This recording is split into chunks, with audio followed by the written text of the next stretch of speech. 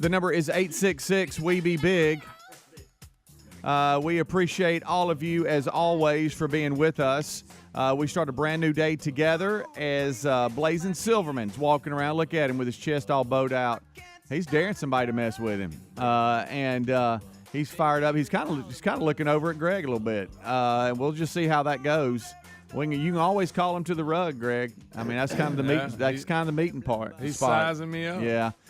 We got some updates for you, as well as some personal updates, not only just in the news or sports. So let's get everybody in here and let's crank this thing up. Over to my left is Greg Burgess, and to my right it is Michael Holmes. What's up, boys? How are y'all? Hey. Everybody fired up? You know, I wanted to be able to tell y'all hello in Korean this morning. Interesting. And I've already completely forgot it. Okay. I'm just not very smart. That's what you wanted to do. Well, I've got a tennis student that is. Here we go. He's gonna start learning Korean, Greg. Well, no, I didn't say that, but I just goes. thought it'd be sharp to come in and tell y'all hello in Korean. Well, and you I've, could and make I've, just some and I've noise, already and we forgot. wouldn't. Well, we wouldn't I know already the forgot what difference. it was. Just make a noise and tell us that's it. How are we going to? I mean, I you know asked, what I'm saying? I asked Bing the blong. kid like 4 or 5 times, and he told me he was very plain about it. Very simple, and I've already forgot it. Just kind of. I don't. Just Greg, reach I back don't in even. your mind. I don't even know where to start. So you can't even guess? No. Like, You So could it was a look little at it. longer word than I wanted You it to could have be looked at for us hello. and said "ching tong tong," and we would have. You know, went, I've noticed wow. that. Greg, that's not. We wouldn't have known the I difference. don't know that that's we wouldn't have even known the difference. okay to do what you're doing. But he could have made any noise and told us that's hello in Korean. Have We'd y'all go, ever wow, have you're you ever speaking Korean. done the subtitle thing? I know which Greg hates. No, I don't. I don't but, like it. And it's just one little statement to your point, Helmsy. It's just a few words, and it's like it takes them 5 seconds to say it. And you're like, wow, that's a lot of talking for just that. Hello, Which how are meant- you? I Good want to ask night. y'all this. It was something like Anna Hong Aseo. Okay, Something like here we something go. like that. He's Googled it. Anna Hong Aseo. That is kind of long for that. I told you, Hello. but I'm not saying it right. And that's hello, Yeah, Anna Hong. yeah. Anna Hong. I just asked Matthew yesterday. I said, "Hey, buddy," I said, "How much? Like his grandparents and parents, they're all Korean, but they've been in the States forever. Mm-hmm. But they've learned that language. And his dad, like I'll hear him and his granddad have conversations in Korean, and I'll be like, "Hey, what was that all about?" You know, because I don't know what they were saying. Yeah. No. Hey and, Siri, And so I asked him yesterday. how do you I was say like, hello in Korean? There you go. Anahana Seo. In Korean, hello is 안녕. Annyeong. Annyeong. That's not I can not what say he said that. yesterday. Annyeong. Let's listen again. That's like you've hurt yourself. Annyeong. Here we go again. 안녕. Maybe that's how I don't know. Annyeong. That face coming. What if we said, over to my left, Greg Burgess, and over to my right, Michael Helms. 안녕.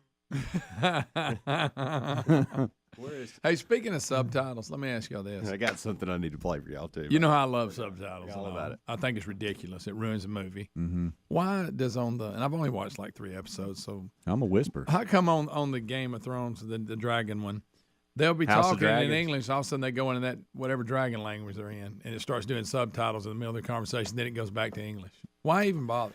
It's a good question. Probably Why do they because do they, that? they want to be secretive. Well, they Nobody don't want anybody else to understand what they're saying. No, it'll be just like the girl and her uncle. But they're Well, whispering. yeah, No, they there's got a lot to nobody else hide. around. Yeah, they do. There's but if you nobody- hadn't got to There's the latest one- eavesdroppers. There's nobody else around, and Right. all of a sudden they're gonna be doing, and it's got Sarah. I got to read it, and then all of a sudden they'll go back. I to think they're English. used to talking to each other in that language. They I want to be get it, sharp. but it has nothing to do with Make why you do mad. that in the movie. Why are you mad? Why don't you just talk that way all the time then? All right. That's your language. Speaking of the language, And you know it's made up. That's Right. not. There's not really dragon people. someone with just a Whatever they're called. arsenal of, Ding dong ding. of verbiage checked in with us yesterday. Yeah. I want y'all to listen to this. This is for Speedy. Okay. Hey, good morning, guys. Hey, Speedy, I'm a little concerned about your morning routine. I'm okay with the socks and the shoes, and I don't even care if you tie them or not. I'm more concerned about your last thing on your list. As far as I know, there's not anybody that's ready for that at 4 in the morning. Cubs win. Oh, I had so many people check in with me. I love it. I had so many people. Let me just tell you, and let me say hello to Ryan Cubs Greenwood. win. Ryan Greenwood, and I was waiting. I predicted. not up. I predicted 2 p.m. Okay. But it was more like 4, and I knew he was going to reach out. and he normally like sends me a snap, and he sent me a video of him laughing, and he couldn't breathe. I thought, well, he needs help, and I knew it would be a delayed response because he doesn't normally listen live. And I got so many of those, and all the little one-liners, all my little buddies. Hey, thank y'all. And it finally got to a point where I just came clean with Terry. Oh, really? I don't know if all of you guys are like me. I don't just come home and just spill information about the show. I mean, you know, especially if there's something like, I've told a story. Exactly. We don't really do it. We don't really talk a lot about the show. I mean, nobody wants to talk she about asked how y'all are doing. She's definitely all into how Bubba's feeling and all that. But she don't come home and go, now tell me everything that was done. So she didn't know that I had had a misspeak of the year. That people are calling it. And if you don't know what happened, you can go back to yesterday's podcast. I never tell Amanda anything, but I did tell her about the misspeak yesterday. Well, I said, well, honey, there's something happened today on the show. And we had about a 45-minute drive. JC played down at Shelton State yesterday in Tuscaloosa, Alabama. So we had about a 45 to 50-minute drive together. And I felt like that was the time to come clean. Please tell me you played it for her. No, but even though she wants it, she wants to have that sent to her, you know. And I'm like, well, you can kind of pull it up yourself, honey. I don't know that I'll send it to you. It's pretty easy. Just search Rick and Bubba on your podcast, and there it is. The look on her face. She said, "You said what?" Yeah. And I'm like, but let me tell you how my mind was working. She probably knows. I didn't want to knock the fan over and wake you up, but somehow it just. You left all a of few that words out. Yeah. Fan and over. Yeah. You left out. Right. So take it from there. It made my day. Might have made my week, depending on how the rest of the week plays out. But it was. I told her I was in the running. I'll tell you that. I was concerned that you weren't getting enough oxygen when that happened. We'll be right back. Rick and Bubba, Rick and Bubba. Our friends at Lear Capital sent us one of those free Kennedy silver $50 that they're offering for free to our listeners. Now, with the price of silver going up, this free silver $50 has value. It's a smart time to invest in precious metals, and Lear Capital has 25 years experience, an exceptional Trustpilot rating, and a risk-free investor's pledge. There's no purchase necessary. Just chat with a Lear specialist about investing in precious metals and get your free Kennedy silver $50. Visit LearBubba.com. That's LearBubba.com. Hey, business owners, have we got some good news for you? It's the A to B fuel card, and it's accepted anywhere they take Visa. You can use your A to B fuel card for maintenance, repairs, and more. A to B will even watch out for misuse and suspicious transactions. But A to B is more than just saving you money. They can help you track all your transportation costs and offer 24/7 support. Apply today at atob.com/Bubba. For a limited time, you'll get a $50 credit. That's the letter A to letter B.com/Bubba to apply to get a $50 credit. Here's a question. Is there anything more precious than the security of you and your loved ones? Of course not. That's why we use and trust SimpliSafe Home Security. SimpliSafe protects you with cutting-edge security technology powered by 24/7 professional monitoring agents. SimpliSafe has affordable plans starting at less than $1 a day. Customize the perfect system for your home at SimpliSafeBubba.com and claim a free indoor camera plus 20% off with interactive monitoring. Go to SimpliSafeBubba.com or RickandBubba.com under the sponsor. Well, if we're being totally honest, maybe we don't always make the best food choices. The CDC says we should eat up to 6 cups of fruit and veggies a day. Now, there's zero chance of that happening. So that's where Field of Greens comes in. With Field of Greens, you have more energy, you feel healthier, and it can help you lose weight too. Join us and take Field of Greens too. To get you started, we got you a 15% discount on your first order and another 10% off when you subscribe for recurring orders at fieldofgreens.com with promo code Bubba. Fieldofgreens.com or go to rickandbubba.com. The U.S. Navy chose EnviroCleanse air purifiers to help stop COVID, flus, and colds from spreading on board ships and subs. Now it's cold and flu season, and EnviroCleanse mineral technology is available for your home, for you and your family. This is how you stop colds and flu from taking your family down. And it neutralizes allergies by destroying toxins, pollen, and mold. It's made right here in the USA. Just go to ekpure.com. Use the code Bubba for 10% off plus a free air quality monitor. That's ekpure.com, code Bubba. If you need need a new sofa or chair and you want to update your living space, look no further than Allform. We have an Allform sofa, and folks, the Allform sofa pieces are made in America. They're easy to assemble, and they're scratch and stain resistant. They come in a wide variety of shapes and configurations, and they ship right to your front door with a 100-day risk-free trial. If you don't love it, they'll pick it up for free and give you a full refund. Allform is offering 20% off all orders if you go to allform.com/Bubba. That's allform.com/Bubba for 20% off, or rickandbubba.com for a link. Mom, Dad's doing a crazy dance on the patio. Ooh, really bad dancing. Sweetie, are you okay? Vicious mosquitoes everywhere! Save yourselves! I'll call Cooks before you pull a muscle. You don't have to live with mosquitoes. Get proven protection from Cook's Pest Control. Call or go online for a free quote. Cook's Pest Control. Helix Sleep mattresses are made right here in the USA, and folks, they ship right to your door for free. If you don't love it after 100 days of sleeping on it, they'll pick it up for a full refund. But based on how we feel about our mattress and what the 12,000 5-star reviews say on Helix Sleep mattresses, we know you'll love yours too. Head to helixsleep.com/Bubba for $350 off all mattress orders. This is their best offer yet, and it won't last long. That's helixsleep.com/Bubba for $350 off, or visit rickandbubba.com under sponsors. Raycon's everyday earbuds offer quality sound at half the price of other premium audio brands. They have optimized gel tips for the perfect in-ear fit, making them comfortable enough for all-day wear. And with 3 different sound profiles and 32 hours of battery life, we can listen to whatever, whenever. It's no wonder Raycon's everyday earbuds have over 49,000 5-star reviews. Go to buyraycon.com/Bubba to get 15% off your order. That's buyraycon.com/Bubba. Our friends at Lear Capital sent us one of those free Kennedy silver $50 that they're offering for free to our listeners. Now, with the price of silver going up, this free silver $50 has value. It's a smart time to invest in precious metals, and Lear Capital has 25 years experience, an exceptional Trustpilot rating, and a risk-free investor's pledge. There's no purchase necessary. Just chat with a Lear specialist about investing in precious metals and get your free Kennedy silver $50. Visit LearBubba.com. That's LearBubba.com.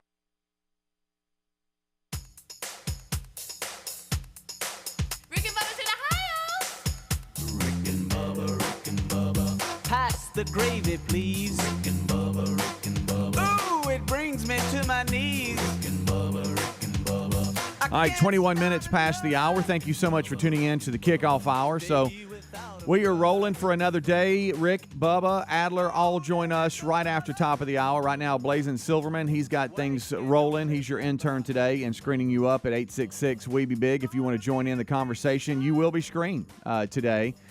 He's also pulling show prep for the guys, getting everything ready to go for when they join us for the main show at top of the hour. Don't forget, Bible study live today, noon Central. We have a full pathology report from Bubba.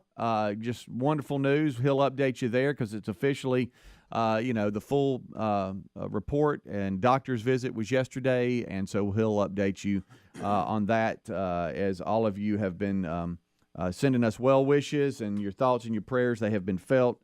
And we thank you for that. So he'll update us today. Also, the Wheel of Meat could spin, a whole lot there.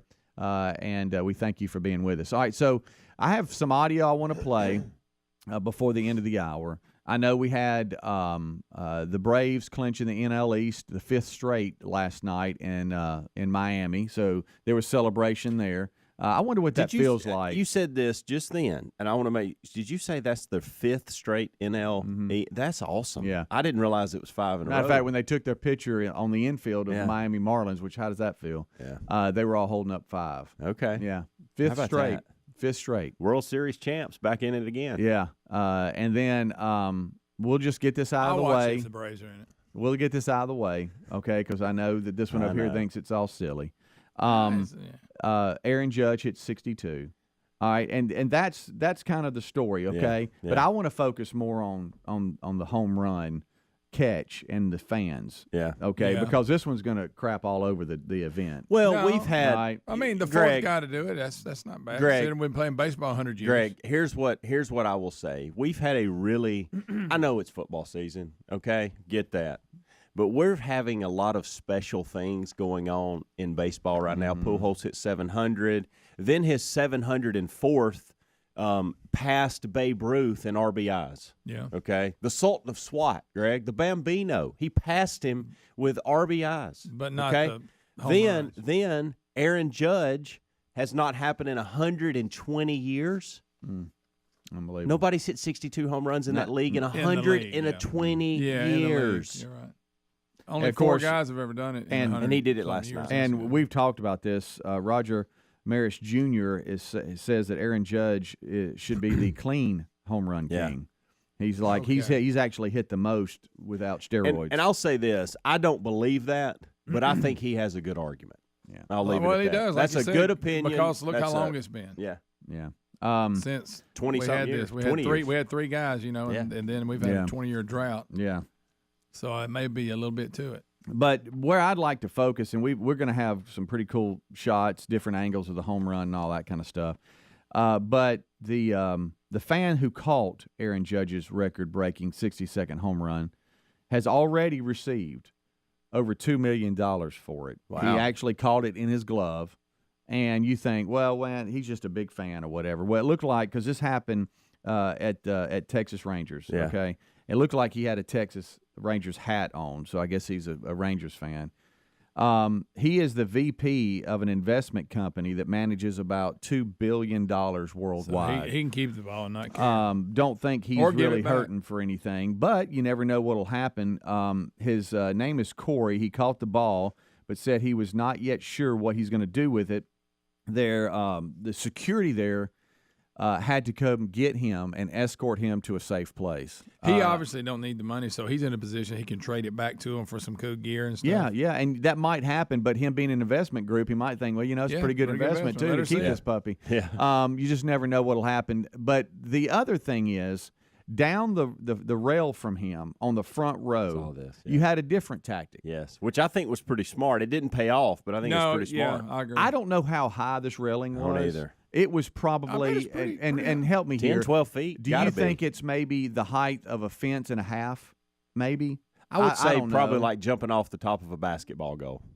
Yeah. Like if you're standing on the rim of 10 feet, 10 to 12 feet is what I would think. Yeah, It may not that's a be good that guess. high, but that's what it felt like. You know to what? me You know as what was I felt. watching. You know what it felt like to me when I saw it. It took me back to when I was growing up and we'd always jump off the roof of a There you go. single-story home. Remember how your feet would hurt? Yeah. Hip. Tangle. It'd go all the way through your body. Yes. I shouldn't do it. Yeah, probably not a great idea. So this guy just jumps. He just jumps. That's a pretty good plan Good because if strategy. it's short, he just walks over and picks it up. Yep. Now, could they, because that's You don't have to that's fight nobody. You don't have to make a catch. Right, that's a restricted area. So would Well, now, security granted, grab the he ball probably from got- him and I stuff don't and know. say, hey, you're not supposed good to be question. here? I don't know, but, That's a thought. You could always say that he could always say that he was trying to lean over to catch it and fail. Right. And He then could always of say course, that. they And could- I'm going to sue y'all if you don't let me have the ball. Yeah. And then they would look at footage and say, no, son, you Yeah, clearly well. jumped. But I they just ought thought to that was understand because if he did, if I'd go, look, I yeah, get it. if this Corey guy doesn't catch the ball, it hits his glove or it hits the railing. Because at the time, it hit the front row where the guy caught it. So that guy was like, well, is it going to be short or whatever? I'm jumping down here because there's a gap between where they were and the fence. There's a gap, so he just jumped down into that area to see if it falls down into there, he's going to pick it up. Thought it was a pretty cool tactic, Yeah, I but did he just too. jumped. Did the pitcher throw him some meat so he could hit it out? Greg. Oh, my Here gosh, we is go. that? Here we Bless go. you. the I clock don't. was You know running. what? I don't know, buddy. Clock was closing in on I it. think this is pretty cool, Greg. You had some influence, both of you, all of us had some influence on a guy named Mitch Bearden who listens to the show. Do you want me to read this email? I guess. Bring it. Helms, after hearing you guys talk about Aaron Judge, I was checking the Yanks' schedule to see how many games he had left, only to realize they were playing a series against the Rangers. I live in Alabama, but I'm in Dallas training for work. Decided to get tickets and go witness him hitting number 62. about Thanks that? for all you guys do. Y'all are my main source of news and entertainment, and he has included video of him sitting in right field watching the home run. That's cool. How about that? How about that? Look, Greg's trying to make fun of that. No, too. that's fine. He can't. He's just so. Hey, No, look that's at me. good. Good thing. He got lucky. Yeah, He did. he So, sure yeah. did. He did. What if he'd have caught it? Ooh. Then we'd have an interview. What if you're sitting there and all of a sudden you're waiting and you're like, no way they're going to hit it to me. Like this Yeah. guy that got it. And Yeah. all of a sudden now Yeah. you look and here it comes. Man. Don't choke. No, don't choke. Don't choke. Are you ever those bips that go to the game with the glove on? No. I know, grown men. Yeah. I know, it's weird. Yeah. Grown men with the gloves on. Yeah. No, I'm going to have to tell you, I'd have to try to catch it bare I would hand. too. What was the guy? I couldn't walk in the gate with my glove. No. Did you, First of all, I don't want to keep up with it the whole They time. did a story on the guy that's gone to like every stadium and caught a foul ball. Do you remember that? And he'd have a glove. He was a bip. He'd cut people off, dive. Sure. I mean, Really? Sure. But I think it was like he's caught one out of like every park or something. Really? He's got some. Did you weird. add that to the story? I think he did. There's some weird twist to it. I think he was just going to every park. You're claiming No. he caught a foul There's ball at a every foul park? ball guy. Really? He has his glove. Oh yes, and he cuts people off. A lot of people call him a bip. I bet kids love that. Oh yeah, he'll knock a kid out of the way. Oh, you got him pushing kids I'm down. telling you, I got to find it. Bubba, Rick and Bubba.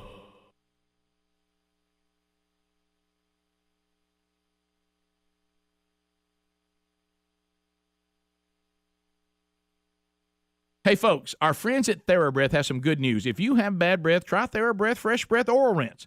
TheraBreath is dentist formulated by Dr. Katz himself. Over 25 years ago, he created an oral solution for his very own daughter and her struggle with bad breath. Now, today, that expertise is available to your family with oral health solutions and a range of clinically proven products. The stuff works, and TheraBreath doesn't mask bad breath like those burning alcohol mouthwashes that can actually irritate sensitive mouths. TheraBreath has a gentle yet effective mild mint flavor that is, and listen to this, alcohol-free, free of gluten, and is certified kosher. Plus, no added dyes or colors. If you need one more reason to believe TheraBreath is effective and worth a try, they offer a money-back guarantee. Find TheraBreath in all your favorite retail and drug stores. Just look for that bright orange cap or online at TheraBreath.com. You can also find a direct link at rickandbubba.com under the sponsors. TheraBreath. Confidence in every capful. Nowadays, we're taking premium audio with us everywhere we go with Raycon. Raycon's everyday earbuds, they look, they feel, and they sound better than ever with 3 sound profiles to match whatever we're listening to, plus noise isolation and awareness mode so we can choose to be immersed in sound or tuned into our surroundings. When we need to, you're there. You can listen while you travel or during a grueling workout with optimized gel tips for the perfect in-ear fit. These earbuds are comfortable enough you can wear them all day long, and they do not budge. With Raycon, you also get 8 hours of playtime, 32 hours of battery life, and I love this. They start at half the price of the other premium audio brands. No wonder Raycon's everyday earbuds have over 49,000 five-star reviews.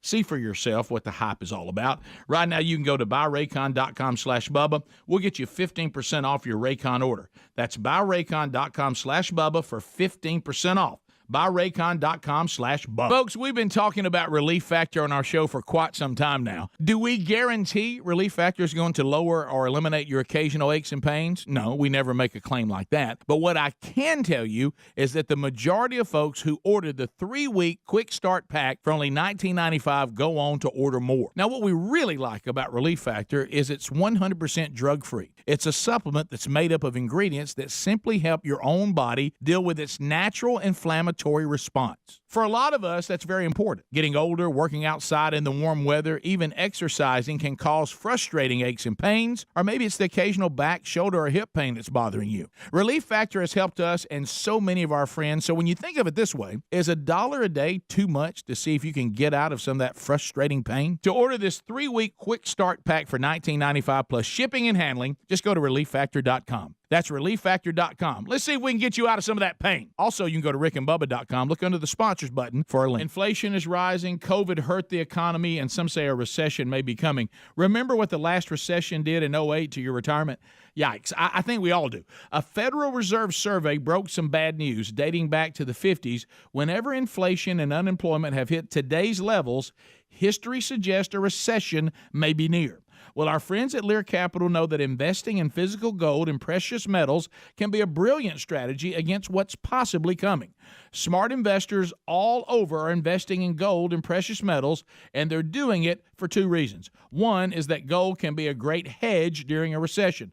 The second reason is that the closer a recession gets, the more your gold could be worth. So talk with the team at Lear Capital about owning precious metals for your savings and retirement accounts. And right now you'll receive up to $10,000 in free bonus coins based on the value of the gold coins you purchase. Visit LearBubba.com. That's LearBubba.com or RickandBubba.com. Folks, a big welcome to our new friends at Wizkid Clean Pods. You're going to love these cleaning products. First, they've developed formulas that defend surfaces against the buildup of dirt and grime in between cleanings, reducing cleaning frequency, saving you time. And of course, this reduces the amount of chemicals used in our spaces. You bring the water, Clean Pods bring the clean. These are concentrated cleaning products in water-soluble pods. And you're getting your homes clean with a smarter, cleaner system, which means less plastics in our oceans, rivers, and landfills. These are high-quality spray bottles with high-quality cleaning pods that get the job done. So get yourself some Wizkid Clean Pods and embrace the smarter, clean philosophy. Get 10% off any purchase plus free shipping with code BUBBA at cleanpods.com/Bubba. That's cleanpods.com/Bubba. Use the code BUBBA or find a link at rickandbubba.com.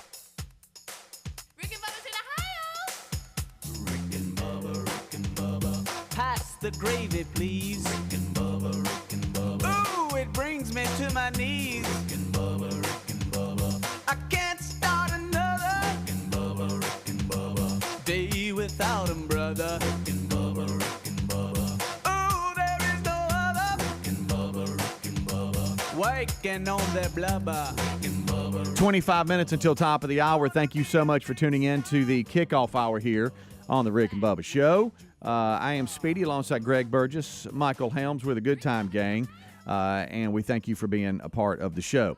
Eddie Van Adler, Rick Bubba, they all join us right after top of the hour. Blazing Silverman is your intern today, and he's already dialing it up, printing off show prep, answering phones, and ready to go. I've got a little piece of audio here. I'd like to see if y'all know what's going on. It's audio video, but y'all can't see the video, so I'm just going to play the audio. What do you think's happening right here? So feet there first. Okay, both feet. No head. No. Okay. Feet first, no head. No head. Somebody getting their head cut off? I'll give you a little bit more. Okay. I'm going down a slide. That's too high. It's too high? Too high. It's nothing to do with water, is it? I thought we were going down some type of tube or slide or something. Okay. Feet first. No. Cindy, I'm putting this on the internet. No. Man, I don't know. Feet first. No head. Feet first. I don't know. I think it's some kind of slide. I'm gonna put this. That's a really good guess, Greg. But now. Speedy's not. I'm on Jessica's side with this one. Okay. The what? You ready for this? Perfect. All right, now you're flipped around. Okay? Yeah, she's flipped Here's around. what you're going to do. Do you see your feet? Yeah. If you get your feet right here, and you're going to get your butt to this level right here, that should put your head low enough that we can get you out, okay? Are they stuck in a... she's in something. Stuck in a manhole cover. That's not bad. That's not bad. A well. A pipe stuck under in a well. driveway. Oh. A Okay. pipe under a You know driveway. how you like the driveway, you got a pipe. We used to crawl through them when I was a kid. I know. Yeah. Well, we Scary, didn't do that, too. yeah. Not very smart now that I No, think about no. it. Yeah. A lot in there. Some of them are a little tight. Sure. What were we thinking? The person talking, the male voice, is a first responder. Okay. So somebody's in a bind. Yeah. Has If this you got a something to do with first- the hurricane? And he was not only trying to talk this woman out, but he was getting frustrated with the fact that these two ladies, one was talking that obviously needed to get out of something, and the other one was saying, I'm going to put this on the internet. They were too interested in making a YouTube. Well, sure they video. were. You talking about me society? She's in, Right. She's obviously stuck in something. One he's of them trying to get her out. One of them took a dare and got stuck in a dryer. That How she do you was get in stuck? a dryer. If you got In a in it, how dryer. can you not get out? He's trying to get her out, but they aren't really helping. It just Do you know what I'm sounds like saying? confusion. That sounds like a setup from the beginning. If you got in it, you can get out. Yeah, the way he's trying to get her out, there's obvious that at one point he's got a towel wrapped around her and he's trying to pull her out. Oh my God! And that's we forgot best ofs where I don't know if you remember. Were they going to turn it on? You think? I don't know, but we had a kid that was trying to, I think, scare his dad and hide the dryer. I remember that. And first responders had to come to that. I think it on Super Bowl Sunday. That's the best of, I think. Maybe. I can't. You would get a lot of people stuck in vents, to businesses they're trying to sneak in, go down the chimney, and they realize the chimney gets smaller and all that. Yeah, if you haven't figured out now that a human being cannot come down the chimney, you're not paying attention. Right. I don't want to be stuck in any kind of place like that. I would start to panic. And I'm telling you, when I think of panic, I think of you. Yeah. I think of you, Greg. I'm claustrophobic. Because I didn't know I've never had a claustrophobic experience until that day, and that's a terrible feeling. When you're upside down and you can't make the turn, and you're like, okay, I'm stuck. Of course, I blame the people let me get in it. I was borderline too big for it. Yeah. Yeah, but the face, normally when you get stuck in something, you can't really see in where the person's stuck. Because they had plexiglass or whatever, and it was clear, and you could see you stuck, Greg, and that panic face you had, it just made it worse. I got panicked watching the video. Yeah. I did.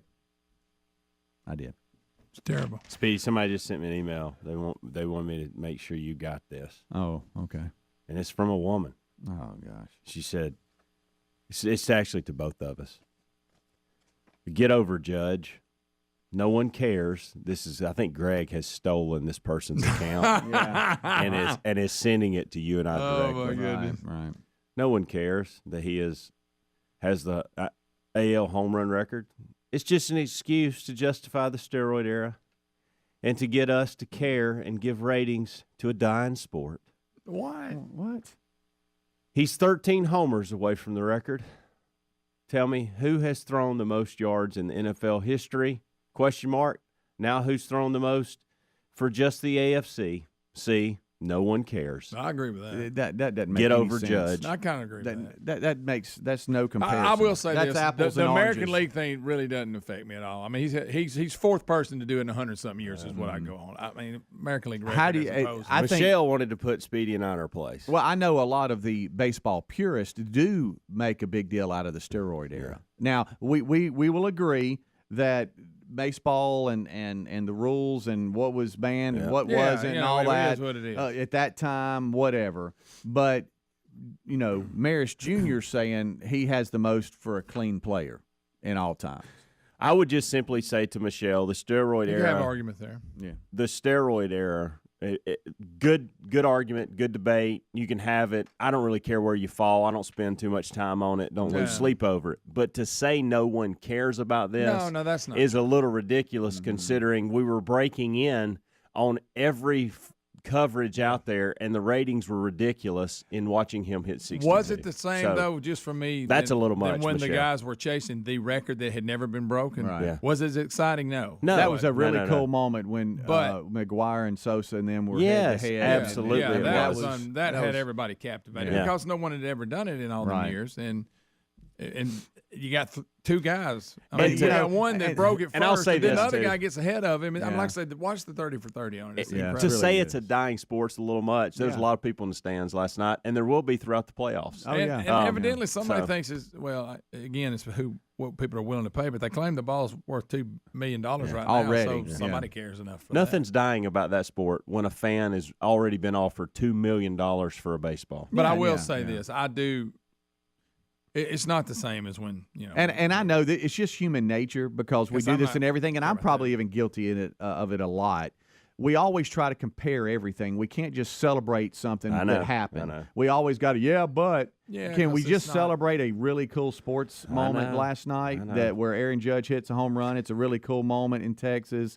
Everybody's cheering, and his mom's there, and it's just a cool moment. We can't do that. Now we got to say it doesn't mean as much, and this is more. Well, that's what we do in society these days. We all want to just argue about everything. We can't just sit back and watch something and celebrate it and enjoy it. We can't enjoy. This person missed out on joy last night by not seeing it. But I do agree with what you're saying. It's not 73. I'll give you that. Yeah, we've all said that. But it's a pretty cool moment. Yeah. I mean, it is. And it's a great achievement. It's also a great achievement. If they did, they actually did do this because of the performance enhancing. It would have been nice if that had never happened and Aaron Judge just now broke it. Yeah, That well, was- it would have been. Yeah. I'll give you that. I think we're all in agreement here. And you're talking about wall-to-wall I coverage. think the story. But to say that last night wasn't a big deal and it was stupid and you know And no one cares and and it's a dying sport and how dare them and he's Yeah. dumb and you know Yeah, I mean we can go I too know. far. You know what Sure I mean? we Take can. it all off the It table. might not be 73, but hell, it's a pretty big moment For me, you know. Yeah, personally, for me, I go like I say, over 100 years of baseball. This is the fourth guy to do it. Yeah. There's Yeah. a lot of people batted in Right. the major leagues in over 100 years. Yeah. A lot. I think it's cool just the fact that there's three Yankees. Yeah, That's Yeah. pretty And interesting you know, to me. you know, back to how we talked Jolly about Roger. I didn't know they called him Jolly Roger. By the yeah, way, yeah. did not know Jolly that. Roger. That he old would, guy threw it in there. Yeah. Craig, he's not just some old guy. Well, Yeah. So, and you know how we talked about Barry Bonds and his personality. Sure, yeah. not Sure. likable at And all. if I could just say this, and let me finish, is I think another reason why this is made to be such a big deal is Aaron Judge is so likable. He is. You're And- right. And he carries himself in You're right. public. I don't know the man, Yeah. okay? But in public and the way he carries himself, he seems very soft-spoken to himself. You know, he just runs the bases. He don't pimp home runs. You know what I mean? He just seems like a very likable guy. So you have people rooting for him. Yeah. Whereas we talked about this Oh. when Barry Bonds was going for the record. You know, people said he was Yeah. tough to deal with. Yeah. But again, I don't know him either. Yeah. But I don't know. Maybe that's why it's a bigger deal too. Yeah. Well, and You're look right. at it. Oh, yeah. Well, and two, Hank Aaron was very likable, and they didn't want him breaking his record. Mm-hmm. Bonds. Oh, right. exactly. Yeah. Yeah. Exactly. So anyway, it's tough to celebrate. I get it. Yeah. But to say it's not a big deal and it's all dumb and why is anybody covering it? That's kind of stupid too. Look, I thought it was exciting. Yeah. Kind of perked me up this morning watching those highlights. Yeah. And look, and two, I think that we're also hungry for great news Yes. and big moments, Yeah. and I think it's even bigger there too. Embrace it. Enjoy it. Yeah. We'll be right back. Goodness. Rick and Bubba, Rick and Bubba.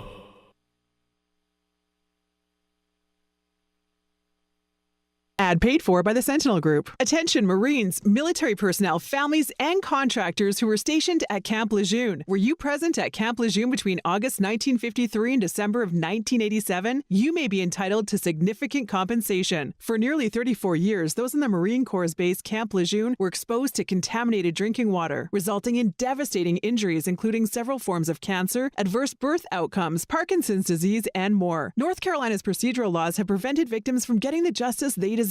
But passage of the Camp Lejeune Justice Act of 2022 would allow you or a loved one to file lawsuit seeking compensation for illnesses and injuries linked to the toxic water. Call today for your free consultation. 800-611-3437. Let our experienced attorneys fight to get you the compensation you deserve, and you pay nothing unless there's a recovery in your favor. Call 800-611-3437. That's 800-611-3437. Again, 800-611-3437.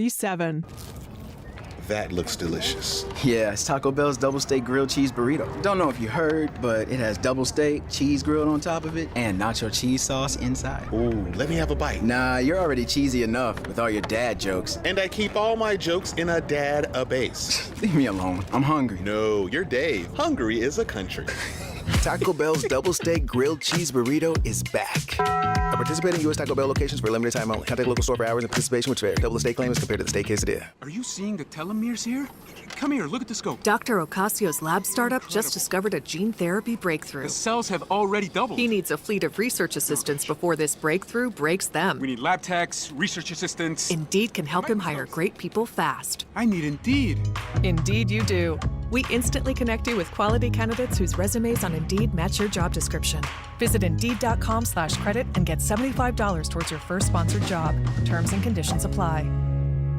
Attention! This is a special alert for all Americans who own a vehicle with less than 200,000 miles with an overpriced auto warranty or no warranty coverage at all. Due to the increase of new and used car prices, repair costs, and the price of gas, people are keeping their cars longer than ever, which is why CarShield is announcing a low-cost month-to-month vehicle protection plan to save any driver out-of-pocket expenses on covered auto repairs. Call now to find out how you can save thousands for covered auto repairs. Yes, you heard that correctly. You could save thousands on future auto repairs. Our specialists are standing by for all drivers to call for a free quick quote. Call 800-840-1546. Vehicle Protection Plan pricing is at an all-time low. Plus, drivers who purchase this coverage today will receive rental car options, free roadside assistance, and free towing. Call 800-840-1546 now for your free quick quote. That's 800-840-1546. What do you have to lose? Call 800-840-1546. Again, 800-840-1546. Well, if we're being totally honest, we don't always make the best food choices. The CDC says we should eat up to 6 cups of fruit and veggies a day, but if you're like us, we don't always have the time or energy to make that happen. So that's where Field of Greens comes in. With Field of Greens, you'll have more energy, you'll feel healthier, and it can help you lose weight. We all want a simple nutrition plan with results so powerful that when we take our next physical, the doctor compares our old lab work to the new lab work, and he says, hey, keep doing what you're doing. This wonderful product is powered with a full spectrum of essential vegetables and fruits, plus science-backed herbs and prebiotics. It can help you stay healthy, plus it's organic. So join us and take Field of Greens too. To get you started, we got you a 15% discount on your first order and another 10% off when you subscribe for recurring orders at fieldofgreens.com with the promo code BUBBA. That's fieldofgreens.com. Use the promo code BUBBA. Folks, a big welcome to our new friends at Wizkid Clean Pods. You're going to love these cleaning products. First, they've developed formulas that defend surfaces against the buildup of dirt and grime in between cleanings, reducing cleaning frequency, saving you time. And of course, this reduces the amount of chemicals used in our spaces. You bring the water, Clean Pods bring the clean. These are concentrated cleaning products in water-soluble pods. And you're getting your homes clean with a smarter, cleaner system, which means less plastics in our oceans, rivers, and landfills. These are high-quality spray bottles with high-quality cleaning pods that get the job done. So get yourself some Wizkid Clean Pods and embrace the smarter, clean philosophy. Get 10% off any purchase plus free shipping with code BUBBA at cleanpods.com/Bubba. That's cleanpods.com/Bubba. Use the code BUBBA or find a link at rickandbubba.com.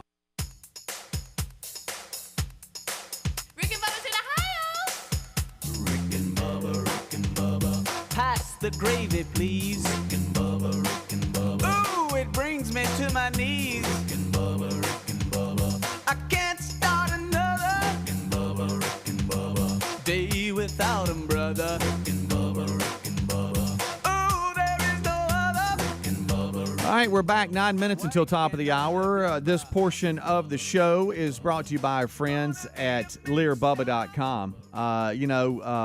We've talked a lot about this, and we've given you information about learbubba.com and recession and the economy, and we've done all that. And I just want to take some time here to make sure you understand that the team at Lear Capital has got you in mind. They haven't sent us, and we've held it up during the main show when Rick is doing this read here. They've sent us a Kennedy Silver $50 that they offer free to all of our listeners and viewers. With the price of the silver going up, this free silver $50 certainly has some value.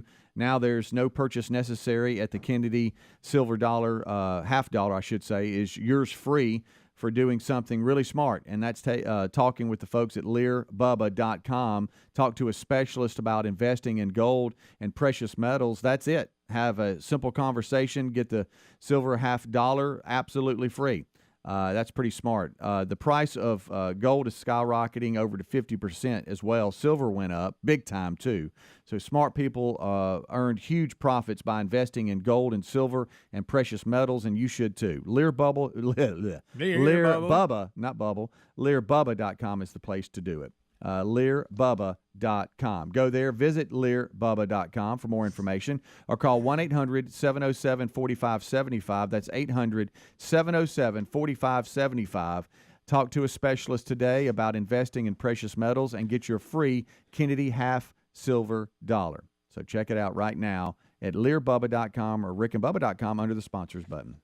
All right, so we're rolling back. We've hit a number of different things here. And we're getting lots of emails too. From people And one lady said we were stupid. Right, and I think and I know sometimes we'll have fun little arguments on the show, but that's about what they are. But I also think that some people take the opposite view just to try to be sharp. Sure. And say it's something's not a big deal, just so they can be the one in the room to say it. And I'm not looking at you, Greg. I'm really not. I mean, I'm being serious, but some people are that way. Because you do think it's a big deal, but you're trying to also compare it to the 73. So. Well, I mean, that is there. Yeah. I mean, it's not the record. Right. Y'all want a question from the audience to take us home today? Go ahead, bring it. Huh? Let's do it.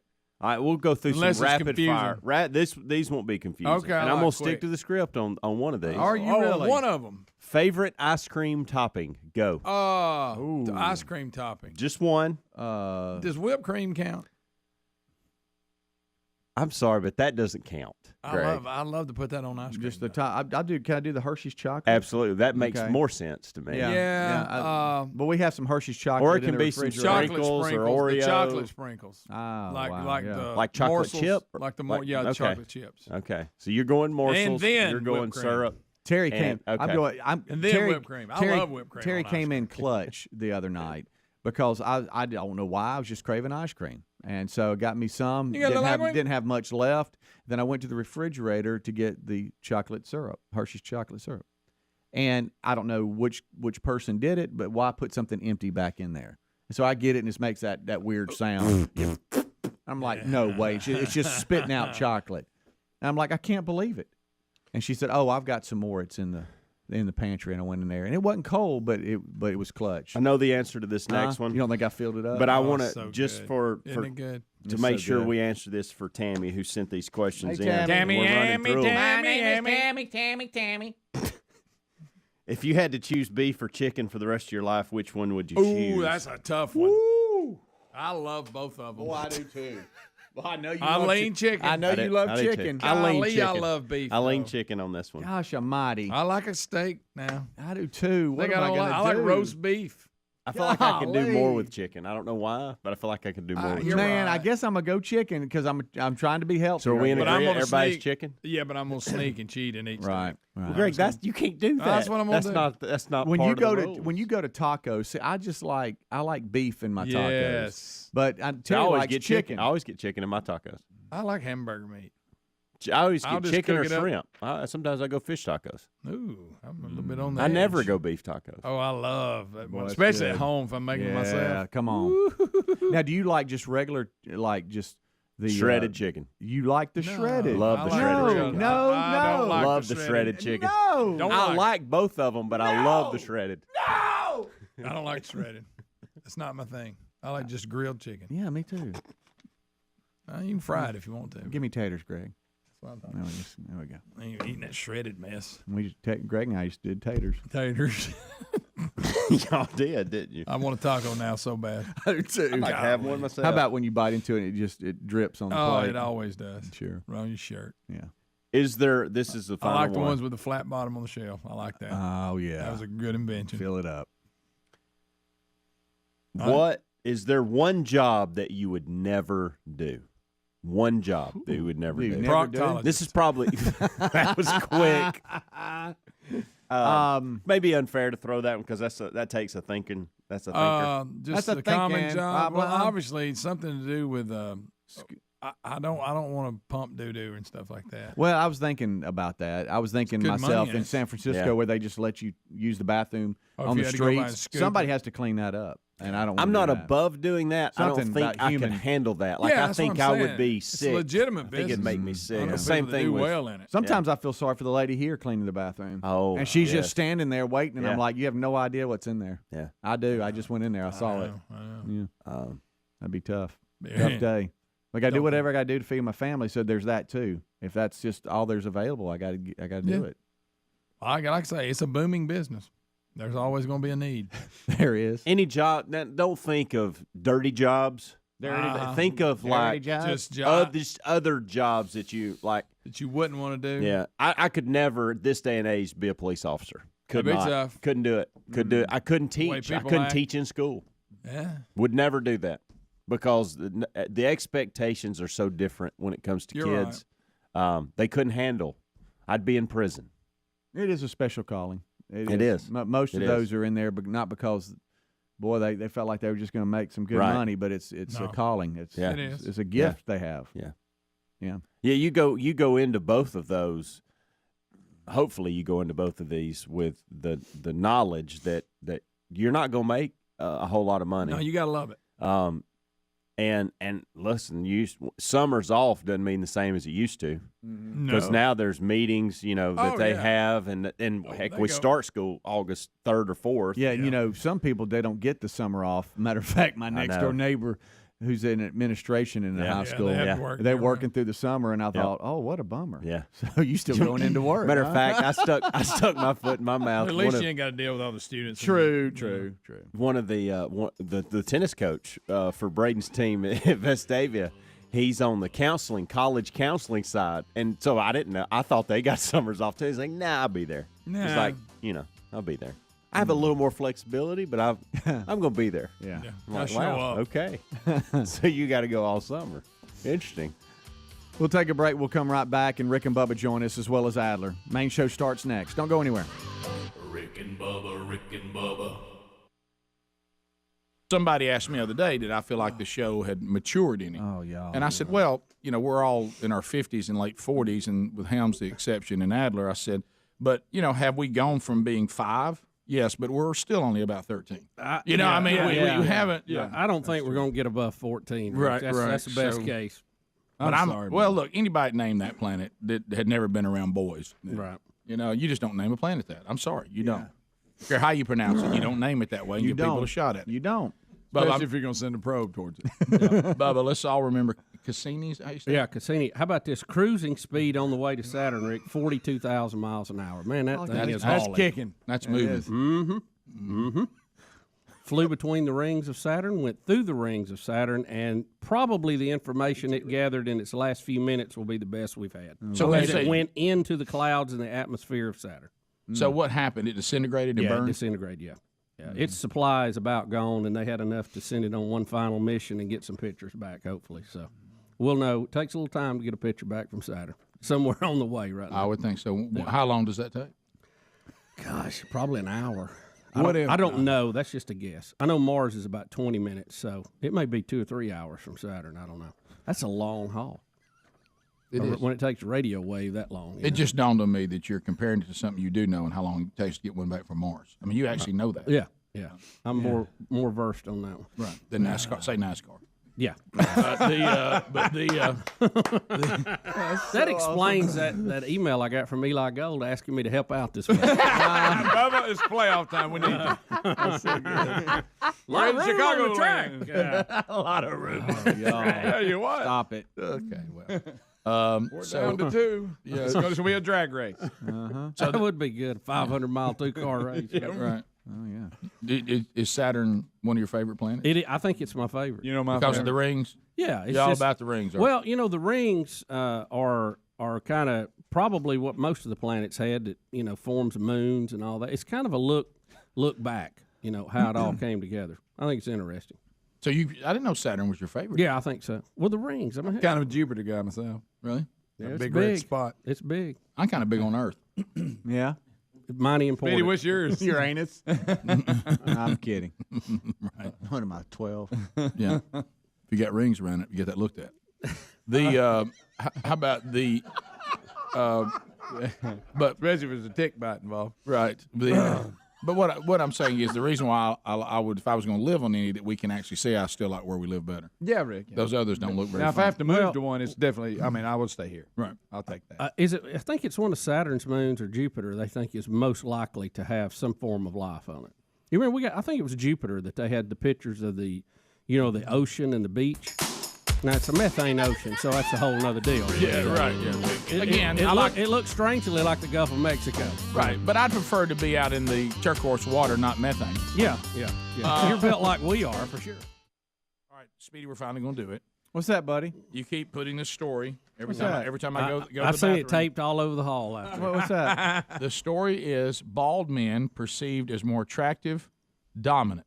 Oh, y'all saw that? Dominant. I did. Dominant. Greg, Bubba and I were laughing at a funny guy, Larry David, The character George He's Costanza funny, man. was based on the real person, Larry David. And his quote is this: anyone can be confident with a full head of hair. He said, but a confident bald man, now there's your diamond in the rough. There you go. His show is coming back, too. According to a new study, bald really is beautiful, Speedy, and fellow Where'd they bald do people. this? Yeah, And you got fellow Brian bald Taylor people. in the back. What's up? They did it where there was a lot of bald people. Researchers at The the guy writing it's bald. at the University of Pennsylvania have released the results of a survey that found that men who have shed their hair have become to women more attractive. The study was composed of 3 major tests given to students on campus. Male and female. Oh, they're throwing the males who are attracted to you in there too. This could be tainted a little bit. Or Hey, females buddy, that are going whoa, I bald. think Rick, are they talking about females that are going bald? No. Well, let's see. Greg, Okay. that's not in the story, buddy. Greg, male. Don't ruin my story. Male and female students were asked, that's what it says, to rate photos of men according to attractiveness, confidence, and dominance. Interesting. Dominant. Guys, Speedy, it could be that just like a lot of gay guys think you're fine, and they're represented in this research. And it's, Rick, that's fair. How do we That's go a down fair this? statement. Why are we in this alley? That's a fair statement. Let's get out of here. Some of the fair. photos also digitally removed hair from men who had hair. I know that's cheating. And they said that according to the researchers, the bald men won out in all 3 categories: attractiveness, confidence, and dominance. They also From a picture? and they said men who were willing to ditch their hair are then perceived as more appealing because they've gone against the traditional norms associated with hair and vitality. So you go back to the Viking days; they wanted long hair. That showed vitality and dominance. They're saying now that became such a normal stereotype. To go against the stereotype makes you more attractive. Whatever. When I see somebody bald, I don't think, hey, they're bald. Do you? Yes. So I don't. I just look at it as kind of having a different style, It's like some people spike their hair, some have it flat and fluffy, Well, to your point, if someone had an afro, I do say, well, look at that afro. Well, I don't notice it like, hey, I make a point. I just kind of think of it as a different hairstyle. Well, like I like. But see, Bubba, I didn't choose the yarmulke that I have, that style. I didn't choose that. You chose me, yeah. And I chose. Pass the gravy, please. It is 6 minutes now past the hour of the Rick and Bubba Show. Brand new hour starting now from the No Name Studio right out here on the bleeding edge of technology. We start this hour with our national anthem.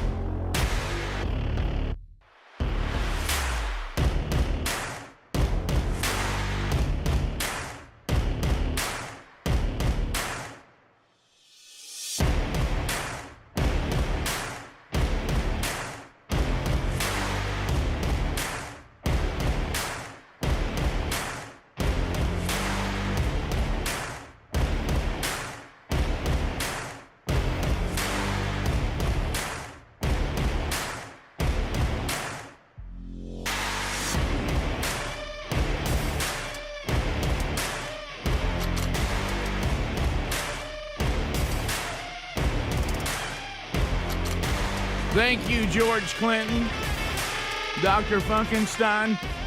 All right, a brand new hour underway. We're glad you're here. Speedy, the real Greg Burgess, Helmsy, Eddie Van Adler, and intern Blazing Silverman, earning his degree in common sense, that now a superpower, from Rick and Bubba University. From Sweet Home, Alabama to the world, we're glad that you are here. We'll break down the stories of the day. The Wheel of Meat in play again today. Hasn't spun yet this week. Could happen. Wednesday Bible study back today. Genesis chapter 39. We're in month number 10, walking through the book of Genesis. And today we get in Genesis 39 live at noon Central Time on the YouTube channel, 1 o'clock Eastern, then archived soon after, and then available on your time, either on our YouTube channel or our podcast channel. Look right there. There he is, the silver-tongued one. The man with a golden voice, professional lunch eater's man of the year, the inventor of pizza and a cup, Shakespeare's worst nightmare, and the master of the King's English. Ladies and gentlemen, put your hands together for Bill Bubba Bussey!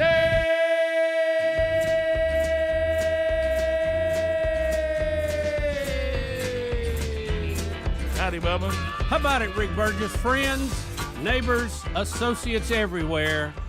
I know it's hard to believe, but yeah, they're there again. Yep. It is the Rick and Bubba experience. Come on in and stay a while. Well, King got on.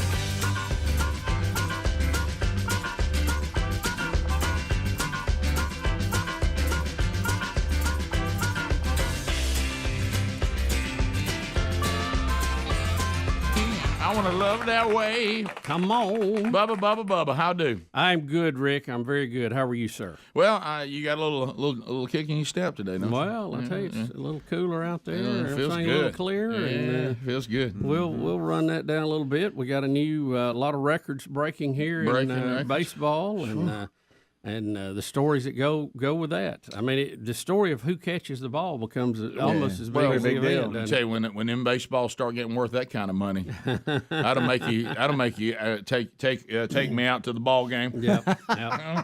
And I've got a disturbing question to ask the audience today. Have I become a foodie? Okay, all right, we'll talk about that. And I know you're like me.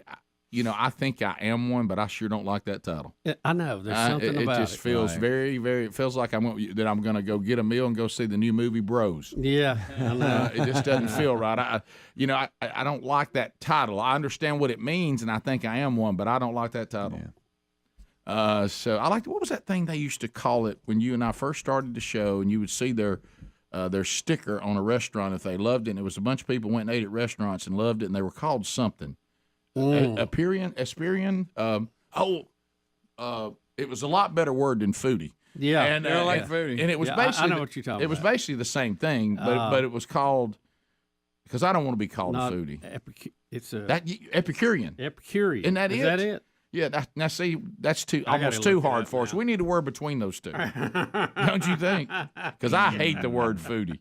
I mean, I am one, but I hate that word. A protein processor. Yeah, but Epicurean. Like remember, if the Epicureans put their seal of approval on your restaurant. Yeah. Am I remembering that it's right? Something like that. I don't know. I think it's Epicurean. You're right. Epicurean is a way to describe someone, but if you call a person what it is, it's an epicure. And I've never heard that word in my life, so you guys are teaching me something right now. Well, a long time ago. I'm an epicure. So Rick and Bubba are Epicurean. They're both epicures, if I'm understanding what I'm reading from the dictionary. Well, I just remember there was a group, and they would go to restaurants and tell you how much they liked them or whatever, and if you got their seal of approval, and they were called the Epicureans. And I remember. I hope I remember that right. But it was a long time ago. It's kind of like if you go up to a young person right now and tell them that your granddaddy was a Gideon. Yeah. And they look at you like, what? Yeah. What country is that from? Right. And so it looks like the plural noun would be epicures. Epicures. I'm just telling you. But Epicurean could be it too. I don't know. Look, this is new to me. Let me tell you something. I'd just rather be Lunch Eaters Man of the Year. What I'm saying is I don't like the word foodie.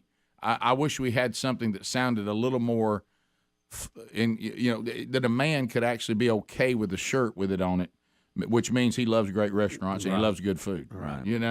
And I don't like foodie. Foodie. That's It seems Epicurean may lean more towards the a disciple or student of the Greek philosopher Epicurus. Okay. But that could be regarding food too. So I don't know. Well, the Greeks love to eat. Yeah, wasn't he the god There you of go. the appetizer? Yeah, I think they really were trying to do the Greek thing, and I think they said we're Greeks and we love to eat. I'll tell you this: if their logo was on a restaurant, I'd eat there. Oh yeah. Are y'all appetizer people, or do y'all just wait? I like good appetizers. Yeah, I love an appetizer. I don't get it every time, but I like one. Speedy, for instance, when we get into that discussion, my meal last night was 2 appetizers. Mm-hmm. I didn't even get to the main stuff. Oh yeah. You'll eat like a kid sometimes. No, this is something else. Yeah, it is. That plate looked good though. That you. It's good. Hey, it's good. I've said it before. And I'll say it again. I love the new covenant. And I love being a Gentile. Yes. I know a lot of people say, well, free that pork up. Let's have it. Where's the rest of it? All that. Hey, my mouth couldn't take anymore. I mean, your tongue it's just in there beating against the top of your mouth now. It's so good, It's going crazy. It's like a flag in March. Yeah. Golly. We'll be back. We'll unpack. We've got updates galore. Bubba, more good news from you. It's just continuing to be good news. So we'll update you on that too. More Rick and Bubba coming up right after this. Rick and Bubba, Rick and Bubba. Here's a question: I chose bald from Landon's on Z. Extreme, horseshoe receding hairline. And I think that looks better. But I think that depends on your head. Depends on your head. Well, I was going to say, look good. Brian looks good. Now I would look horrible. See me too, because I got a giant head. Yeah, guys. I mean a big old melon. Yeah, you spiked yours today though, real good. Well, I've got different styles. But I will say this: if you would come in one day with it to the skin, that would be awesome. Picture it. Well, you don't see that roll on the back of my neck. That old meat necklace back there. But it says what they're trying to. These researchers are trying to say. There's people spending tons of money trying not to lose their hair when they're saying, "Look, just let it go, let baby. it roll." But I would say this in between. I think it doesn't address that. Yeah. I'm with you. If you had a horseshoe, I don't think you'd be. This depends on who you are. If you had a horseshoe, I don't think gay men would think you were as attractive. Rick, it depends on Thank who you, are. Rick. It depends on who you are because some people's head. I've seen people with a slick head that don't have no business having it. Horseshoe gonna work for anybody, Greg? Yeah, if they keep it cut close. I see what you're saying. Don't let it. But it's got to be close. Yeah, keep I it agree. cut close. And Don't be cut close. Don't have do Me, Rick, I'm gonna have to. That's me. And don't do the comb over. No, that's not very attractive. Yeah, the comb overs. No, yeah, we're not. It's tough on a windy day too. Yeah, when your hair A lot of responsibility comes with when that. your hair parts on the bumper. Yeah, you know what I mean. That's not good. That's not good. It's just not a good look. You'd be better off to do the hair if you don't think you have the head for the full bald to just go high and tight, like you said, Greg, up here on the sides. Keep it. I think that's what works if you start losing your hair. So is this a click-through headline, or do you feel like it's pretty accurate? The It's story? pretty accurate. I mean, according it says. What does it say again? It says that bald men perceived by men and women as more Don't forget that attractive, part. dominant, and confident. Does it say men and women in the headline? It doesn't, but it says in the study it was men and women. That And it looked at said the it was photo. mostly men looking at other men. It It says that at the bottom. You just made that Yeah, up. well, it did say that. Don't laugh at him, Helmsy. He encourages him. Right. So it's, Speedy, do you notice when I do my spiked up hair, the different styles of it? Are you familiar with the different ones? Yeah. You have your kind that look like it's the. Well, I have flat and fluffy. Then I have Bello the Clown. Right. That's all up. Right. Then I have the shark look. Right. The shark is also called the Tim Tebow, or in some circles, the Church of the Highlands cut. Okay, there it is. and of course you know what I call the fluffy. What do you call it? The George Salmon. Oh yeah, that's a good one. That's by the way. inside. Yeah. I'm sorry. That's a good one though. It's inside. Flat and fluffy. Flat and fluffy. But ladies, so do y'all agree with this? Now look, I think the bottom line of this story Golden ticket seats? is if you're losing your hair, I think if you can go bald, they're saying that looks better. is what they're. I mean, in my opinion. So if you've got a receding hairline, if you know you're going bald and you've got the head to shave, then go bald. Yeah, there's one guy who's on TV that shaved his, and he just does not have the head for it. Well, I'll tell you one that didn't have the head for it. That was Bull on Night Court. No, And that's what mine would look like. He has an 8 head. Good example. I actually shaved my head one time when I was in college. When I came home, my mother cried. Yeah, because it was like around Easter, and you're in all the Easter pictures with it. Yeah. I know he's tired of me saying this, but one more time, I am up for the challenge. Greg shaves bald, I grow mine. Nah. And he won't do it. I got like a dented head and all that. My head's Greg, too but big. Greg, He won't do it. Greg, we get Speedy and Horseshoe. Now if you do that. I will consider it.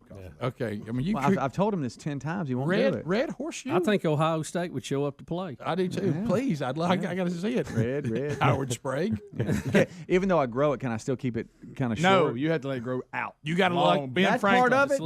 Just let it go and see what it You wants have to do. let it go as long once it gets Greg there. keeps you it have bald. Exactly. He has to until his grows back. Yep. You can't do anything with you. That's No, correct. but he's got a Dollar Shave Club. His. I'm talking about like to the Time. scalp. Yeah, not we're doing talking that. about No, I'm like not yours. I mean, I'm talking about Yeah. shaving, not just a I'll trimmer. cut it real no, low. not a trimmer. Well, I'm talking about just no, shave. I'm not doing that. What? I'm just not. And you have to start your process before he does his. Why? Because it's got to be Because ready. it's gotta It takes take- too long. he can Hey, get rid of his hey, all what- at hey, one time. No, you understand. What I got, it grows like Well, let's see it. a It's kind of like weed. the hair on your arms. Yeah. The it little- grows- it I grows want him to have fast. Philo Beddoes, brother. I want him to have the horseshoe That looked like an orangutan. of the Postman Muppet, the one who. Yes. You know what I'm talking about? That'd be good. Yeah, I want that. What if he did that and he liked it and he kept it and he put it in a ponytail? And he thought it was sharp. So when are you shaving? I'm not doing that. I've Let's told shave you 1,000 Let's times I'm shave not you doing sitting it. right here in the I'm You studio. not have to doing go 2 weeks, and we have to start seeing it before he does anything to his. Yeah. I'm not doing it. Let's work a talent fee in with it. Okay, we'll consider it. Greg, I will warn you about this. And you know our friend who did that one time. His hair was about Yeah, like it won't yours, come back. and he shaved his ball one time thinking it would come back, and it didn't. Yeah. Pass the gravy, please. Rick and Bubba. Ooh, it brings me to my knees. Rick and Bubba. I can't start another. Rick and Bubba. Day without 'em, brother. 21 minutes past the hour. The Rick and Bubba Show. 866 We Be Big is our number. As we make our way back. So, Bubba, you mentioned it. Now, I will say this, and we both hate the term foodie, but I understand what that means. I know you're wondering if you're becoming one. In the beginning, I would have said, just knowing you, the many years I've known you, I would say no, because your consumption of food, though you are a fan of food, you're not a fan of many foods. Right. I had a pretty narrow very lane I stay limited, in. very and I'm limited. still to that way quite a bit. You're not all that. I love turkey sandwiches with tomato. You're not all that adventurous when Like it comes. Greg loves chicken. Because a true foodie, I hate that word. A true foodie is someone who says there's a new restaurant that is opened. There's a whole new menu to try, and I'm going in there to see if I can fall in love with something new. Okay, I am one of those. Okay. I'm turning into that. Okay. So Yeah. tell me how you've made the turn. Well, we're very blessed where we live. We've got several really, really good restaurants that are literally 10 minutes from the house. Oh, I mean, we- we could eat out every night if we wanted to at a different place. We live in Birmingham, Alabama, and Birmingham, Alabama is home to some of the world's best chefs. Well, years ago when we first moved here, I declared that Birmingham was the city of 1,000 lunches. You're so excited. Because I could go for 3 years eating lunch at a different place. See, I Right. may have been a foodie before the term was out there. Yeah. I don't know. And the foodie loves a restaurant that's not a chain. Right, Mhm. right, Yeah, right. correct. And I'm beginning to broaden my horizons and experiment with some of that a little bit. So, we have a place that was opened by some folks we become good friends with. It's funny, we met them a couple of summers ago, and Travis was in a cast on his ankle at the time, and he said, "Hey, I'm about to open a restaurant. Y'all need to come check it out." Met through Mike Succo, our friend. Yep. And I thought, man, opening a restaurant with a boot on your foot. I mean, that has to be, because you know how many steps you're gonna have to make opening a restaurant. They walk a lot. Yeah. So they've opened a place. It's become one of our favorite places to go. Now be careful. Sherry would be warning you right now. Right. Okay. I'll be careful. But Yeah, Sherry says all the time, you go on the air and you rave about some place we like, then we can't get a reservation or get in there anymore. Everybody in that area knows it, I think, already. Yeah. but they have a dish called pork belly. Mm-hmm. And that's what I took a picture of last night and put on Instagram. And Adler, you may want to pull that up. Well, now you've done it. And I asked the question, hey, am I becoming a foodie? Because I don't remember ever taking a picture of much food-wise and posting it. No. No. But they really have some really good stuff. I mean, now a lot of food got accidentally posted with you in it because people were taking pictures of you. Right, and, right. And if they do, usually it's around some food. So, and it's not one of these places that you have to dress up extreme to go in. You know what I mean? It's well, that's kind of going away. Even some of the 5-star restaurants now, you can go in.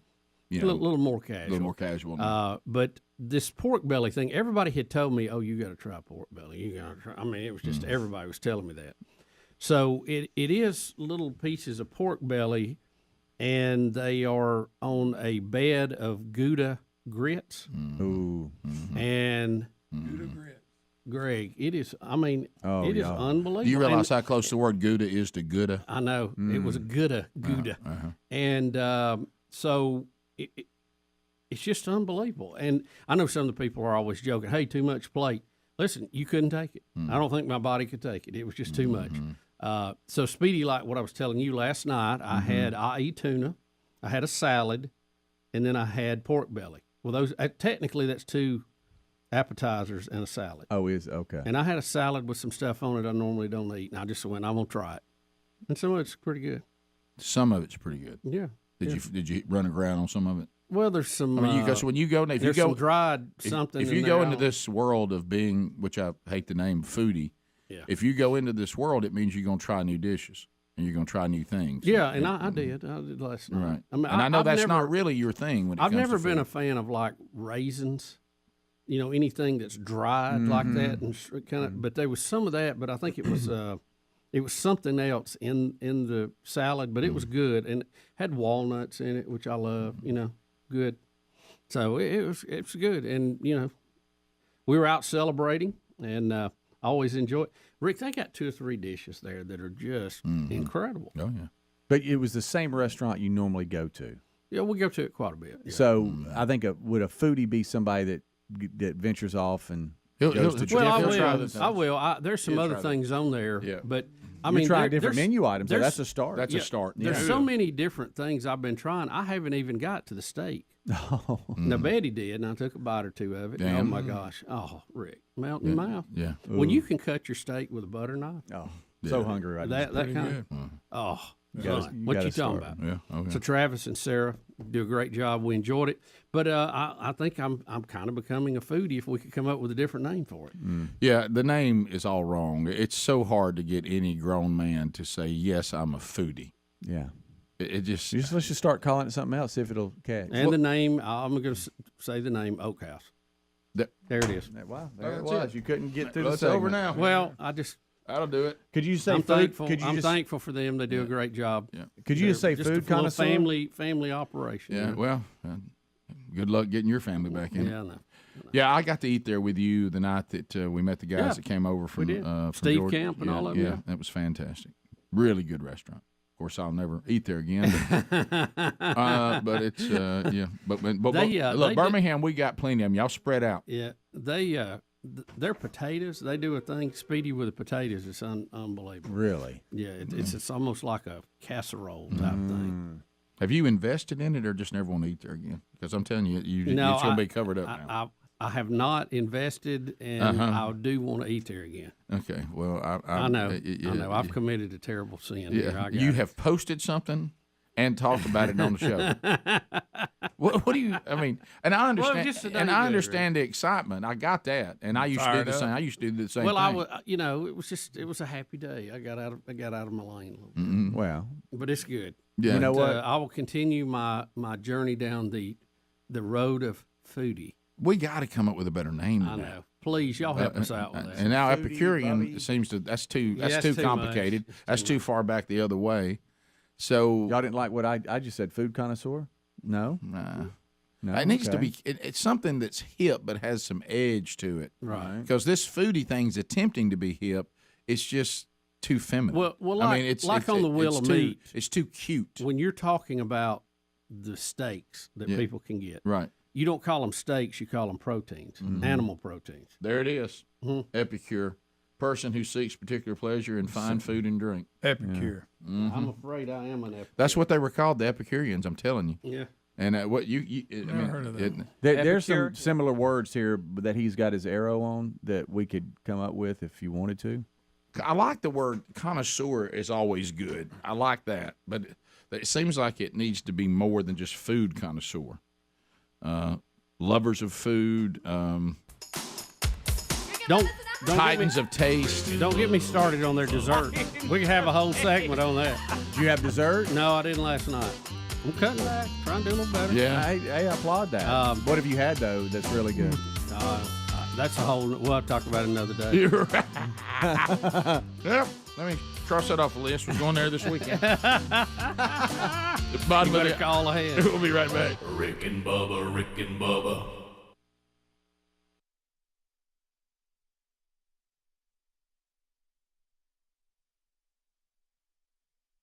In the talent I've thing. done completely given mine up. I don't really care. I could go on vacation, not shave, and come back, and I would have hair. I mean, not like strings of hair, but I'm talking about. Well, see, you can go back and cut yours really quick. Why wouldn't you just do that for us just before? Just call us. without There's got to anybody be else something in it doing for me.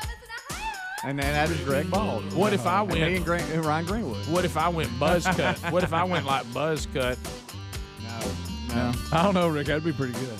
Flat top. No, I want shaving. I know got what you're shaving saying. cream on my head, and I'm shaving. But that's what I was asking. I thought with me, that would. I mean, it's not as big a step down. You know what I mean? I'm almost. That's a big step for me to go. Bubba, would you shave? No. Rick and Bubba, Rick and Bubba. Keaton, welcome to the show. Go ahead. Hey, man, how y'all doing? Fired up. I was wondering how y'all thought about Ole Miss in their first two games and how you think the rest of the season's going to play out. I haven't seen them play. Did they? How did they look? How'd they do? I haven't seen it. You know, It was pretty good. yeah. I'll be anxious to see how they do again. Were they at California tomorrow? That's right. Are the students going to need counseling because Ole Miss is coming to town? You know, Are they feel threatened or something? I Because don't they know. walk by Robert E. Lee statue on their way to California. Right. You know, you just wonder about that. But. You do. I think Ole Miss has still got players there because the effects of all this. You see it on the things they can play for. That's right. But as far as the team having players that are still there, they do. Yeah. So Good quarterback. So I still think they have a good team. Now your future has got some problems, and you could see some problems there. But the team this year still got a lot of players. So I still think they're dangerous to anybody. Let's go to Timothy in Springville. Timothy, go ahead. You got that 30 seconds, buddy. Lost him. All right, let's go to James in Athens. James, go ahead. Hey, good morning, y'all. Hey, James. Hey, I'm calling about your mail bonus, and thank goodness for the Dollar Shave Club. Hey, I was out fishing with my wife on the lake. She didn't want to go on the boat, and of course, the gentleman I am, I offered my little bucket with padded lid, and she sat there, and all of a sudden I heard her say, "Oh my goodness!" And I started looking for a water muskin, and I said, "What is it, baby?" She said, "You are going bald on the top." So, you know what? I ended up shaving my head. She said And I that's tell why. you what, it's about the best thing I've ever done. So, I just got to get the that. story straight. Your wife was popping a squat on a 5-gallon bucket. Yeah, She noticed that's that you were what I going think. bald. And y'all were out in the sun, so therefore your head was showing a little bit. And Could've she left saw that what part was out, going but on. still- Yeah, there you go. I I see it. got to understand that must be a high potty. How does she see in the top of his head? Should Yeah, I he even must ask have been that? bending down, probably working on the He- boat or He something. probably bent down to pick up. She said, "You going bald?" You know, I think he could have just said him and his wife were in the boat. And when he bent over, she said, "You're going bald." He could have left. Greg, theater of the mind. He had me. He there, did. man. He drew the picture. I'm amazed that Greg got out of that. That's what he said. Is that not what he said? No, that's exactly what he said. I heard it. I always go to house for confirmation. Yeah, My no, that's wife it. is. Thank you for throwing that, buddy. Thanks, buddy. Let's go to Seth. She didn't want to go, but he talked Seth. to me. Pelham, Alabama. Seth, go going ahead. on? Hey, buddy. Buddy. Y'all doing all right? Good, Good, man. Monkey grass and Green Acres. Glad you called, buddy. Go ahead.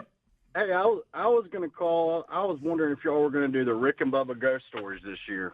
Boy, No, we all haven't. over Done, it. gosh, we haven't done that since. Do you even remember? About Rick, not this year. Hey, I can say this: it's at least been 10 years. Yeah, probably I 10 was years. I was a kid riding in my dad's truck, little, and I remember y'all doing the Rick and Bubba ghost story. So it's been a while. Yeah, it's I been. give a call and check in on that. Not this year. Yeah, it's been at least a decade, maybe more, since we've done those. And we've talked about it a lot on why we don't do them anymore. And but plus, Speedy's banned from that one town where he busted up their iconic porcelain mannequin Look, you know, that had been there for hundreds of years. Wow. What is it with this show and tearing up stuff that's like been there for hundreds of years? We did it in Hattiesburg. Greg, Speedy please. did it there. Greg, let's don't relive that kind of stuff. I think you have to look at them as individual incidents, I got not you. a trend. That sounds better, Bubba. Clearly, We- tongue moved. We continue. What happened? What? Well, the staff cleared and left me standing there. Everybody just vanished. Well, yeah, you cleared City the area. council was behind the camera. They were all happy I was there. You clear the area. Matt in Birmingham, 104.7 WZZK. Matt, go ahead. Good morning, fellas. Hey, buddy. Y'all may have already talked about it. Did y'all hear that Kim Jong-un fired another missile yesterday? Yeah, we did. Over Japan. It was pretty. Over Japan. I mean, one of his longest shots for a medium-range missile. So he's shooting so many now, we don't even hardly report on it. Yeah, well, this one went far enough that it could reach Guam. So Yeah. Kim Jong. Kim Jong. Well, it gets a little confusing with all the Kim Jong fans. Pass the gravy, please. Rick and Bubba, Rick and Bubba. Ooh, it brings me to my knees. Rick and Bubba, Rick and Bubba. 35 minutes now past the hour. Rick and Bubba, thanks for being with us. Day without umbrella. We love Relief Factor, and it has been part of the program for many years, and so many of you are using it now. But I always get excited when an email rolls in for somebody that has just started, and one of those is one of the Rick and Bubba fans out of the great state of Tennessee, Jenny. Jenny says, hey, I'm 46, and I have been involved in high school sports, and I just normally, I move around, I exercise, I play hard. And then, of course, I birthed and raised 2 active sons, and my body has taken a beating. I didn't know it was possible to live without daily aches and pains. I wonder, what wouldn't work right next. Well, we understand that. But thanks to you guys talking about Relief Factor, I finally gave in and ordered it. I got a 3-week quick start pack, and I haven't stopped ordering since. And that would make her in the majority, by the way. Love you guys, but like I tell my husband and friends, I think I love Relief Factor right now as much. I hope anyone wondering about taking it listens up and orders it just like me. So she says, God bless, and just like the Queen, now the King, long live Rick and Bubba. Well, how nice is that? So thank you very much. If you want to follow Jenny's lead and get your quick start pack, Relief Factor is all natural. These are 4 botanicals that have all proven, if you research it for yourself individually, that they do a good job on the body's inflammatory response. So what Relief Factor and these scientists did, they said, let's put them all together in one pack and let them work together. And the results have been great, and it's all natural, so you don't have to worry about the side effects of the over-the-counter pain meds or the addictive properties of opioids. So go to relieffactor.com or go to rickandbubba.com, and you'll find the link right there under the sponsors. All right, so Bubba, we all, let's face it, watching the current vice president and Kamala Harris is a blast. And if you want the greatest commentary on the incompetence of Kamala Harris, the fact that they won't let her be president. I mean, they're propping up week in at Biden's and just keeping him rolling, and you're like, well, shouldn't everybody acknowledge our president's lost his cognitive skills? And then everybody says, are you kidding? That means Kamala Harris will be president. We're not doing that. Even Democrats don't want to do that. And so we have a brand new word salad today from everybody's favorite VP, Kamala Harris. Let's all sing. Kamala, Vice President, word salad, yay. Kamala. All right, so here is the latest. Bubba, you know Remember, music temporarily muted. Bubba, you realize that there's nothing the left loves more right now than the word equity. Yeah. Ooh, they love equity. Oh yeah. Oh, I think they're equity. misusing it. Well, if you want to hear it be turned into a salad, I got it for you. Mm-hmm. Here is Vice President Kamala Harris talking about equity. So let's deal with that disconnect, which we also refer to as disparities, because we see that people in our country are having an experience that is not equal. And that's why we talk about equity, because we recognize not everybody starts out on the same base. They don't start out in the same place, even though they have the same God-given capacity. So when we talk about the work we are doing here together, it is recognizing that and being guided by this principle of what we must do in the spirit and in the interest of equity. That's kind of a nice way of saying what Karl Marx said. Yeah, you're right. The founder of communism. But sure. Look, true. We have, and what we celebrate here is the chance to chase your dreams and to accomplish what you want to accomplish. We don't all start at the same place. We all haven't been dished out the same God-given talent, and we won't all finish at the same place. Yes. And, that's just the way it is. And anything that you're selling to try to convince everybody that we all will finish at the same place, you're just not being honest. Right. And remember, and Adler was the first person to come on and say, just be sure we all understand this working in of equity, and you touched on it, it's Marxism. Equality means what our founding fathers were trying to set up. Let's set up an environment that no matter where you start, you would have everybody would have an equal shot at maximizing, and she did say it in here, your God-given potential through maximum liberty. Right. But that's not what equity is. Liberty is freedom. Yeah. Equity isn't about equality. Equity is if you have a house a certain size and you own a piece of land and you make this amount of money, then I should too. And if I don't, then that's not fair. Or I need to take yours and give to somebody else and find a happy medium. Right. And so then the government then distributes wealth, trying to bring equity as opposed to equality. You mean based on your needs, Rick? Correct. and so that's where you got to be real careful with that. Hi, Karl Marx. That world. But, it's just a dressed up new academic way to promote communism, and which we know they are. They're socialists. You're just working your way to communism. And look, even us free capitalists, we understand a vibrant, strong middle class is what makes this country work and always has. And we're not against that. But what they're trying to do is penalize people on one end and reward people on the other end. And you can't, there's a point where it doesn't work because the people on the end you're taking from will go, well, heck, why am I doing this?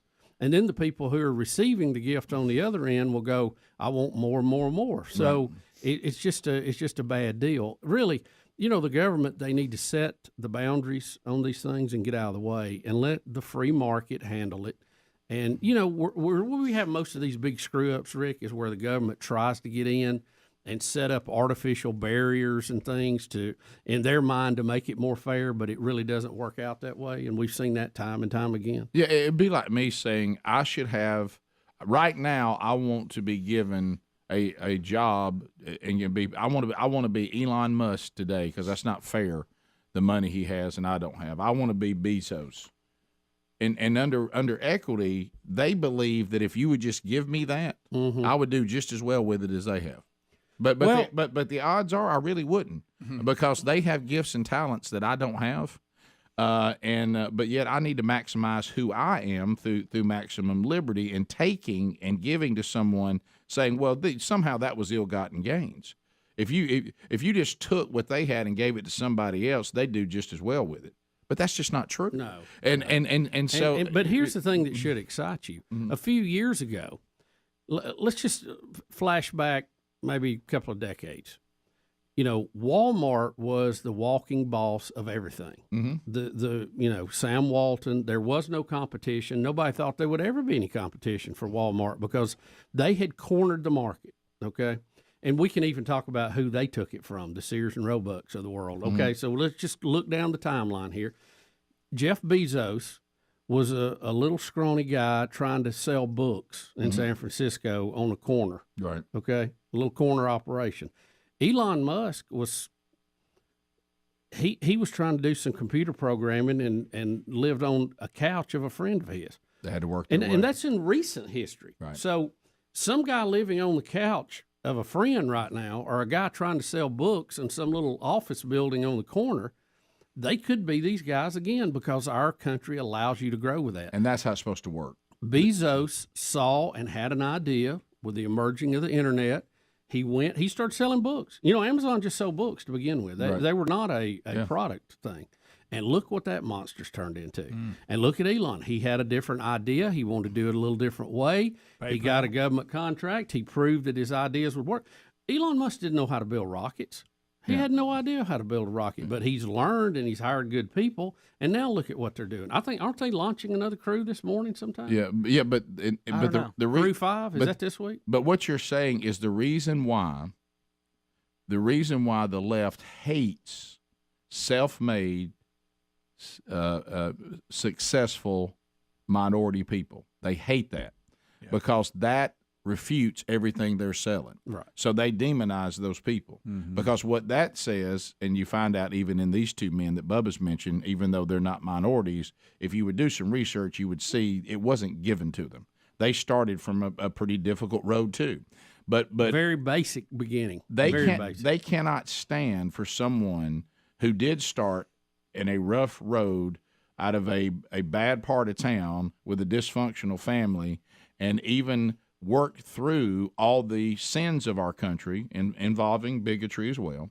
And they worked through all that to still become incredibly well-educated and incredibly successful, self-made, because they used the freedoms afforded even in this flawed country. And the left hates those stories because that refutes all the need of equity. And we're not all going to be.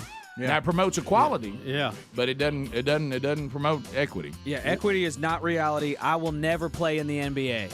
Yeah. Not everybody has the ability to do that.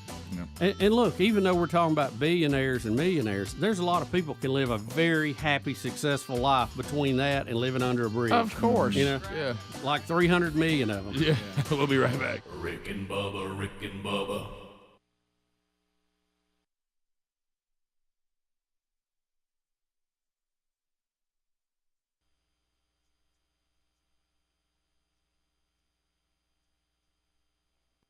Did you? Somebody needs to fire that fat head up. That old big old haircut, fat head. Golly. We talking about earlier a head that don't need that haircut. That's it. Didn't you say South Korea's shooting some stuff now? Yeah, they shot 2 off yesterday. Just say, well, so you got missiles. We got missiles too. How about you? Yeah. If I was Japan, though, I would really be getting mad with them coming over my airspace. Yeah. Don't be mad with me. That's got to get old. Yeah. I mean, so I say we fly a few over North Korea. Hey, let me ask y'all something. Y'all done that story on Kim Jong-un firing them missiles? Yeah, it's they said that. Got me. I don't know why. give me. He took a slot from Tim Tebow. Hey, I'm gonna tell you what I don't like about Kim Jong-un. He took a slot from that Tim Tebow could have had that took one from someone else. He wants to take Tim Tebow, he took somebody's slot. Oh my gosh. We continue. Tyler in Alabama. Tyler, go ahead. Enough of that. Tyler. I got a question about y'all's comment about Trump. Yeah, road chat. So, putting up the walls, say we put the walls up. Right. Do you think it could go as far as once we put the walls up and keep the bad out, that we're going to try to weed out the bad in the country and kick them out? And if we do, how's that going to work? You going to go door to door to everybody's house? Are you legal? Are you not legal? You got proof? You don't got proof? Oh, you don't got proof? Oh, you still out. Well, I can tell you this: we've had people that we have deported that commit crimes that keep coming back. Hopefully, this will stop that. Yeah. We go door to door now. People just don't talk about it. Yeah, I think this is like what our example was before. if you have a leak on the second story of your house, you don't just start mopping on the main floor. You go and stop the leak first, then you clean the mess up. So it's you got to have it in order what you're doing. Absolute Plus, fact. you can build a chicken plant. They'll all come to it. Dump that. He must have got some sleep last night. Baked the field. All right, everybody out here. No, I think Mickey Dean had the best idea of all because Should have dumped that. Probably should have. everybody that's coming into the country, you just dart them at night and you put them on a flatbed truck, carry them to the Canadian border. And when they wake up, they run into Canada. Yeah, I thought that was a great one. Good job. Before Mickey he started Dean coaching did that, softball, that was And that there's was an one email. of his better ones. Well, Yeah, I know. That's 2 this week too for me, by the way. well, that's all right. You can only have one Mexican joke a week. Greg, what you have to look at though, those who are emailing, Greg, those who are emailing, Greg, but those who are emailing are being drowned out by those who are applauding.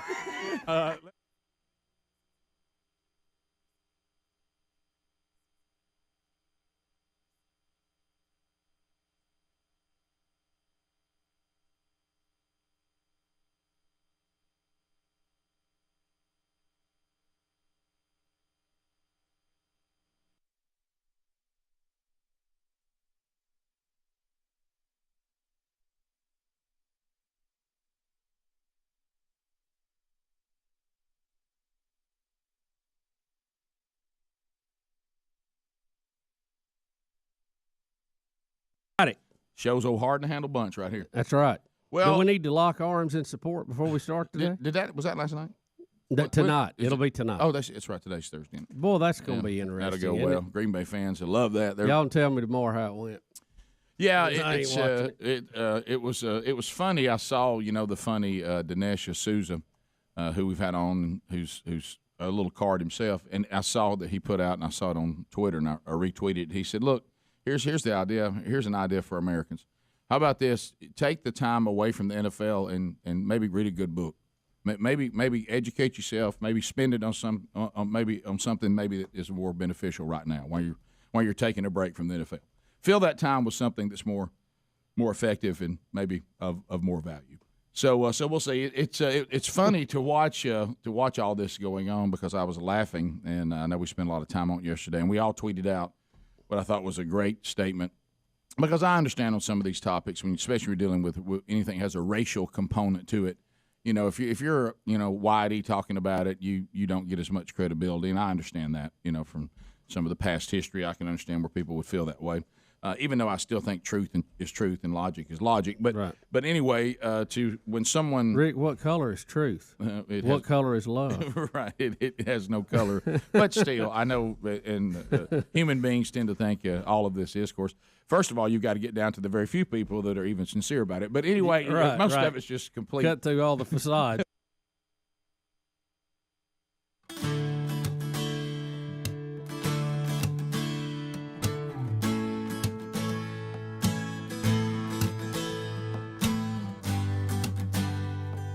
It is 9 minutes past the hour. The show that has so far survived for 28 years and 10 months, basically because you thought, you know what, not as bad as I thought it would be.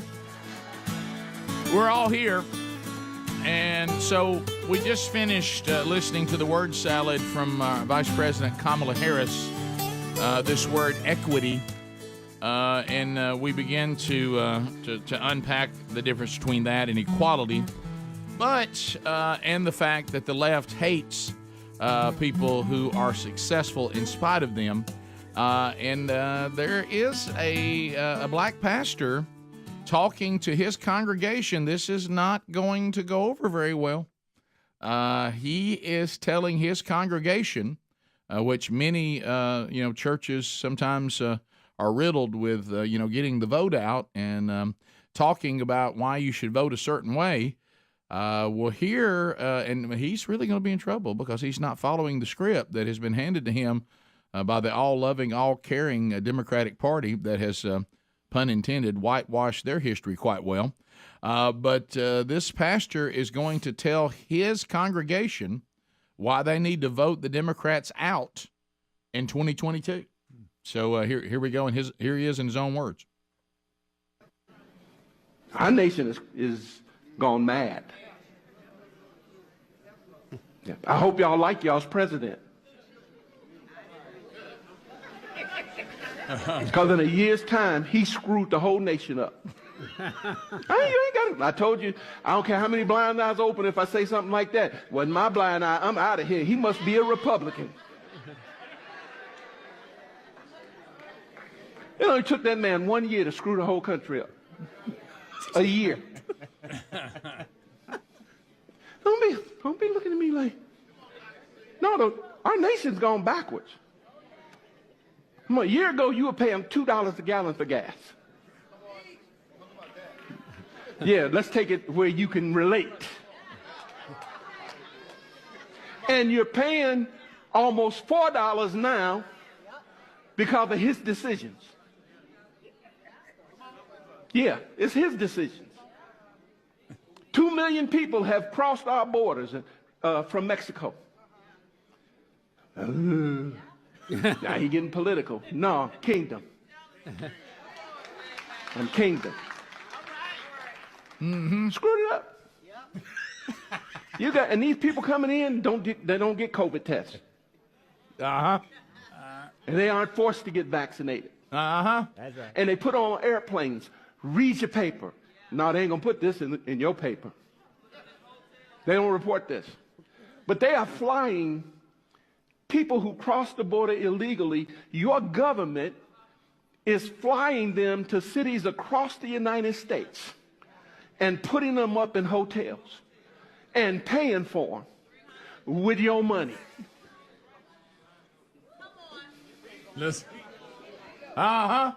Only took a year to screw the country up. 1 year. Just took a year. Mercy. Just took a year. Yeah, he must be a Trump supporter. No, I believe. Yep. I believe in the Bible. That's what he's holding up. In a year's time, men who say they women are competing on the college level in women's sports. Well, he's in trouble now. Mm-hmm.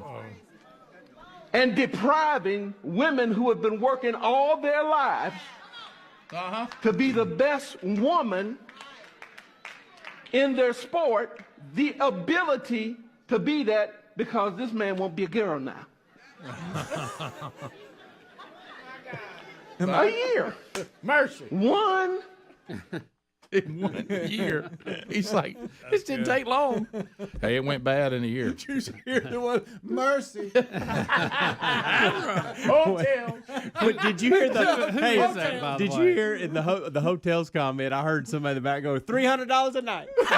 Did you hear? You could hear it. You could hear it. 1 year.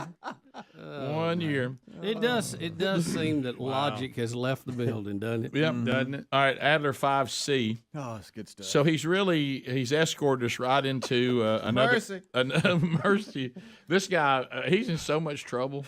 I mean, he is in so much trouble. He is. But I don't think he carries it. It seems like he does. Yeah. Karine Jean-Pierre is now at the press conference, and as we've seen throughout political history, now that gas prices have gone down, of course, not near where they were according to the pastor a year ago, which he's right, but they have gone down, and as expected, now President Biden will get credit with the gas prices coming down. But she is going to be asked, does that mean it was his fault that they went up? And you remember, you can't have it both ways. And no, I'm just the president that lowers prices. Right. It's somebody else raising it. Yeah. Which, by the way, just the fact you're trying to sell that means you don't think we're very smart. Right. Yeah. And I think maybe that's the part that stings the most. You think we're chumps. But here we go. Karine Jean-Pierre. You've said the president was responsible for gas prices coming down. Is the president responsible for gas prices going up? So it's a lot more nuance than that, right? Peter, you know this. So the answer is a lot more nuanced. No, if you claim responsibility, and gas prices. Look, this is not a thing where I'm hoping they stay up for political gain. Right. I hope they come down and quick and stay down. Mm-hmm. And they did come down a little bit. Of course, we put a lot of oil into the market out of our strategic reserve. Yeah. and it's at the lowest it's been in a long time if we really needed it, and we have to put that back in, so somebody's going to have to pay for it. But anyway, at a higher price. But the markets are they're easing back up in some areas because that has kind of gone away. So there's pressure on the market. See, how you solve that is you keep drilling and you keep the pipelines open, and it's like a giant lasso around those prices from going up. But we can't do that because it makes the environmental wackos mad. Right. So you're trying to play everybody, and it's hard to do. I love the way that she says Peter with such just disdain. Peter. You Peter. know. But the question is this, and y'all said it. So we've run them down by what? Putting more oil in the market.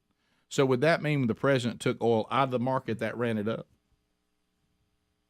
But by the fact we don't have any more, Rick, it would force Yeah. the same economic pressure to push it up that Right. was bringing it down. That's all she's being asked. So he realized that was a mistake and did something to bring it back down. So it went up when he did the opposite of what he just did.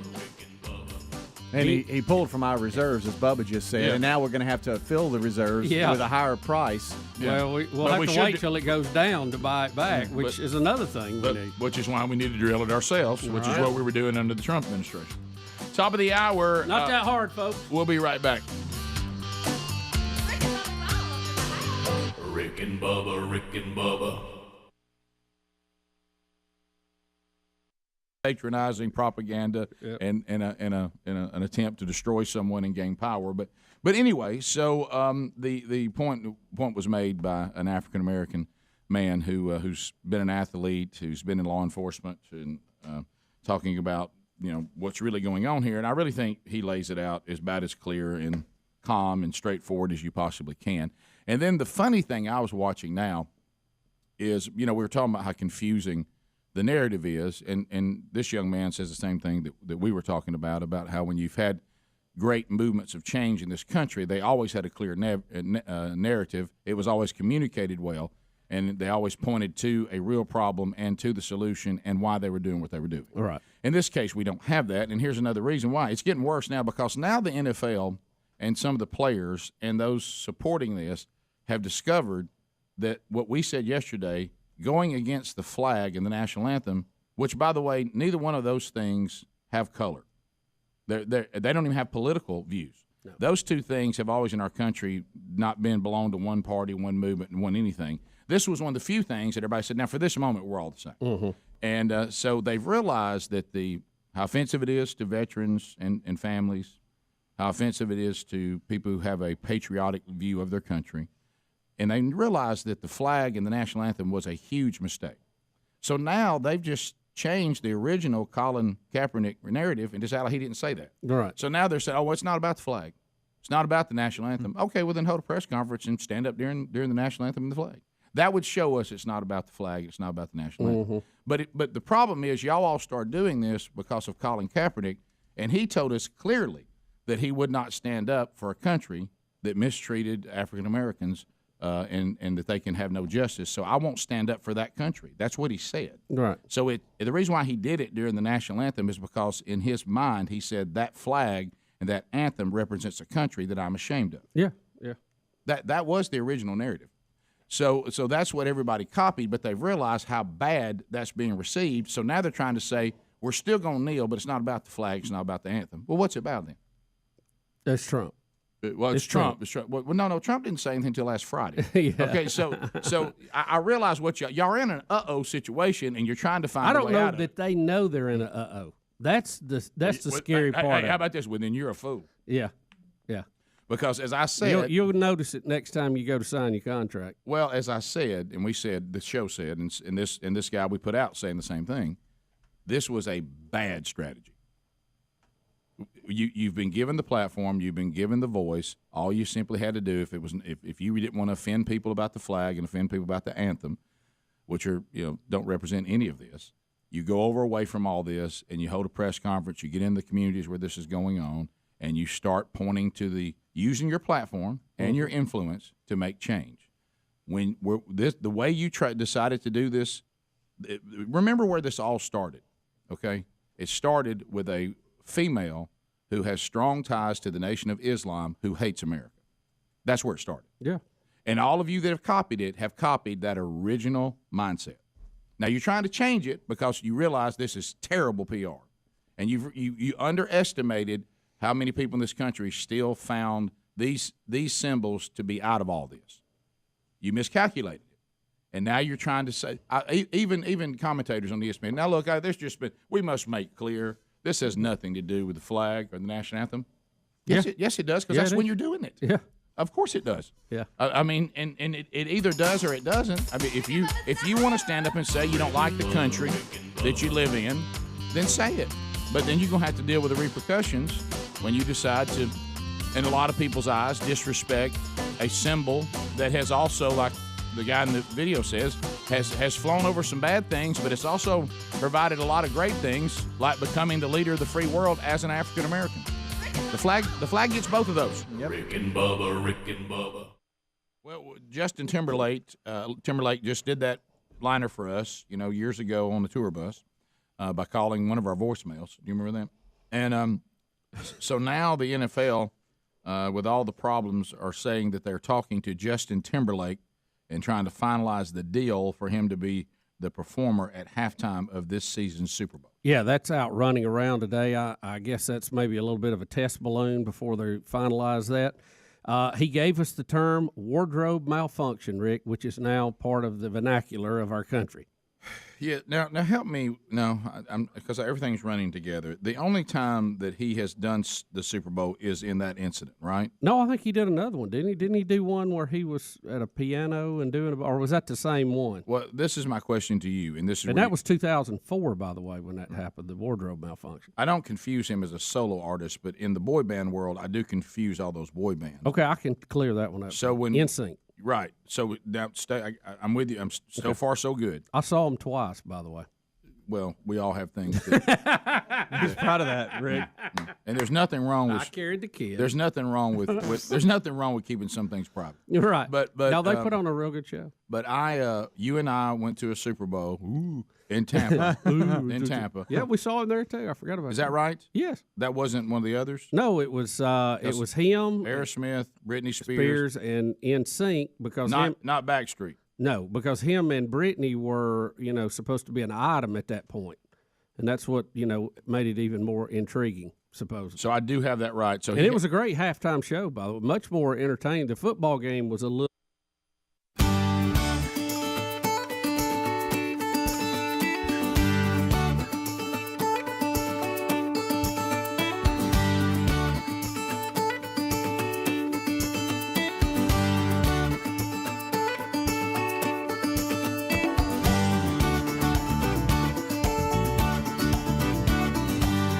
It is 6 minutes past the hour of the Rick and Bubba Show from the No Name Studio. On the bleeding edge of technology from Sweet Home, Alabama to the world. Will a meet and play could happen at any time. The gang is all here. And welcome back, Mr. Bill Bubba Bussey. Rick, glad to be here, honored and privileged, and thank all of you for making the Rick and Bubba Show part of your daily routine. So, Bubba, let's. You gave us a really good health update. Things were looking good, but yesterday was the official. I'm going in. I'm sitting down with the doctors. They've got my pathology report, and here we go. Yeah, everything was exactly what we thought with the preview on that, Rick. It was all good news. I don't think it could have been any better news. Mm-hmm. And no further treatment will be required other than to move into what they call surveillance mode, where every 90 days we're going to get a CAT scan and have a blood test done with some of the latest, greatest technology on that. And we're going to keep an eye and make sure that there's no other intruders at the gate. All right. Amen. So that I don't think it gets any better. Yeah, than that, that's good. In the situation that you found yourself, that's about as good a report as you can get. Mm-hmm. Yeah, and again, I just want to thank Dr. Christine, and now I'm dealing with Dr. Ben Jones, the oncologist, who will kind of be, running this part of the surveillance, and they did a great job. And I really, really appreciate them and the staff and everybody there that works with them at Grandview. They did a wonderful, wonderful job, and hopefully this will be it. But if something pops up, we'll tend to it when it comes up too. And it's just something, Rick, I never thought I'd be dealing with. 60 days ago. And what a month. We go from emergency gallbladder surgery to multiple tests that we had to have. One of them you had to be put to sleep for, to having tumor removed, to, here we are today with basically a clean bill of health for this moment. That has to be, that's a lot to celebrate. Yeah, it is. I mean, it really we're is, with that. and we're all celebrating with you. And it's just the people all across this country and even around the world praying over this and knowing that people are walking through that, and you're never, we know we're never alone because of who God is, but it is also wonderful and gracious on his part to put all these wonderful people around you too. Yeah, it is. And like I said, the real miracle, and I appreciate everybody that took a part in this. Your prayer, we just never sweated it, Rick, at all. And that's really surprising even to me. But it just wasn't there. Yeah. And so thank you very much. That's the miracle. I thought some of the stuff you were texting us yesterday had some really amazing information in it about how long they thought it had been there, and then through the algorithms and all that, about they felt like this was a standalone situation. But they were able to determine all that. It's really something else. Right. They can look at the cell structure, and they know it was a liver cell that mutated. Yeah. It didn't come from somewhere else. They know that based on, and they have a tremendous amount of data on these things now. Right. And these supercomputers are allowing them to be able to filter through that, and they look at who you are, your body type, what other features you have, and they put you in a group, and then they say, well, people in this group that have had this tumor, this cell, these structures of the cell, what happened? Mm-hmm. And they said that it looked like that it would not be a problem, that it was probably a one and done. So we hope that's the case, even though the type of cancer it is an aggressive cancer. Mm-hmm. But this particular cell, the structure in it was not that way. He did say that he, in his estimate, based on the size of it, that it had probably been about 10 months, 8 to 10 months growing. I know. Interesting. Timing's everything. Happy New Year. Well, it's been a stressful year. You start going back. That's about the time we moved. And, right. But I had COVID first of the year, and we took antivirals for it at the first of the year. So, and those may not have had anything to do with it either. But we're just looking at that. When you get down to your DNA, I mean, they could have been a code in there that said 58 years and so many months. You start growing. You just don't know. True. Just don't know yet. Yeah, well, all of us, we're learning so much about this type of cancer, and of course, you look at the things that usually, bring this to light, and I mean, I think there was only one on the entire list that was even remotely possible. That's what was so weird about it. Yeah, and so it was. They're still. I mean, they still walk around, and I've been asking, "Are you sure you didn't have hepatitis? Are you sure you didn't?" And I said, "If I've had it, I was cured of it, and I never knew it." Right. So, yeah. But they continue to ask about that. So I think that's something they see with this type of tumor a lot. Right. So it's and you and I were talking, and is it okay talking about that, about how the whole thing about that we understand and acknowledge. Yeah. That we talked about. Yeah, and hopefully this will help, because I this has been, Bubba and I have been at this a long time, and we're getting older, and we're learning as we go, and hopefully we can pass some of that on to you if you're not as old as we are or haven't been through the things that we've been through, but we all going through something. None of us get through this unscathed. But we do also understand, and I've read your emails. I've seen them. Some of you that were very concerned, when this came because of what you've been through, is, don't hear us saying that if your situation with your loved one or with you, if you had just had the kind of prayers that Bubba had, and we'd done what you could have got out of this too, and somehow you did something wrong, because there's people that have they have people praying just as hard.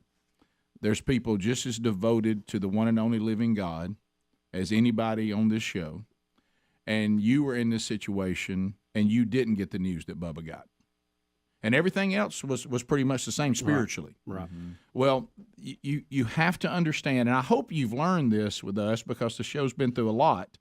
we've had some calamities and tragedies, and there was a lot of learning through all that I hope, if you've been with us the whole time, you've already heard these concepts, what we're talking about, is God is no less glorious and no less gracious if you belong to him and you've been redeemed and you got in this situation, or somebody you love got in this situation and they didn't get the report that Bubba got. God's not playing favorites, okay? I would point to the life of the Apostle Paul. He had things that he wanted God to take off him that God didn't take off of him. But at the end of it, God was telling him, you fought the fight, you ran the race. I didn't have any issue with you. I'm teaching. So there's a pursuit that we've been on. I want to know everything about God that he allows me to know through the power of the Holy Spirit. There's parts of him that on this side of heaven I'll never be able to comprehend, but that doesn't mean that I can't know a lot about him. I want to know, and Sherry was the one who started this when some of the things we went through. We want to know everything about God that God allows us to know, and it is quite a bit. Okay, sometimes I told Bubba we use the excuse of, well, I know I can never fully comprehend him, so I don't even try to comprehend him at all. Well, that's first of all, that's spiritually lazy, and second of all, you're not accessing what he's made available to you. And what you find is, in your situation, what is God trying to accomplish? What is he teaching? So God says, for you, I'm teaching this because you didn't get the news that Bubba got. And Bubba, I'm teaching you and everybody around you this because of the news you got. I'm the same God in all these. So what you do is you look in whatever situation God has allowed in your life, you look to him and say, so what are you trying to teach me? There's things I'm supposed to learn about me, and then there's things I'm supposed to do to point people to you, whichever one I get. Right, right. So it's not about the answer, meaning this one means I like this person, this means I don't like this person, right, or this one had faith and this one didn't. That's not it. That's not what Scripture says about these things. And it says quite a bit about them. What it's saying is, what is God doing in your situation? But he's in both of them, and he's in all of them. And if you belong to him, he is working a plan through whichever result here on this side, because this isn't heaven anyway. Right. I assure you, this may be a dodge, but if Jesus doesn't come back in our time, we're going to die. We're going to take a direct hit eventually. Something's going to get us, okay? Yep. And some people live this amount of time. Some people don't live this amount of time. Some people live 2.5 years. Some people live 102 years, okay? But God's in all that, and he's working his plan in your life, and we're supposed to be devoted to him, seeking his will, and when the results come in, we look to the same God and say, so this is my ministry. So this is how I glorify you. And I want to know what you're teaching me. Because he's teaching, he's always teaching.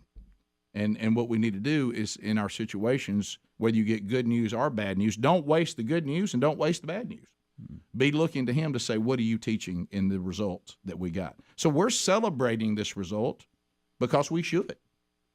But at the same time, if it had gone another way, I assure you we'd be celebrating that too, looking for how God's going to be glorified in it. Yeah. Probably in our own special, laughable way that some people wouldn't approve of. Yeah. But, right. Our coping skills are bizarre. But as you said, how many times do we hear in the Bible, seek me, seek, and you'll find me. You can do you can look up a whole sermon on seek. Yeah. Learn what you can, get to that edge where you're not going to learn anymore, and sometimes God will give you a little peek a little further in. Amen. Amen. Especially through difficulty. We'll be right back. Rick and Bubba. Well, if we're being totally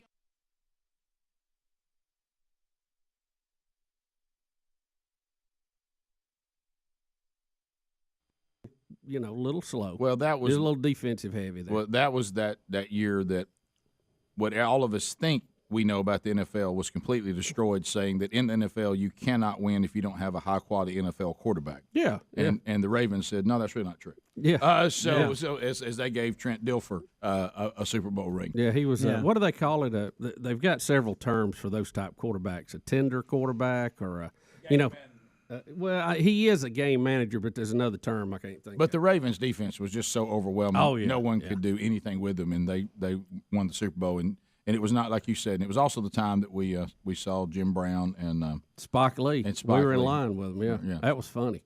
But anyway, when I turned around to tell you Spike Lee was in front of me, Jim Brown was behind me. Right. Yeah. And I said, "Hey Rick, it's Spike Lee and Jim Brown."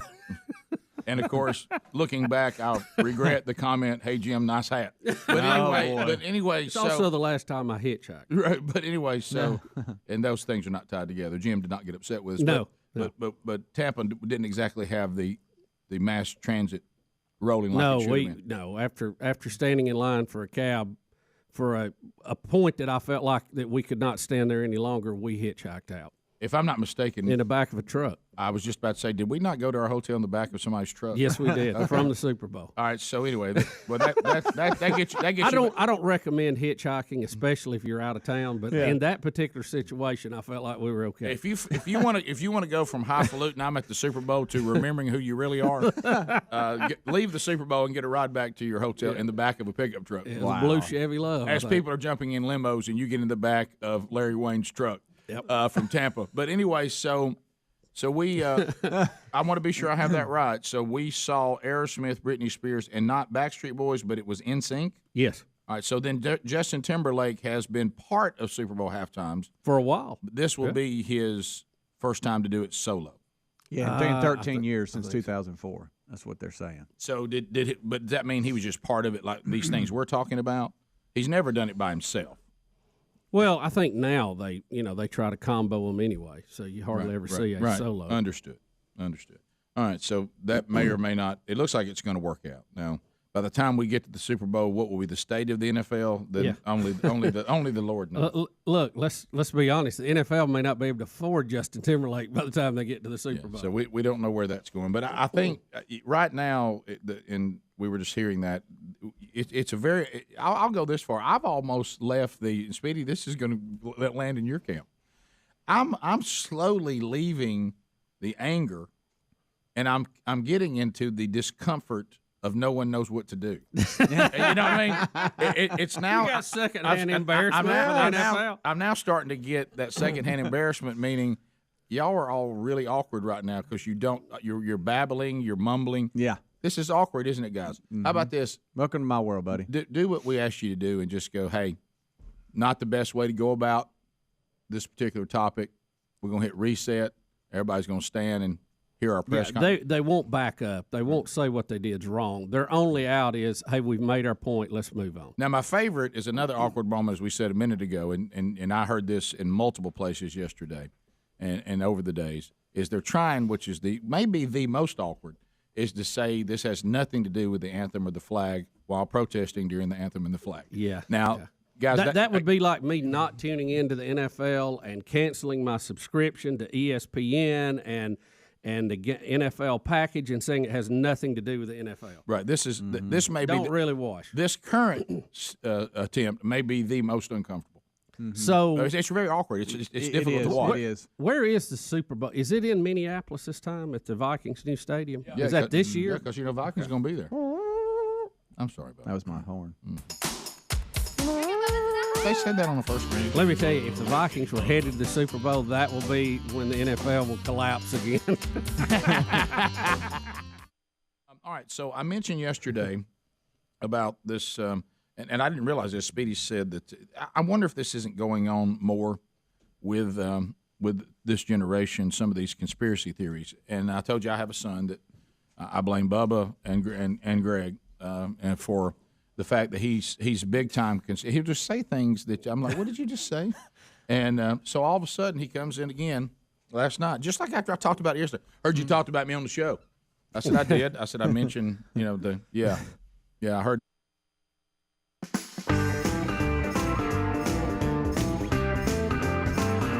22 minutes now past the hour. Phone calls 866-WE-BE-BIG. All lines are available. Look at old Blazing Silverman. He's ready to go. He's taking your phone calls. He's lining them up. You make comments. You ask questions. You bring information to the table. We are ready to talk to you. 866-WE-BE-BIG. At the end of 30 seconds, bam, your time on the program comes to a close. We move to the next caller, meaning the shout-outs buzzer.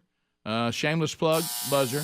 And then 30 seconds. And the good news for you, if you're calling, you'll get in quickly, but then you won't have to stay in line very long because we keep it moving. John is going to get us started. Trolling. Keep them phones a trolling. Here we come, phone trolling, phone troll. Johnny, welcome to Rick and Bubba. Go right ahead.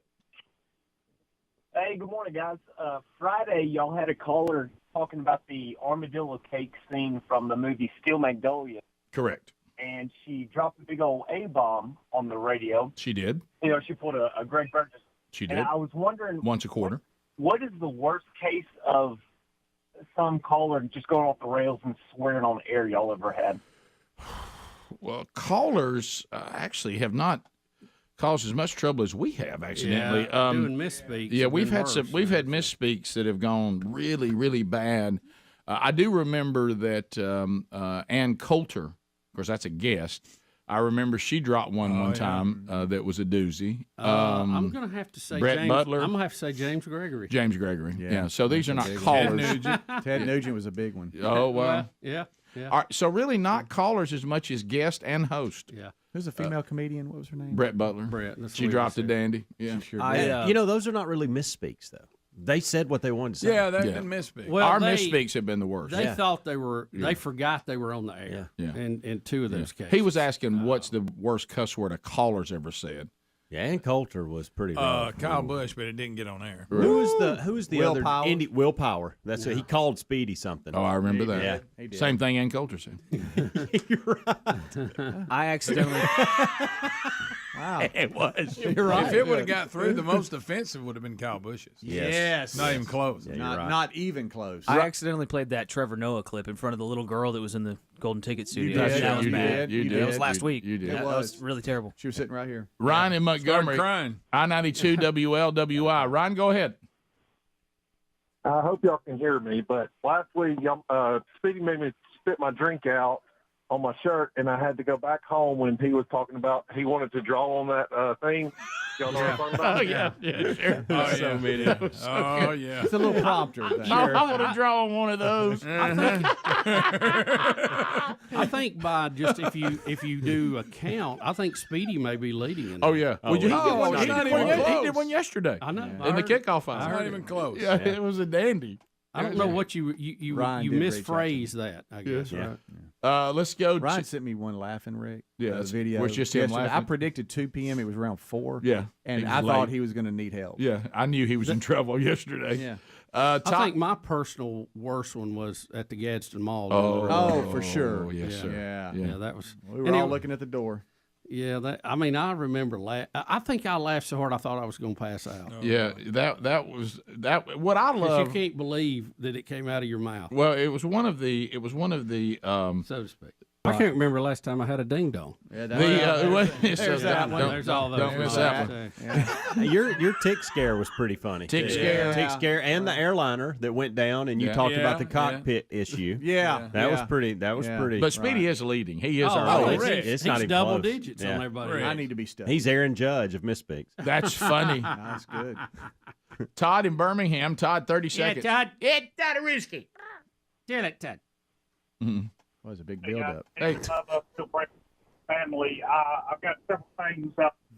For a foodie, I think it would be a food aficionado or a food junkie. I would prefer a food junkie because I'm not real sure I know what a aficionado means. But Yeah, food junkie or food aficionado. Yeah. That's a tough. That's a tough word. I would like to That's what he use the said. word taste in there, Rick. Taste something. How would you like mine? Titans of Taste. You know, it's is there Taste a Titan. there has to Taste be Titan? like a fancy word we don't know that we could put Oh, I behind see. taste. I see. You know, Something Greek or Fancy something. word. We don't Shane Something Roman. rolling on I-59. Shane, go ahead. Good morning, Biggins. Hey, man. buddy. Hey, I just wanted to call in and comment on your last segment there before the break, and I just appreciate all that y'all do and what y'all stand on, and that was just a little message that I needed to hear this morning. I'm still grieving losing my mother earlier in the year, and that's just a big thing that just really stands out is what y'all stand on and how you just speak what what everybody needs to hear, and and I just wanted to let y'all know that it really hit home this morning. So I really appreciate that. Well, thank you, man. thank you, bro. and that's when Bubba and I were talking about it in the office. I thought, man, if there's a way to get what we just were talking about here on the air, I know that somebody needs to hear it. You can just sense it, you know. Oh yeah. And we get caught up, you know. Our loved ones, you know, God has given them to us for a period of time, and we enjoy that relationship, and we hate to see it put on hold in many cases. Yeah, and I've said this. Bubba and I've got a chance to talk about this, and one of the things that I try when I sit down and counsel people who have loved ones that have just passed, and I try to tell them this, and it usually, especially with men, and maybe this is the next thing you need to hear, is don't let that person's legacy be that their death made you bitter against God, and instead of being more intimately in a relationship with God, it pushed you away from God. That's not the legacy that the loved one wants. Oh, great. So my earthly death trashed your faith. It didn't strengthen it. So you didn't use my death to point people to how wonderful God is. My death caused you to be mad at God and walk away. So that's the legacy you're giving me? Nobody wants that legacy. And Rick, don't do that to your loved one. How can we be mad at God? Yeah. Because come on, look at the cross. We're all going to die. Right. Nobody's going to escape that one. We're all going through that turnstile, you know, like we talked about at the airport. Unless God comes back and we're raptured, we're all going to die. Right. And what did he do? Because we brought that on ourselves. Right. And then he said, you know what? I'm even going to resolve that for you. Yeah. He didn't want that. No. We brought it. We said, we'll take that. And we're going to be mad at the very God that's delivering us from death. The death we brought on ourselves. And hey, we got to remember too, we are eternal beings. Yep. You know, we got an earth suit on for a short amount of time. Yep. We got bigger plans out there. Yep. You know. Yep. More Rick and Bubba next. Rick and Bubba. That's Greg now. Yeah. And Taz, the 16-year-old, said, "Hey, thanks, Dad." I said, "Well, look, I was just talking about thanks, it. Dad. I was talking about it." He goes, "No, I don't mind." He said, "I'm not hiding from it." I said, "Okay." And all of a sudden, he walks off, and I hear him talking to his mother. And I hear this following phrase. Now, those of you that do not know all the kids on the show, the two that live at home with me right now, one's 18, and that's Brooks. When he was little, we called him Big Love, and that name still hangs around a lot. So that's the one I'm talking about. So that's when I say Brooks, that's what I mean. And then Brody, who was the now has several nicknames. He was once Taz, the Tasmo, and now Young Broderick. Yeah, I like Young Broderick. Yeah, that seems to be what he's taking on in his young adult persona. Yes, Young Broderick. Yeah, so anyway, so he goes walking past, and we went through this thing. If there's ever a kid on the planet that didn't need to be prescribed glasses, it's this one. God love him, he can't see very good, and he has to wear glasses, and he tears his glasses up he would tear up an anvil. I think we're talking about Young Broderick. Young Broderick. Yeah. I think he was the one that every grandfather coined the phrase "you can't have nothing." so anyway, so he just got his glasses back from being repaired for the whatever time, and he walks by, and I hear Sherry engage him after football practice. And I hear this going on, and I'm sitting in my chair and I'm looking at some stuff. All of a sudden, I hear, and I don't even think he knows it. What? I don't think he knows it. Yeah. What? Yeah, Mom, I'm telling you, I've been studying this. I think that Brooks can see the future, but I don't think he knows it. Oh, Lord. And I'm like, what? And I said, Thanks, Greg. Hey. I mean, now the picture of the stuff you drug home from school and practice, trying to get to the shower. And I said, whoa, put down what you have. Come back in here. What did you just say? Run that by me again. What did you just say? Well, I mentioned it. I don't think you heard me. I mentioned it actually at dinner yesterday. I think Brooks can see the future, but I don't think he's aware of it. I said, so Brooks Burgess, Big Love, can see the future, but he doesn't know it. Well, I don't think he's aware of it. I think he'd do more with it if he was. And I said, what's the evidence? And I said, so he acted. I said, can you give me one? You know what I mean? Well, yeah, I can. By the way, if y'all gonna be leaving, well, how about telling your kids about it? And I said, what are you talking about? I said, everybody, this is classic you. I said, you're telling me that we never covered with you that Mom and I were going to Washington, D.C. on Monday. I come home, I don't know where y'all are. And he goes, and then all of a sudden I look on Live 360, and I'm like, what is Mom and Dad doing at Pennsylvania Avenue?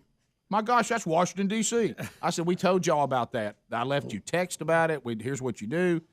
Well, I went to Brooks and asked if he knew about it. He did. I said, well, that didn't mean you see the future. And he listens. That means he listens. He saw it last week. Yeah, and then he goes, no, that's not it. He goes, did you tell us when you would be getting home? I said, no, buddy, I had no idea when I was going to be home. I got home much later than I even ever could have ever, hoped against. You know what he said? That's my point. I said, just go ahead and get to it. I'm not following you at all. Come on, young Broderick. When I asked Brooks what time y'all were coming home, you didn't know what time, right? I said, I had no idea. That's my point. Guess what he said? 1 a.m. Guess what time y'all got home? 1 a.m. So you didn't know what time you were coming home, and Brooks nailed it. And I said, that's now declared Big Love as a prophet that can see the future. Could he have maybe run the numbers? Right. Thinking, How about just a blind guess? Go with that. Yeah. I said, now, if he tells you, if your Colts are ever going to win again, now you got something. But won't you try him on a score or something? Let's go bigger than this. He goes, but here's the thing. He's not even aware of it. He didn't even think he didn't even talk about that he nailed it. I looked at Live 360. Y'all came in exactly when Brooks said y'all were. And you didn't even know when you were coming home, did you? No. Did you tell him what time you were going to be home? I did not. See what I mean? And I'm like, case closed. I'm like, see what I mean? See what I mean? Well, let's put that in the see the future category. What else do we have?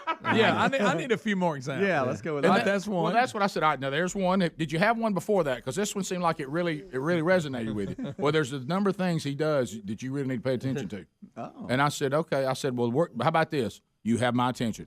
I will now. I can't believe what I'm saying. I will now investigate whether Big Love can see the future. And if he can, then we'll see. I said, and listen, you'll love this. Did you notice how quiet he was about September 23rd? I said, yeah. He goes, didn't fire him up. And I said, but it didn't fire me up either, Brody, and I can't see the future. I can read the scriptures like that. He goes, I know, but you'd think somebody that there's a lot of people thought they had something. He had nothing to say about it. I said, so his silence was evidence. Yeah, and so you're saying he knew nothing was going to happen. That's what I'm saying. That's it. But I said the same thing. You're not. Yeah, but I mean? he said, but the way you said it was different. There's something about. I don't think he's aware.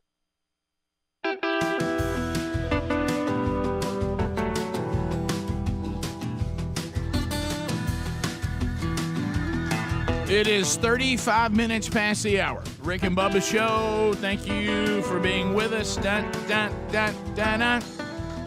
And letting you know what's going on in Rick and Bubba land coming up this weekend. If you are a UAB football fan or a Middle Tennessee football fan, homecoming weekend as Murfreesboro moves down to Birmingham for football action at Protective Stadium. Our very own Calvin Speedy Wilburn will be there. He'll be emceeing the event, and you can have a blast with Speedy. Other things that are coming up, tickets on sale now to the Man Church Conference, February 24th and 25th, coming up back in my hometown, Oxford, Alabama, Performing Arts Center. A little different than some things maybe you've done conference-wise as far as men's ministry. Reserve seats, so that means you don't have to worry about that. Once you get your seats for your guys, those are your seats for the weekend. Go get those now. Also, early bird pricing. We have a chance for a breakfast where you can sit down with the team from the Man Church. We'll take your questions and comments. So if you're already doing our strategy, man, it's a great convention-type gathering for you to see the latest things we have coming out in 2023. You get to hear our teachers, special guest also. Recap Gray will be speaking, young pastor that you'll love. Praise and Worship with Chuck Hooten. Rich Wingo will speak. I will speak. Andy Blanks will speak also. We'll have Helmsy there talking to you. He helps with how you teach the curriculum and all that, helping to MC that, along with Les Bradford from the team. We'll have everybody on Team Man Church there for Friday night and half a day on Saturday. And we've got your ticket designed to also get you some discounts for fellowship. Take the men over to Big Time Entertainment there in Oxford. You'll have a blast. So you can have fellowship, you can learn about discipleship, and, of course, you'll have High Challenge all in the same conference. It's a great gift idea as well, ladies. So just go to themanchurch.com or rickandbubba.com and get your tickets for that coming up February 24th, 25th of 2023. So, Bubba, it's the wait is over. Aaron Judge will now join, all the baseball elite. He has hit the most home runs ever in the American League. Now, he's still going to be 12 shy of Barry Bonds, but still, as far as the American League is concerned, he now is the single season home run king, right? Look, Ricky, when you play for the Yankees and you own a Yankee record with their history, that is a big deal. I don't care what it is. It is. I don't care if you're the hot dog eating champion of the Yankees. You are a big deal. Right. It's now, unfortunately, it happened. Did y'all say playing the Marlins, which means nobody got to see it? No, it was in Texas. No, it was in Texas. What was our Marlins talking That's about? Braves. The Braves won NL for the 5th straight time. Oh, I see. So which is again incredible. Yeah. All right. So this is let's watch it and hear it, Rick. and then we'll break down the whole thing about everybody trying to get the ball for money. So here we go.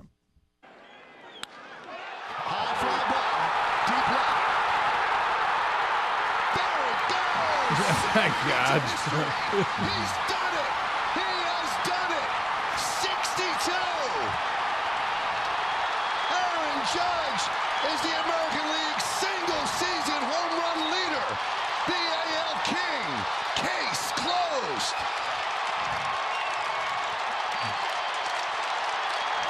He's so glad to get that over. Mm-hmm.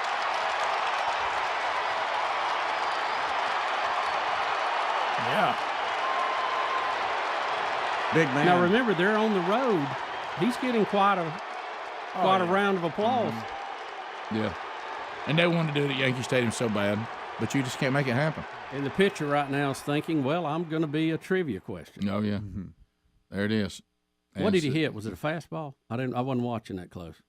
Let's see it one more time, man. Yeah, I didn't. Let's see what he hit. I wish we let that old guy make the call. Yeah, we got old guy. Yeah. By the way, had one game left. So if he doesn't do it here, he had one more chance. I was wondering about that. Yeah. So it has to be regular season. Are the Yankees Correct. in the playoffs? Yeah, they'll make it for sure. Yeah, for sure. but that doesn't count, right? You can't add those, right? Yeah. People are saying that he threw him a little bit of meat. Well, of course they are. To grab a piece of. Greg. Greg's saying that? Okay. Yeah. Catcher set up outside. Ooh. Boy, he got it up and in, didn't he? Ooh. Right down the middle. It's called a mistake. Kind of hit off the end of the bat a little bit. Yeah. Mm. But you see the catcher set up kind of outside, so I didn't see where he called for it, but it got back in there, didn't it? It's pretty swing. Look, those hips open, arms following. It's like a statue. Big muscles leading the little muscles. Like a statue. That's the statue, Rick, right there. That is the pose. Yeah, that's it good. right there. Yeah. Good stuff right there. It's a yickety yak. Yakety. Yes, it is. Look at the picture. Watch the picture. Pretty sound. He's like, oh no. Yeah, he's like, yep, looks like I'm on the trivia question. The guy jumping down That on is me, so and we'll good. unpack him. Yeah. I like that. Yeah. So do we have the call from the other guy? John Sterling. Is the name this, you're is this looking Jolly for. Roger? Yeah. John, Rick, you know he already had this in his head ready. Greg, You gotta be. John, Can you let us enjoy it? So you don't just call him an old man. One of the greatest announcers we've had in John baseball Sterling for many, has many years. Been a long time Yankees He's okay. announcer. He's 84 years old, and he announced that he was going to pull back on his announcing schedule and kind of go into semi-retirement, but then said, "I'm coming back to call the games in hopes that Aaron breaks it." I'm dyeing my hair. And this is the Sterling cam, and show it's a picture of him making the final call. Rick is going Famous Yankee announcer. Hey, going to be a couple things in this. It's going to be a bip to you, Rick. Okay. All right. Yeah. All right. Here we go. Courtesy of WFAN. Here's the 1-1. Swung on. There it goes. Deep left. It is high. It is far. It is gone. Number 62 to set the new American League record. Aaron Judge hits his 62nd. All the Yankees out of the dugout to greet him. Just think of it. 3 Yankee right fielders. The Babe hitting 60 and 27. The Jolly Roger hitting 61 and 61. And now Aaron Judge hits his 62nd home run, the most home runs any American leaguer has hit in a single season. And the American League has been alive for 120 years. This is Judgment Day. Case closed. That was pretty good. That was pretty good. Didn't even lean back and give you that. I appreciate a legend and listening to that. All, Jolly Roger. all the things he Wish said. I had his voice. Yeah. Let me ask you this, too. Good for him. Did I understand correctly he also beat Babe Ruth's record for RBIs in a season? No. That's Pujols. Pujols has career RBIs. Career. The Sultan of SWAT. Yeah. But the Babe still got him in total home runs. Correct. Right. Yeah. By like 10. 7-15. But Greg, don't we have to put some kind of like something special for Babe because these other people that have the shape that Babe was in. Yeah. There's almost has to be a Right. record. I hit 60 being overweight and completely out of shape. Imagine if he'd have been in good shape. and probably drunk. Yeah, I mean, you know, I mean that a lot of them were hit there's- with a hangover. So there's something to be said about that. So now he had a harder Yeah. 61. Yeah. You're right. Did y'all know Roger Maris was named Jolly Roger? No. Jolly I didn't either. Roger. Was I he didn't really, or is this guy just trying Well, to be sure? we called him the Jolly Babe. Roger. We know Yeah, that you're right. we know that Babe Ruth was named the Babe, and so I The just Sultan of SWAT. yeah, Bambino. Bambino. He had a So bunch of I mean, names. I'm sure Roger Maris was Jolly Roger. He wouldn't have said it. Right. He's a pro. So now we move into who catches it. Yes. And so What a cast of characters. apparently you a guys millionaire banker who is married to a bachelor star or whatever turns down offer for $2 million after catching it. But Now, anyway, there's pictures of him on his yacht. Is he really that rich? yeah, he works with an investment fund or group that I think handles billions of Yeah, dollars. It was close to being. Well, now, if he I'm- catches it in midair. Yeah, but I think what happened, now this is a follow-up, y'all may not know about this, that Kamala Harris actually got it, ran it down a few neighborhoods over, and handed it to somebody in their house. God, that's great. God, that's good. There's so many things I want to break down in this video. First of all, this Can guy's gut when he's got his arms Well, up. I want to break down him catching it. I want to break down the guy that never gets up. He's eating chips. He's a legend. How about that something. guy? And then the guy that said, I'm just going to jump from the rail and go down into the gap past the fence in hopes that it bounces down here. Yeah, There's just so many things. That's a long way to But jump. that's a good plan. At the games that I haven't been to a ton of major league games, but the ones I've been to, usually where the ball is going is not where it ends up. That somebody will miss it, it'll bounce. So sometimes if you kind of stand off a little bit of where the mayhem is, the ball will come right to you. Do you think, because I understand his strategy, the guy that jumps, He's thinking this may be short. but it was higher than he thought, and it hurt, and he didn't get the ball. And now he's in That did trouble hurt. because he's in a place you're not supposed to be. He got escorted, I'm sure. Well, he can just say, I fell off the rail. Right, yeah. Yeah, But that's you're right. just, But I so think it much was there. a good strategy because he's thinking my only shot, because where it's at, I can't get to it. If this thing goes short, I can get. That was pretty. Yeah. I like smart. his strategy, but I got to tell you, my favorite guy is the guy that never stops eating his nachos. Yeah, He isn't that doesn't good? even stand up. Is that not Rick good doesn't stuff? even stand up. That's so good. And then the guy sticks his arms up and shows us about 2 foot of his gut. Right. That looks Yeah, good. yeah. Well, it reminds me. It reminds me of the Ole Miss defensive coordinator in the Yeah, up in the booth. Yeah. He so wishes they didn't have that camera shot. He's jumping around, and all you see is badly. Oh, and it's just flapping. Of course, he doesn't care Yeah. because they're 5-0. That's right. So the Rangers security had to come get this guy and get him out of there. Oh, sure. He's already been offered and turned down $2 million for the ball. He doesn't know what he wants to do. Wait a minute, with he's turned down $2 million. already Rick, has $2 the million chump change offer. for this guy. It's $1 billion guy. I mean, This guy? or $1 million guy. Yeah. You ought to see him on his yacht with his wife or his fiance. They said he's married to a bachelor star. What? I don't One know of them about that. bachelorettes. Yeah. We'll be right back. Hang in there. Rick and Bubba, Rick and Bubba. Ad paid for by the Sentinel Group. Attention Marines.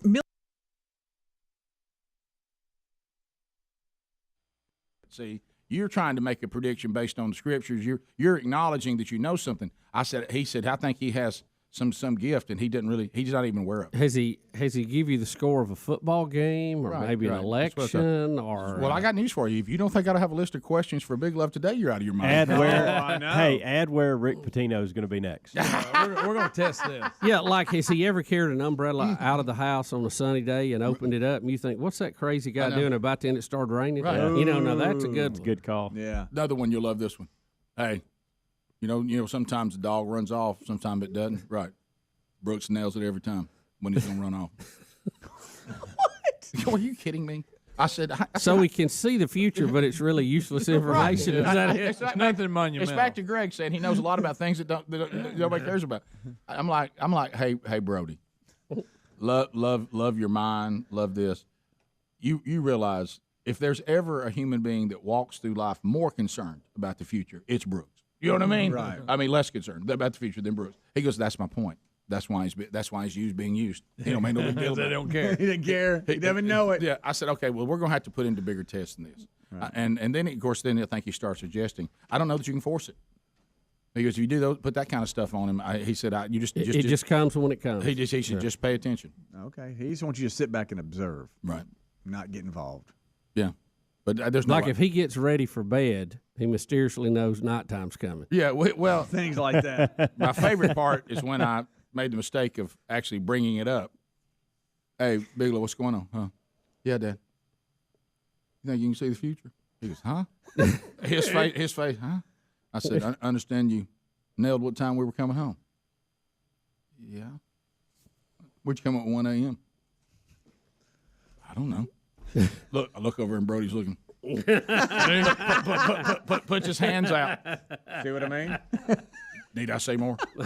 There you go. So that I don't know where this is going, but I'll let y'all know if I get any other examples. So he's got the gift of predicting when you'll come home at night.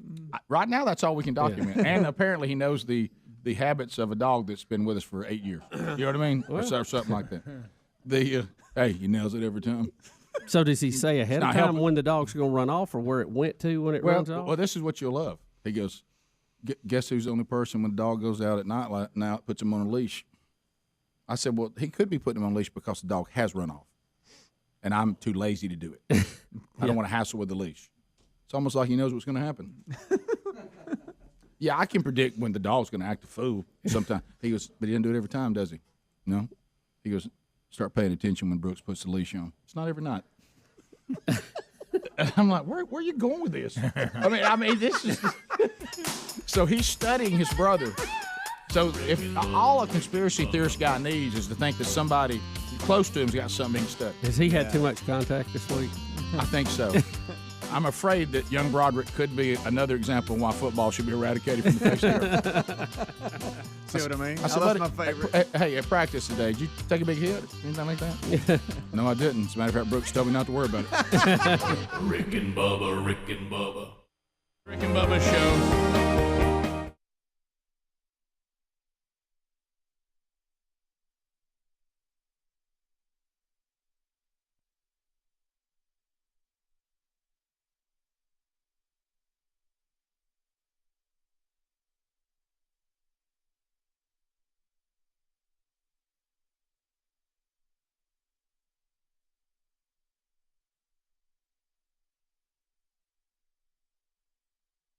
All women who voted for Donald Trump. She made a comment on it. So if you're a woman and you voted for Donald Trump, the former First Lady has a word for you, sister. Are you ready for this, sister? Any woman who voted against Hillary Clinton voted against their own voice. Listen at them. So what she's saying is your voice can only be heard through Hillary Clinton. That's right. And you have to have her. And she represents your voice. The way Hillary Clinton has looked at the world, has lived as a wife, has lived as a mother, has lived as a working woman, has lived as a woman serving in our government, she is your voice. And the things she says concerning your body, where life begins, all these different things, she is your voice. And when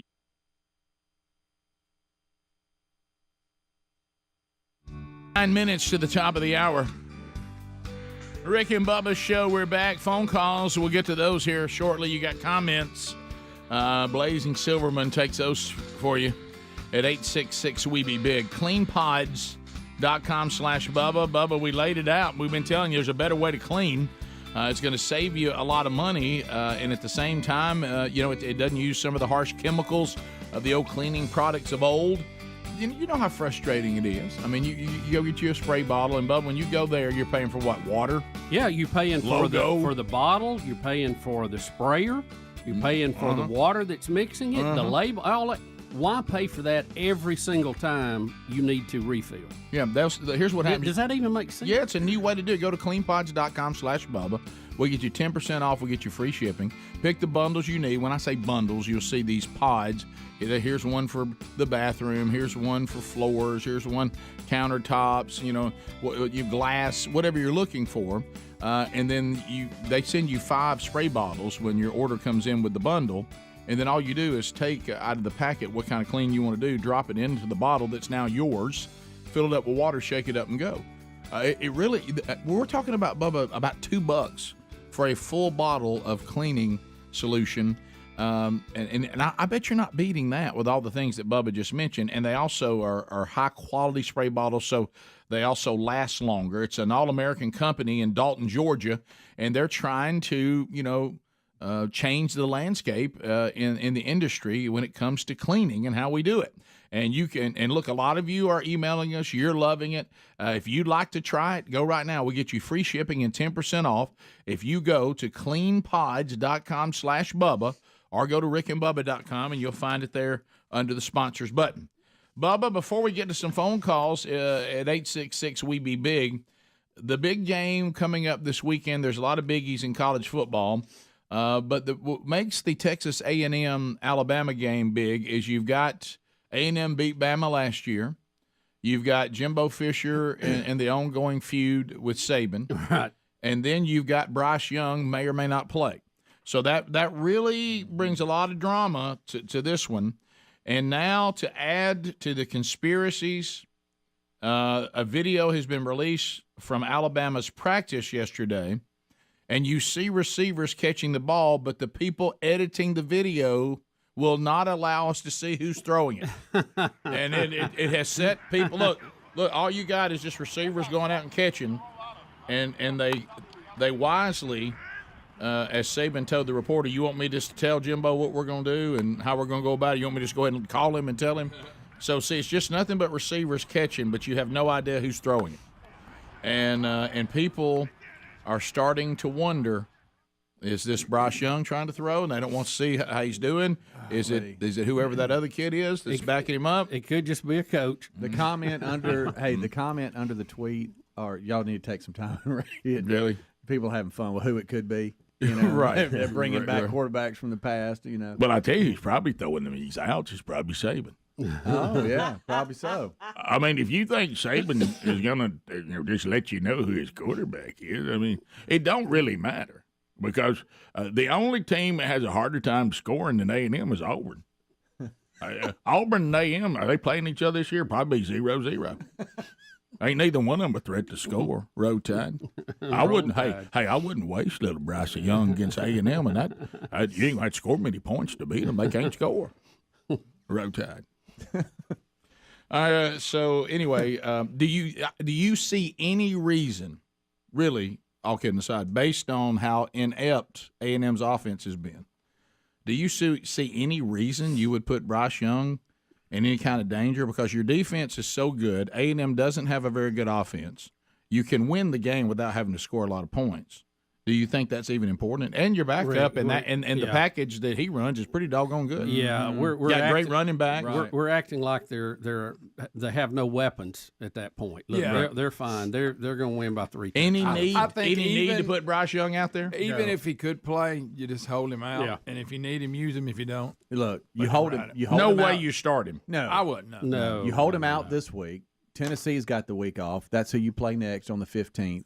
And let him rest and be ready for that game. Yeah. Mm-hmm. Yeah. Right? Well, Saban's going to do the right thing, Spady. Yeah. Yeah, he tends to know the right thing to do. Whatever decision he may not be able to talk about Bigfoot and eloping, but he can coach. and eloping. And he can coach. And we run a real offense. We don't run this newfangled leeches. Oh, going after State. Well, we play fundamental football down there in T-Town. Or we call it the Town of Champions. A Road Tide. And a Road Tide. But y'all keep doing your little carnival exhibition. It's cute, but it ain't going to be Bama. Road Tide. Oh, I'm going to talk about raccoons and where they go. We're going to win championships. We got State in the crosshairs. Well, I'm just upset about it. Plus, I thought it might aggravate you just a little bit. How about I love the tweet. You ready for this one? This is what it says. Video released by Alabama from today's practice shows receivers catching passes from an off-camera passer. So they really kind of gin this up by saying that. When I saw the clip first time on the news, it didn't even kind of cross my mind who's throwing the ball. Well, has anybody even thought it could be our robot? Yeah. Well, the Bama bot. It's called Bama Bot. We don't sometimes waste. We got all the money you can stand. Saban's got a Bama Bot. He can't tell you how it works, but it works. Road Tide. And a road. You know, he can tell you about X's and O's and wins and championships. Mm-hmm. May not be well versed on aliens, but he knows ball. A Road Tide. Are you glad, Dickie, that your next game with Tennessee, that rivalry is kind of meaning something? Well, it's again? cute. I like when modern-day Tennessee fans say, oh, look, we're good this year, till we ruin it. Mm-hmm. Yeah. Which is going to happen. Oh, look, Tennessee, we pretty good this year. We beat some bad teams. Road Tide. You ain't beat the Tide. Till you beat the Tide, you still ain't nothing. I'm sorry, we're talking about a game that's on down the road. Not Rocky top, Rocky under, Rocky down. Coach Saban would be mad, Rick. Yeah, you're talking about Tennessee. Saban, that's on me. Saban has a job to do, and we fans have our job to do. And I got some Tennessee fans over at work, and they, it's cute. I like when Tennessee thinks they're good again. Once Peyton Manning left that place, it was over. Road Tide. How bad will y'all be? Actually, they didn't win a national championship till he left. A lot of people don't know that. Yeah. Road Tide. T. Martin. Do you think Saban and Jimbo go to midfield and talk pregame? I don't think Saban has anything to say to Jimbo after his behavior. You don't? No, it's Jimbo's job. He needs to resolve this. The person who has caused the insult is the one that needs to apologize. Nick Saban ain't got nothing to apologize except for being so darn good. Road Tide. We apologize for our wins. Top of the hour. More Rick and Bubba coming up right after this. Rick and Bubba, Rick and Bubba.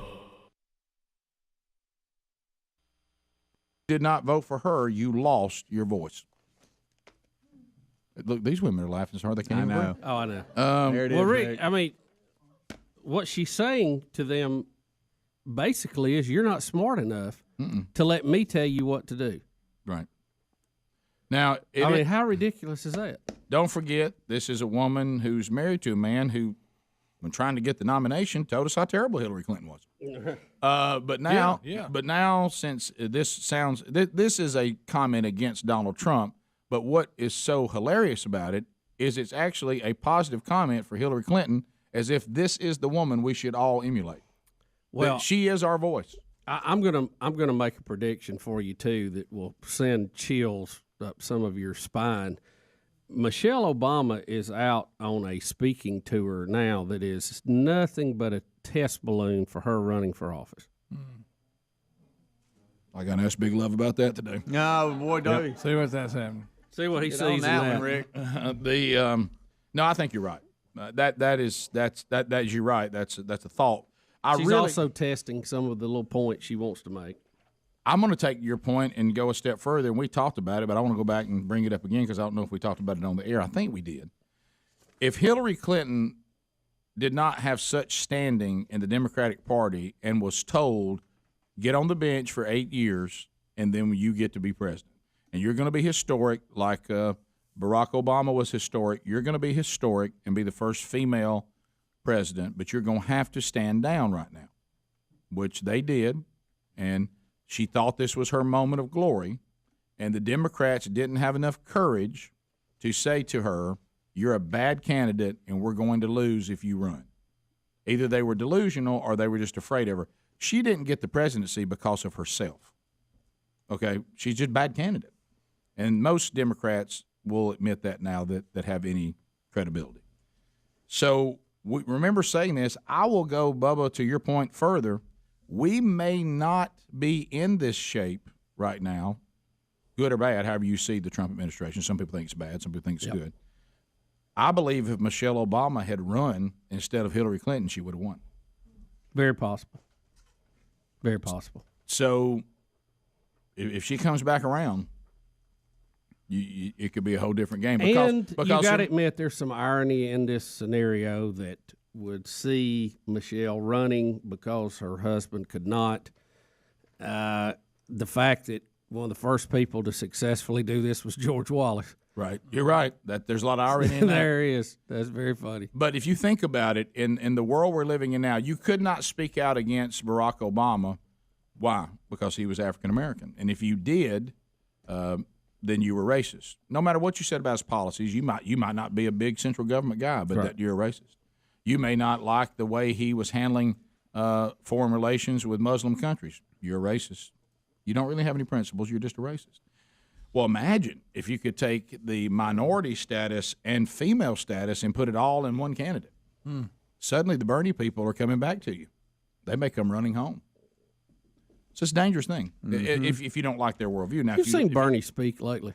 He's completely gone off the end, hasn't he? You talking about a character? I mean, he's a cartoon character at this point, and he's so wait a minute. At this point, well, Rick, I mean, it's just got worse. Right. I mean, it's got a Muppet look to it.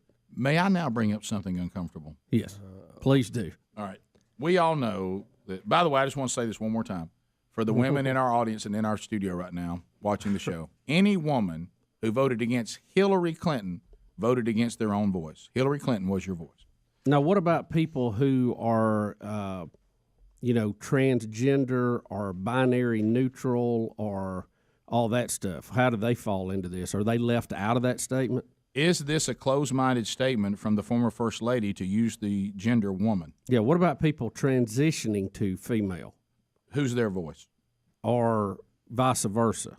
Bruce, would that be Bruce Jenner? Yes. I mean, where is he? Is she speaking to him? I just feel like that speech was not very inclusive for everybody. Okay. Come on. To Bernie for a minute, that reminded me of this, and I've been meaning to bring this up, and probably. Thank you, Rick, for bringing it up. Now you're going there. All right. So we all knew that Bernie Sanders. There was a time in there that we thought Bernie Sanders and Larry David were the same person. Yes, Larry David had him down, by the way, and that they kind of look alike. Yep. You know, the writer of Seinfeld that has his own deal now. That you can have some fun with. But the other day, and I hate to bring this up because I know. Look, I'm just talking about how people look similar. They couldn't be further apart on human beings. Let me be clear on that. Because we all have great respect, do we not, for John Piper? Oh yeah, Have you ever seen John Piper? I love John Piper. Have you ever seen him? Yeah, he looks just like Larry David more than Bernie Sanders, but he looks exactly like Larry David. Yeah, you'll do a double take. Have you ever noticed that John Piper looks like Larry David? How about Sherry, who we listen to a lot of John Piper stuff and all that, and have great regard for his voice that God has given him. And I said, he looks like Larry David. And my wife said, what did you say? And I said, I'm about to Google Larry David, and I'm telling you. Yeah. And all of a sudden I Googled it and showed it to her, and she goes, oh, my gosh. Wow, they look alike. Now, they couldn't be further apart as far as people. But don't ever get in your mind when you're watching John Piper preach Larry David. Because, they really look a lot alike. They really do. And I know that John Piper's going to hear this and be upset. I just mean that they look like it. There's nothing similar. Yeah.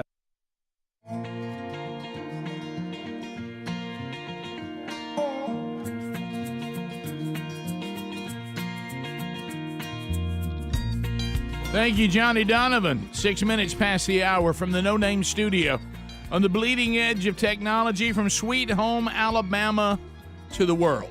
Speedy, the real Greg Burgess, Helmsy, Eddie Van Adler, Team Rick and Bubba all here. Rick and Bubba University student Blazing Silverman taking phone calls now. 866-WE-BE-BIG, our number. And we will start this hour chatting with you.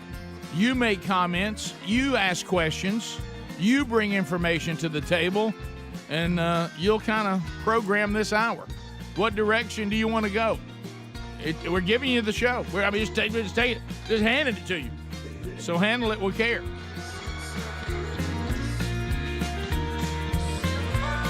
Welcome back. Bill Bubba Bussey's in the house. Rick, glad to be here. Honored and privileged. Thank all of you for being part of the Rick and Bubba experience. To the people we go, Mike is in New Jersey. Mike's patiently waited. Mike, welcome to Rick and Bubba. Go right ahead. What's on your mind? Hey, guys. Hey, listen, as far as Kamala Harris goes, she might have a little point with this equity and equality and stuff. I mean, look at this guy that caught that big fall. a millionaire. He owns a yacht. He's married to a model. It's worth a couple of $1 million. And then you got Bubba. He's driving around an old banged up pontoon, but we can't keep him out of the hospital. Yeah. Well, I mean, get out of here. Tale of two cities. Isn't it? It's like we need Kamala to get that ball and bring it down to Bubba. I mean, Rick Speedy wants to give us an update on some schedules. Not going to let it go, by the way. Where did that come from? You might as well embrace it right now. He's not going to let it go. I don't know what to do. Speedy has gotten it. I'm finished. Speedy has No, got you're not. Speedy down it. Or Yeah. find something to swing his attention. Yeah. And we go to Speedy. So Greg has got Speedy in his crosshairs over an attempt by Speedy to give us everybody's remaining football schedule, and he got some out-of-date ones going. And Yeah, I didn't do everybody's. It was just Tennessee. It was just Tennessee and Alabama. Well, it ended up being everybody. Yeah, No, it was just Tennessee and Alabama. We bounced around a actually. little bit. It's fine, buddy. I know your heart was in the right place. Well, when you Google stuff, and they for some reason they won't put them in order, and you're just spitting and guessing. Well, I really wasn't affected by it because I stopped listening. Once it got so convoluted, I did. But I liked how you still tried to land it, to get it on the ground. I was trying to help. There was just trying to help. There was a lot of guessing. There was going a lot on, of so I was schedules. trying to help. I mean, it was a lot of schedules. A lot of There I am. schedules. I feel like I'm trying to get a guy in the door outside. I just need to be shut up and sit here. Just let us guess. Bama Bones, welcome to Rick and Bubba. Go ahead. Bama Bones. Yes, I'd love to hear Dickie Dadmeyer do a little sketch on the fact that the last time Tennessee beat Alabama, there was no iPhone, and why would we want to go back to that kind of technology in the world? There was no iPhone then? Was Here that right? we go. Yeah. Here we go. It's been a minute. I will say that. Well, it seems like last time at Tennessee you beat Bama, you had to call Sarah, the operator, on that little phone on the wall. Crank it up. Sarah, get me a win. That's funny. Let's go to Brett Huntsville, 100.3 The River. Brett, go ahead. Hey, guys. Hey, I just wanted to piggyback on something that Greg said back a while back on how to get rid of illegal immigration. He was talking about giving people a shot and putting them in having them wake up in Canada. My suggestion is we close all the Tyson's plants down here and move them to Canada. Oh, buddy. Right. That was actually Mickey Dean that made that comment, and it was very, very funny. Yeah. Look, it's there's nothing mean, wicked, and sinister about a country vetting people who are coming in and let them legally immigrate through the steps into their country. Control And their borders. And if that process needs some work, then we work on that. We don't just say it's open, come one, come all, no matter what the situation is. It's just foolish. And there's nothing evil about saying that you're going to have a border that vets people. Rick, heaven has a gate. Yes. We know when the new city comes down, it's going to have gates, 3 on each side. Mm-hmm. Yeah, you still, I mean, it's controlling your inventory. Come on. Come on. Anything else is just out of control. Well, it's what everybody wants. They want just total mayhem on everything. Oh, sure. Martha in Coleman. Martha, welcome to Rick and Bubba. Go ahead. Hi. Hey. I'm just wondering, are people forgetting that the last election, I feel like, was kind of stolen? And I figure they've got a plan ready to go. And what are we going to do about it? Well, there's been efforts made to make sure that what may or may not have been able to be done last time with ballot stuffing and all that has been addressed. But I don't know that you certainly, there are people saying you can do all the, get out the vote you want, but if people can't vote and those votes be counted legally, then is there a way to overcome that? And there have been some things done. Yeah. And, these elections are literally state by state. It's 50 little elections, and some states have done more than others. So, I don't know what to tell you. I hope that there's at least a raised awareness that there'll be a lot more attention and scrutiny paid to it. So hopefully that will keep down on the cheating. Kyle, welcome to the Rick and Bubba Show. 30 seconds. Go ahead. Good morning, guys. How y'all doing? We're good, Kyle. I hope you're all right, buddy. All right. Hey, did y'all see Kamala's comments on the equity thing for Florida and relief? Said that we should prioritize the relief efforts based on equity. Yes. Yeah, well, we did. we broke that down. That's another harebrained idea. Right. It's no more complicated than that, is it? Yeah, I mean, can you imagine? Oh my God. Trying to figure out, I'm going to fix this house. Right. I'm going to skip 3, fix another house because these people, in my opinion, are more deserving. You can't fix power lines that way. No. Right, Greg? I mean, we're going to string it up and hook people up as they get to it. Yeah. And again, they're trying to put their social judgment and experimentation into something that we should just be doing. Right. We don't have to have that. We're trying to restore power. We're not going to restore power to people who you determine are more deserving of power quicker than everybody else. Right. Yeah. That's not the measuring stick. It's where the lines are, where the substations are, How do we where build it back? supplies are, where our manpower's at. Right. It's just crazy stuff. We continue. Let's go to Big Boy. Big Boy, welcome to Rick and Bubba. Go ahead. Good morning, Biggin. How you doing? How you doing, Hoss?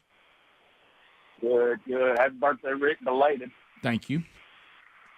And that kind of leads into my story. It'd be great if your son did call you, text you, however he got in touch with you. My father actually had to call me about 10 o'clock the other day for his birthday. So I just wanted to call you. It was his birthday, so you can wish me happy birthday. Oh, Big Boy. That's funny. Oh, that's ugly. Yeah, that is ugly. He'll hold that over your head forever. Yeah, or at least and I would. probably should. We continue. Let's go to Ray Huntsville. Ray, 100.3 The River. Ray, go ahead. Hi, Ray. Hey, Ray. Green retirement acres, fellers. Oh, can you? Go ahead. So I got a bone to pick with Dickie Nadmeyer. That young fella come off the sidelines to win the game, and Dickie couldn't even remember his name. Jalen Milroe won that game for us. Roll Tide. Well, I mean, if he's got the Bama uniform on, you know he's excellent. He wouldn't be there. So I call him the Muro.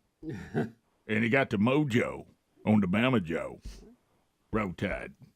We continue. Let's go to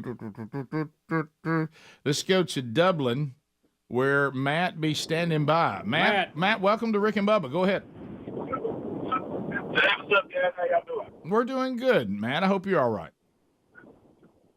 I'm doing fine. Look, I noticed that you still don't have a name for the studio, and I've been wanting to call it for a while and tell you a suggestion. But let me preface it with this. When I think of Rick and Bubba, the first thing that comes to mind, if I could sum you guys up in one word, it would be common sense. Yes. So I just feel like y'all should be working out of the common sense studio because that's what y'all project every day. Yeah, and that's almost like an unofficial name here. You know, It's a given. It's a given. But what do you say, Rick, sometimes that common sense is a superpower? Yeah. What if it was the superpower studio? Oh. A little better. That's got a little more. That's got a little more kick to it. Oh, yeah. Jerry and Piedmont. Try it out next time. Yeah, I will. Jerry, go ahead. Good morning, guys. Hey. Bud. Listen, I just wanted to tell y'all to get off of Speedy. When you do what he does every morning, it's hard to get your mind on work. That's true. That's so good. You're right, Jerry. It's so good. Boy, Jerry, that's good. Yeah. I didn't see Jerry at the crap run. Boy, I tell you, his I didn't see Jerry this year. Speedy's commitment to that time of day is it's amazing. It's amazing. And I don't just go home and announce what happens on the show to Terry. Yeah. But I finally had to come clean mid-afternoon and let her know what happened. Yeah, you don't want someone else to bring that one up to her. The look on her face. You did what? Yeah, I know. Yeah, I've seen that look a lot. Yeah. Rick and Bubba, Rick and Bubba.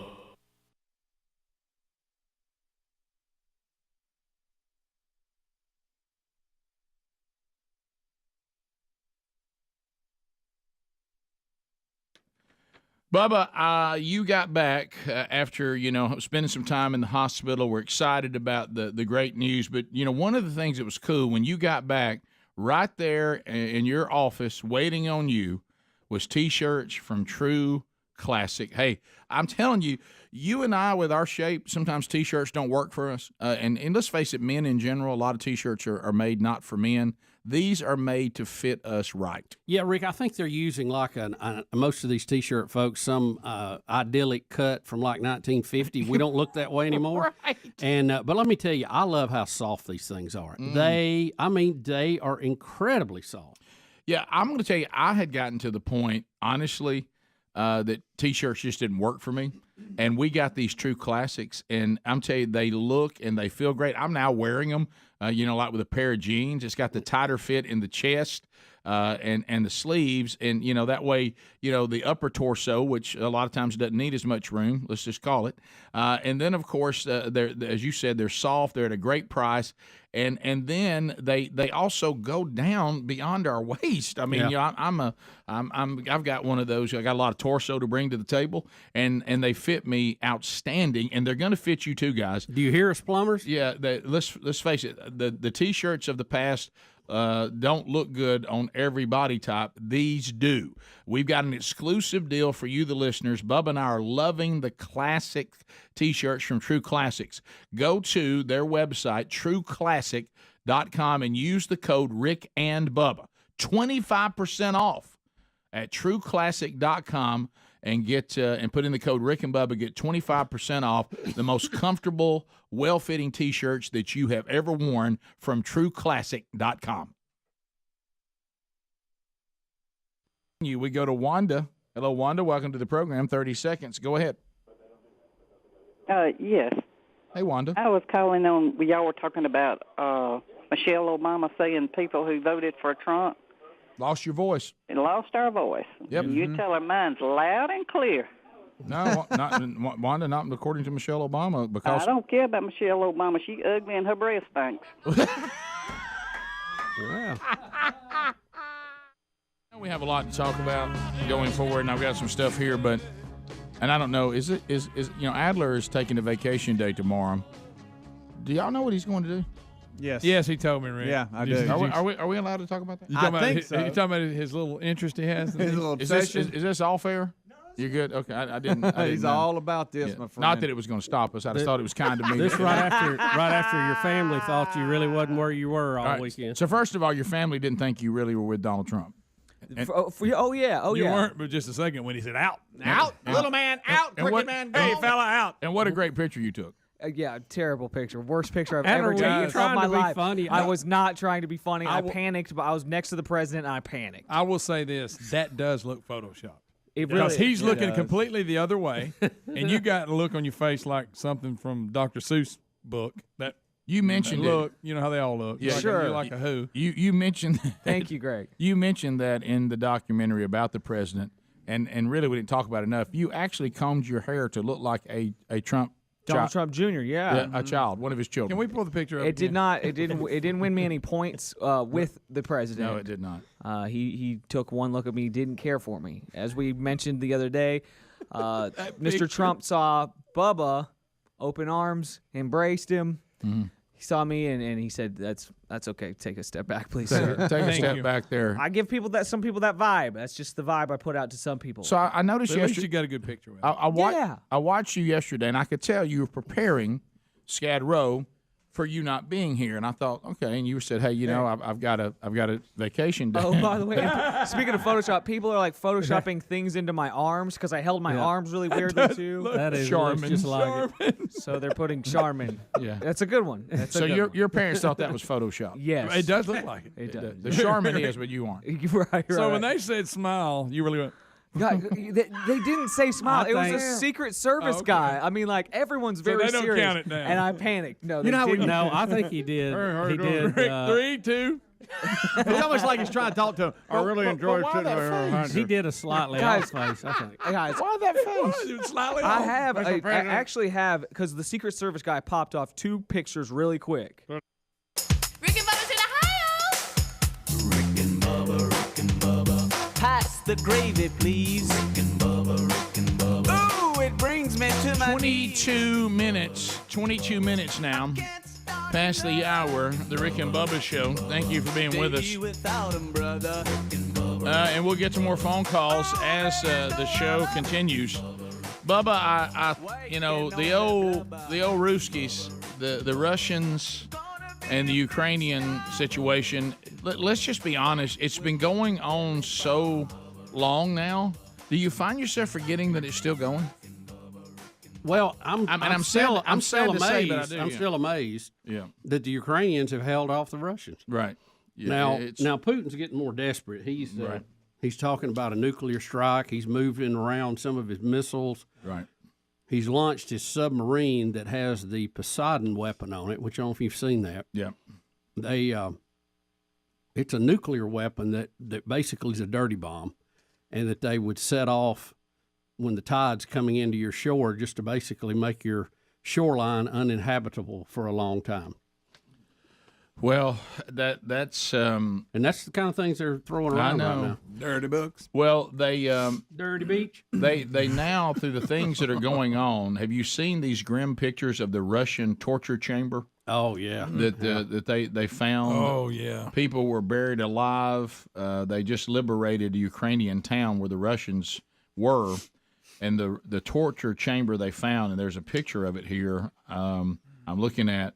It's a bucket of gold fillings, Good night. caps, and dentures that were pulled off from the victims of the torture chamber, and they were compiling it all over in a bucket. I mean, this is World War II. Concentration Look camp at- stuff. wow. Yeah, and they it was 15 miles east of the city, and it's they found some really really horrible things there. Well, Putin, again, I go back to this. This was supposed to be over in 3 days.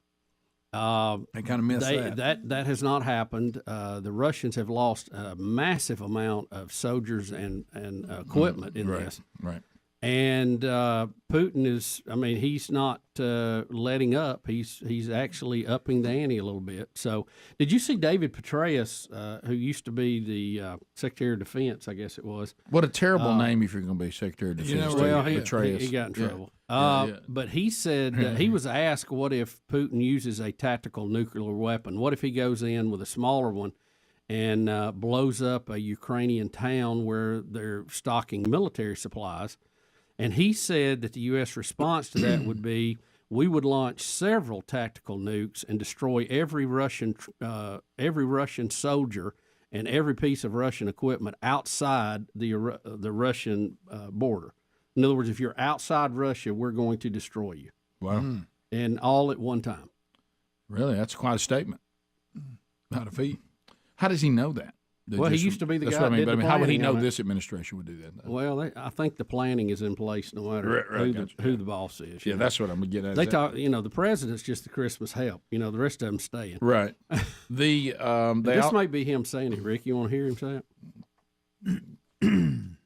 We have audio on that. Or is it? Yeah. Hold on. It's coming. Stand by. What would happen in response to that? And what would happen? Well, again, I have deliberately not talked to Jake about this. Yeah. I mean, just to give you a hypothetical, we would respond by leading a NATO, a collective effort that would take out every Russian conventional force that we can see and identify on the battlefield in Ukraine, and also in Crimea and every ship in the Black Sea Fleet. So it would bring America and NATO into the war. It would be an Article 5 situation, basically. Not an Article 5 because they're not part of NATO, but it would be a U.S. and NATO response to something that is absolutely. The argument's made the radiation would extend into NATO countries. It effectively would be an attack on NATO. Yeah, and perhaps you can make that case. The other case is that this is so horrific that there has to be a response. It cannot go unanswered, but it doesn't expand. It's not nuclear for nuclear. You don't want to, again, get into a nuclear escalation here, but you have to show that this cannot be accepted in any way. When Putin announced this annexation on Friday, his speech, what stood out to me is that he was talking about not so much NATO, but about a larger war he was describing with Russia versus the West. Well, he's trying to cast this in any way that he can, in a way to appear threatening, to be threatening, to try to get Europe to crack. He thinks he can outsuffer Europe, if you will. The Russians have outsuffered Napoleon and the Nazis and so forth, but I don't think he's going to outsuffer Europe. Europe's going to have a tough winter. There's going to be a very reduced flow of natural gas, but they'll get through it. and I don't think they'll crack on the issue of support for Ukraine. So there you go. How about this? The Ukrainians are tough as nails. They are. So it's part of the old Soviet Union. How about I'm looking right here at these ways of torture that the Russians were using. How about putting somebody in a gas mask with a burning rag stuffed into it? Good. Wow. No. Unthinkable.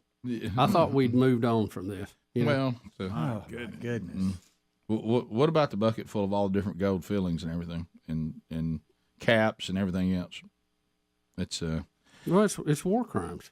And Russia needs to be charged with it. They're no better than what happened in World War II. Well, and they didn't have to do this. This is the thing. They had an emerging economy. They were big in the oil business, and this whole thing has been like driving your car off a cliff. There's been nothing to gain from this. Yeah. Well, this is why. Which makes me think Putin is unstable. Well, yeah, he's unstable. I mean, right now, I think the world, if you look around, I mean, we saw North Korea, they fired off some missiles again over Japan. I mean, I think right now, and I would include our country in this, I think that right now the world may be as unstable as it's been, as far as the leaders. I know there's been things that have happened horribly throughout time that caused instability, but the leaders that are in place right now, I think we have the most mentally unstable that we've had in a while. Well, did you see too what the U.S. and South Korea did? They, we had stopped our joint exercises in South Korea, and they started them back up immediately after this last launch. So you gotta make these guys know it's just like a kid. It's almost like training a puppy. They have to know there's a cost when they do this. Yep. And until they get they go, that the cost really is not worth the fun of this. They're going to keep doing it. Bottom of the hour, more Rick and Bubba coming up right after this. Rick and Bubba, Rick and Bubba.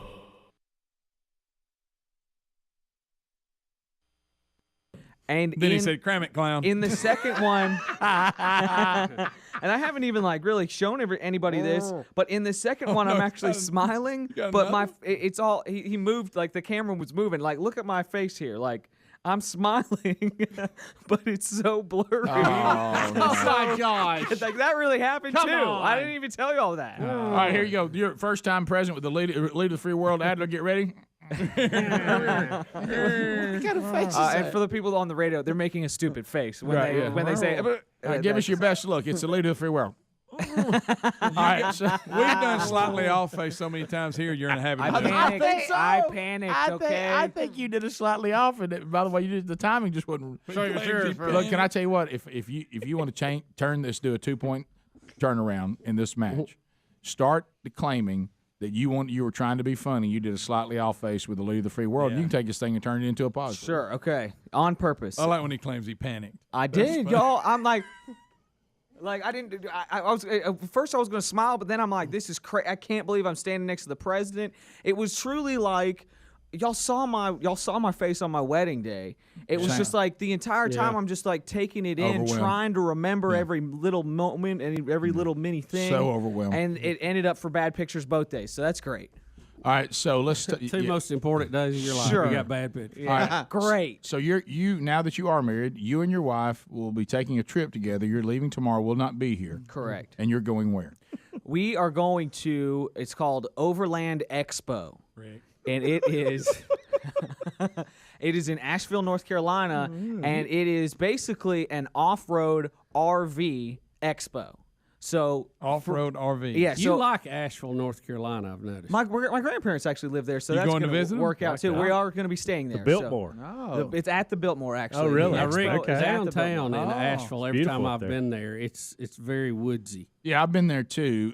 I left there and went to Raglan. Yeah, that's a different Asheville. You know, I can live with Asheville, North Carolina, more than I can live with Off-Road RV Expo. What is that about? What does that even mean? All right, so we took that road trip earlier this summer or whatever. But that was just in my You Forerunner. talking about the one your wife kicked you off of? Well, she went by herself for a lot of it. That is true. Yeah. I was only there for the first half of it. That is a true fact. Right. Then Not she going to went read by anything into herself. that. No, please don't. Thank Okay. you for not. And we're really wanting to really visit the continental United States by road and just go crazy. and this expo is, like I said, for like off-road RVing. So it's going to be us and a ton of like old people. It's going to be slightly awesome. off-road? What is an off-road RV versus just an RV? Ooh, So they're like, nice. Yeah, they're You can show live enough, in it. show enough good ones. Now- They really are. Now they like them. They do. really like. What 'em. does off-road mean? Other than You can just drive it they're off in the road. dirt? You can drive. They got big mud tires. The ones I saw. Yeah, okay. buddy. Okay. And but it's also got a bed and a sink and all that. In it. Yeah. Like he was excited about one the other day, and he was like, Greg and I were sitting there looking at it, and he goes, "Yeah, I really like that one." I was like, I'm really- How much is it? He goes, $85,000. I went, well, buddy. Yeah, what are you yeah. doing? So I'm gonna You try told to me look that for you one. and your wife are really into off-road RVs. I didn't know that. It's First they're weird. going It's to a an weird expo. thing. But we want to be able to get like into Monument Valley, go check out Moab, go check out Utah, the Salt Flats, all that stuff. We want to do that. Well, who don't? I feel like you're making fun of No, it when you say it. It feels Who don't? who don't? Well, who don't? So we're pumped up. We're pumped up about this thing. Who don't? Who don't? All right, what? And we're gonna I'll doesn't? shoot some video. I'll shoot some video and bring it back. And you guys are gonna be impressed with these show enough RVs and campers and Sprinter vehicles and like I it's will getting admit- tight. May I wave a caution flag? I'll admit they're kind of cool. May I wave a caution flag? Yes. Be careful not to turn it into, I got to get all this for the guys, because that could go south on a, Yeah, hey, we're supposed to be doing this. Let's go off yeah. and You get feel away. like work? Oh well, that's definitely gonna happen. That's Hey, does some definitely of these gonna things you- look you like s- tanks almost? happen. Yeah. Are you gonna get one while you're there if you see the right one? Well, we're gonna get inside some. That's gonna be one of the cool things. And they do like a bunch of like classes and seminars and stuff like that. Y'all, we're an old married couple. Haven't even fired up married about a it. year. Yeah. Haven't been even married a year. We're an old married RV setting up our picnic So outside the van. You're getting Come. way out ahead Aaron- of this. Supposed I to know. happen after you've been married for I know, 40 we're- years. we're doing Does it backwards. Aaron like RVs? She is all about But it. only off-road? Well, she wants to go into the crazy desert and stuff. She loves the desert. I couldn't believe crazy. the inside of some of them. Yeah, I know. Y'all. Because it doesn't look that big from the outside. Snake felt desert. We're gonna have. Bubba, it's this is the everything- goal. You can't stop living because there may be a snake somewhere. I mean, every now and then you have to.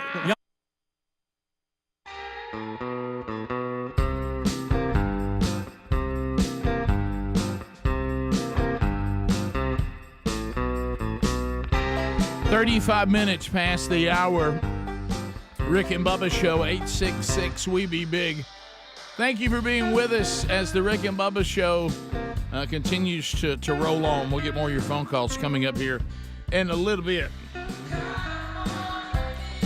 I do want to point you to mypillow.com/Bubba. Yeah, go there. mypillow.com/Bubba. The biggest bed sheet sale ever continues to roll on. And it's really going to keep rolling until inventory is gone, and then when they're gone, they're gone. But if you're looking to stock up on high-quality bed sheets from MyPillow.com, and theirs are phenomenal, go ahead and do it now. We're talking about like on the queen size, you're going to save $50, okay, on a set. And then, of course, you're going to have savings on the king and the twin as well. And you can go grab those. And these, I love the deep pockets, so they're easier to put on the mattress. So look for that. They're breathable. They've got a cool, crisp feel. You're just going to love them, okay? 10-year warranty, 60-day money-back guarantee. But if you go to mypillow.com/Bubba, you're going to discover that the items have been reduced across the board. My slippers, which Bubba and I love ours, my sandals, Greg loves those, my pillows, my towels, and, of course, the biggest bed sheet sale ever. All can be found at mypillow.com/Bubba or rickandbubba.com under the sponsors. As Speedy says, why pay more when you don't have to? I mean, take advantage of it. I mean, save yourself some money. It's there on these items maybe you've been thinking about buying for years. Now, go do it. And get a better price than you're going to find right now. All right. So here's something that I find interesting, and one of my sons brought this up, and I said, you're 100% right. When you get into I'm not talking about what's happening is most of the screenplays now are so bad in movies, and the writing is so horrible, and the dialogue is so uninspiring and so thin, sophomoric and childish and just inch deep, mile wide. The only time you can really see a good movie today, there's a few exceptions, thank goodness for that. But most of the time, if you go, well, no, wait a minute, Rick, This one movie I saw, I thought it had quite a bit of depth in it. And then you find out all they did is go write a screenplay off a really good book that was written a long time ago. Okay, so really somebody else has written that too. So the problem that you find, and I've tried to watch some movies that were not based on a really well-written book, that's just a screenplay or a story somebody came up with. And let me tell you what their problem is. And we said this about the last Kevin James comedy we thought we'd be excited about. Wokeness has so infused the creative process, people aren't allowed to be creative anymore.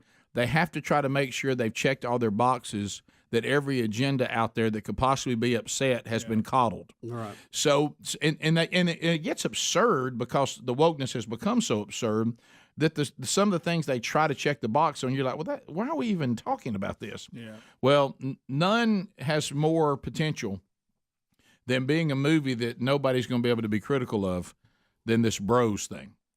So, and here's this is the problem with the far left and their wokeness is they say that they want a romantic comedy to come out that everybody wants to see that involves two men in love, and everybody loves that. There's an environment for that, and everybody just can't wait to see the movie. But then they turn around, Bubba, and this is the part that makes it hard dealing with the woke, but you're not allowed to be critical of it. Well, I mean, what if the movie's just not any good? Yeah. What if it has nothing to do with how you feel about heterosexual, homosexual? What if you just want to see a good movie and you look at this attempt to do some romantic comedy involving two men and you just say, I don't think the story's very good. I thought the dialogue was silly. It didn't really entertain me. Oh, so you're homophobic. No, I just didn't think it was a good movie. I mean, to say you don't care about that. Now, I won't watch the movie because I don't want to see that, and I don't want to. But I'm talking about, let's say that you don't have those kind of convictions and you think this is great. It still needs to be a good movie. And so my son, that's an aspiring movie maker anyway, he goes, Dad, it's so funny. He goes, I'm looking at some of the critics, and they don't know what to do with it. He said critics have now ceased to be critics. They can't be negative about it. No. He says, so now you watch. They're going to have to pretend that this is the greatest romantic comedy that is ever. It makes Harry Met Sally. This is the finest piece of film in this genre that has ever been. We have all finally evolved, and this is just what. And how about this? It may be a good story and well written. I don't know, but I'll tell you this: if it's not, you're not allowed to say it. Well, yeah, you won't see a fair review. Is there anybody being critical of it that says, "Hey, this is just not a very good movie"? Has nothing to do with how you feel about sexuality. Is it even a good movie? No, it's not. Have you seen it, Alan? I have not, but I've heard some reviews about it, and. Are the reviewers? Are they allowed to be critical? Are they being critical? When did you see it, Adam? I did not see the film. Right. The thing that I heard yesterday that was a great point. PG-13? The thing that people like about comedies, or excuse me, the thing that people like about romantic movies is the idea of two people working out their differences and becoming a unit, becoming a family, being together forever and raising a family. That's the potential. That's what we're searching for. That's what we want. This is a movie about hookup culture in the gay community. Maybe these people will hook up for a little while. Oh, wow, I'm rooting for him. There's nothing good to root for. There's nothing good. There's nothing of substance in this movie. But now he hadn't seen it. Okay, this is I'm stealing this from a podcast I heard yesterday. Okay. I'm stealing. So there was somebody being critical. critical. Sound like you've seen it. I'm stealing it really poorly, does. but I'm Sounds like you stealing. watched it twice. I'm stealing it from a podcast that I Was heard it over the yesterday. weekend? Is it a person who never wants to have a podcast again because they're going to be attacked? Right, Oh, yeah. exactly. But it's so blind to what people actually like about romantic movies and what people like about life and what's important, what people care about. Yeah. And you're gonna have gay men go see this movie. Lesbians don't want to see this movie. Like that's the small audience that you've opened this up for. By the way, the budget for the movie was $20 million. The advertising budget for the movie was $30 million. And over the weekend, the opening weekend, the movie made under $5 million. It's a monumental flop, and people are like, "Why? What's going on? How could this be?" It's because this is not real. This is not real America. People that love and support this stuff, it's not real. Well said. And yes, I saw the movie. It was good. No, and that's the bottom line. This is that fake world I'm talking about. We have to pretend that our country wants this movie. Yeah. But they don't. And there's some people, a small audience that wants the movie, but we have to pretend that it's mainstream. And this is how we've evolved as a society, that mobs of people want to go see this outstanding film. And it's been long awaited and anticipated, and that's just fake. That's just not true. I saw, I think it was NBC on their Saturday morning show. They were doing a promotion about it, and they had the actors in. They were interviewing them, but the whole thing of the interview was, well, it's about time. It's about time. Yeah, but it's not. You know, that's us pretending that we've all our society is just screaming for this. No, it's just not true. You could tell it was forced. Yeah, that's why we're waiting, and it hadn't happened. But The Bachelor and Bachelorette, we're waiting for to have that version. And I think there was a channel dedicated, but I'm talking about on the main. Yeah, hadn't happened yet, but I promise you, there's probably a lot of pressure for it to happen. Yeah, it goes back to this. Even if this is something that doesn't bother you at all, and it's fine, and don't mean any ill will, and I'm sure the people involved in the movie are good people. I mean, I don't know them, but you still have to be funny, and you still have to have a story, and you have to have. Look, I saw, I forget what it was. I tried to watch some movie that was new, and it was just an attempt at some of the normal themes we normally see in movies. It just was terrible because throughout the movie there was an attempt to something that all of us know is not the mainstream of how our families and our lives work, but we have to pretend that it is. Yeah. And you almost get exhausted through a movie of them trying to check every woke box that you're like, okay, all right, now we're diverting over here. Yeah. No way that would happen. Okay. Oh, we got to say that. Okay. So that as if people would really normally say that.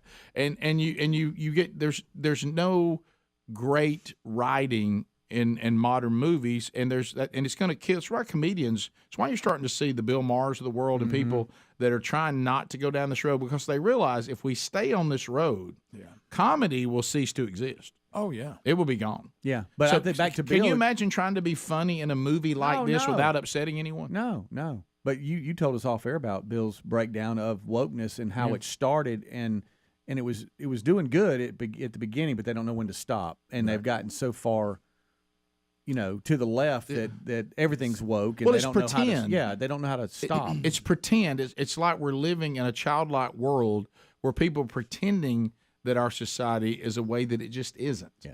And pretending that we like things that we really don't. Pretending that we want products that we really don't desire. But we're pretending it. And so, but let me tell you something. You just told me that I just tied up $50 million in this movie. That's where the pretending is going to stop. Yeah. Because if right now I'm down $45 million after the first weekend, and that's people invest in these projects to make money. Well, it's the same thing when Disney decided to go down this road in a children's movie. Yeah. Guess what? It didn't do well compared to their movies that families used to go see when they didn't have to worry about that kind of stuff. Billy Eichner, the writer and star of this movie, said everyone who isn't a homophobic weirdo should go see Bros. So if we don't want to see your movie, we're homophobic weirdos. That's the point I'm making. We'll be back. Rick and Bubba.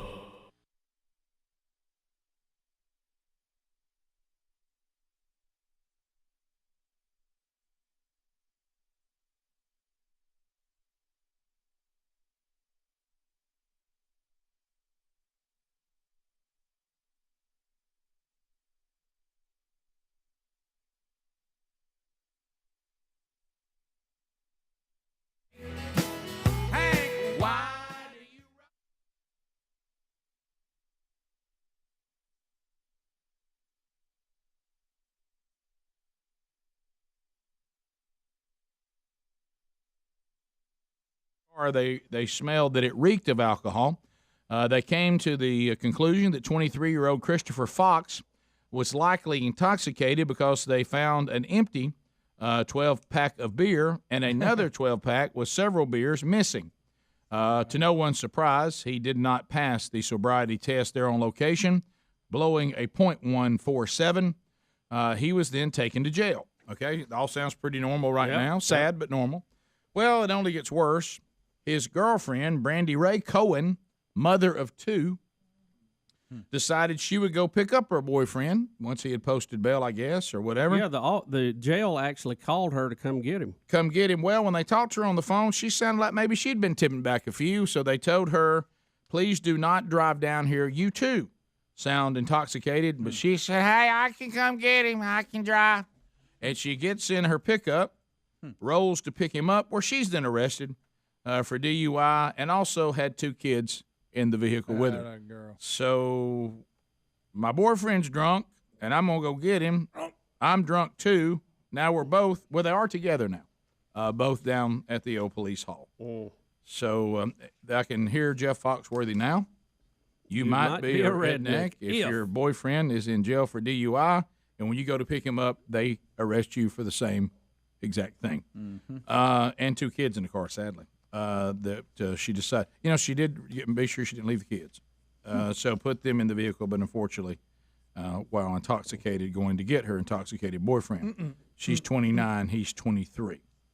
And they both have been arrested for driving drunk. So there you go. That's dandy. Have you seen this this weird Southwest airline story? Yeah. So, if you want to get on the plane with an animal, obviously you've got to make a good case for it. There's working dogs, service animals, and things like that. Of course, people, in my opinion, are starting to exaggerate the service animal thing. I'm seeing some of that on there that I don't know exactly what kind of tricks they do, I'm going to go this far, and some of you are not going to like this. I got to say blind only. Because I mean, if you've got a dog, that's helping someone who's blind, and we've had that around a while, we can pretty much solidify that. This thing of this animal has to this animal has to sit with me because I can't. If not, I won't be comfortable. Now, And I was it exposed calms me. to a new one, Rick, that actually it was to help a young lady who fainted. Yeah, Have you they ever can heard of detect that? it. Yeah. They can detect it, and it Understood. runs over there and gets in the way of her and breaks her fall. I got to go blind only. Pretty good trick. I got to go blind only. They use full-size poodles for that, I understand. This other Guys, we They had really people do. Making some sort of Yes, poodle joke? what they call a standard poodle. Yeah. Poodle. Always been a little weirded out by the standard poodle. especially with that weird haircut they get. Oh, yeah. But anyway, so we have someone who got on the plane now. See, this has opened us up to a new thing. Yeah. A woman had to be forcibly removed by 2 police officers from a Southwest flight from Baltimore to L.A. because she claimed that when she got on the plane and saw service dogs, that she has a life-threatening pet allergy and she could not be in the plane with those dogs. So she started asking for the animals to be removed, and she said she needed to stay on the plane because her father was having surgery and she was trying to get there. However, the airline said the woman was unable to provide the necessary documentation to prove that she truly had the pet allergy. And Southwest says, our policy states that a customer without a medical certificate may be denied boarding if they report a life-threatening allergic reaction and cannot travel safely with an animal on board, meaning you don't have the paperwork to say this is even true. So if there's dogs on here, we're just not going to let you ride. Right. And she said, but I got to ride. I want the dogs off. And then you see where we're headed now. I want dogs off. If you can't ride with dogs, you can't ride because you don't have anything to show us what to do. Yeah, if she had some paperwork, a card. I mean, wouldn't you have a card on you that says, I would hey, think I'm so. definitely allergic to dogs? Life-threatening? I would say yes. So don't know whether this, of course, then it turns into a horrific scene again. Sure. Because she will not adhere to the authority that is there. She starts screaming, don't touch me. One of the officers, she says, ripped her pants.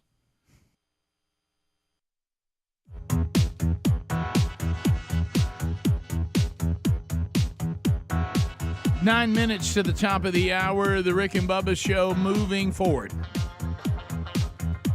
Wednesday Bible study back today on the Rick and Bubba YouTube channel. Are you a subscriber to the Rick and Bubba YouTube channel? Well, we put out best of hour every day. We did the live show is available there. The show gets archived there. The Wednesday Bible studies there. All kinds of cool content. And if you subscribe, and there's no charge for that, you get an alert every time something new is there. So it's back today live at noon Central, 1 o'clock Eastern. Genesis 39. Bubba today, Joseph and Potiphar's wife. Uh-oh. Uh-oh, it's a doozy. Uh-oh, look out. A lot of lessons to learn there. A lot of lessons. All right, so as we work our way back, Mike Tyson, you remember, everybody thinks I'm not the champion. You remember Mike Tyson, we saw him in a wheelchair. Yeah, that was weird. At the airport. And we're like, well, what's happened to Mighty Mike? Because, I saw him at Walmart on one of them motorized ones. I didn't get on one of the scooters. Mike Tyson didn't get on the scooter. So it's almost like Mike didn't like everybody saying, hey, what's wrong with Mike? Mm-hmm. And he's put out a training video again. Now, I'm 58, you're 58. How old is he? Is he around our age? Yeah. What is he? 56. 56. Is that right? All right. So he puts out a training video. Look at him now. He's not in a wheelchair now. No, he's not. Mighty Mike. Oh, good night. Oh, it hurts. Would you ever spar with him? Ever? Why doesn't that other guy have headgear on? Hey, can we not get him in some shorts that maybe come on down a little bit? I mean, is he in a pair of briefs? What is he boxing in? Hey, I got my blue underwear on. I'm pointing. I got a point. They got some rap music under it, so I'm gonna turn it down. Okay. But yeah, I guess he works out in his underwear like I do. I'm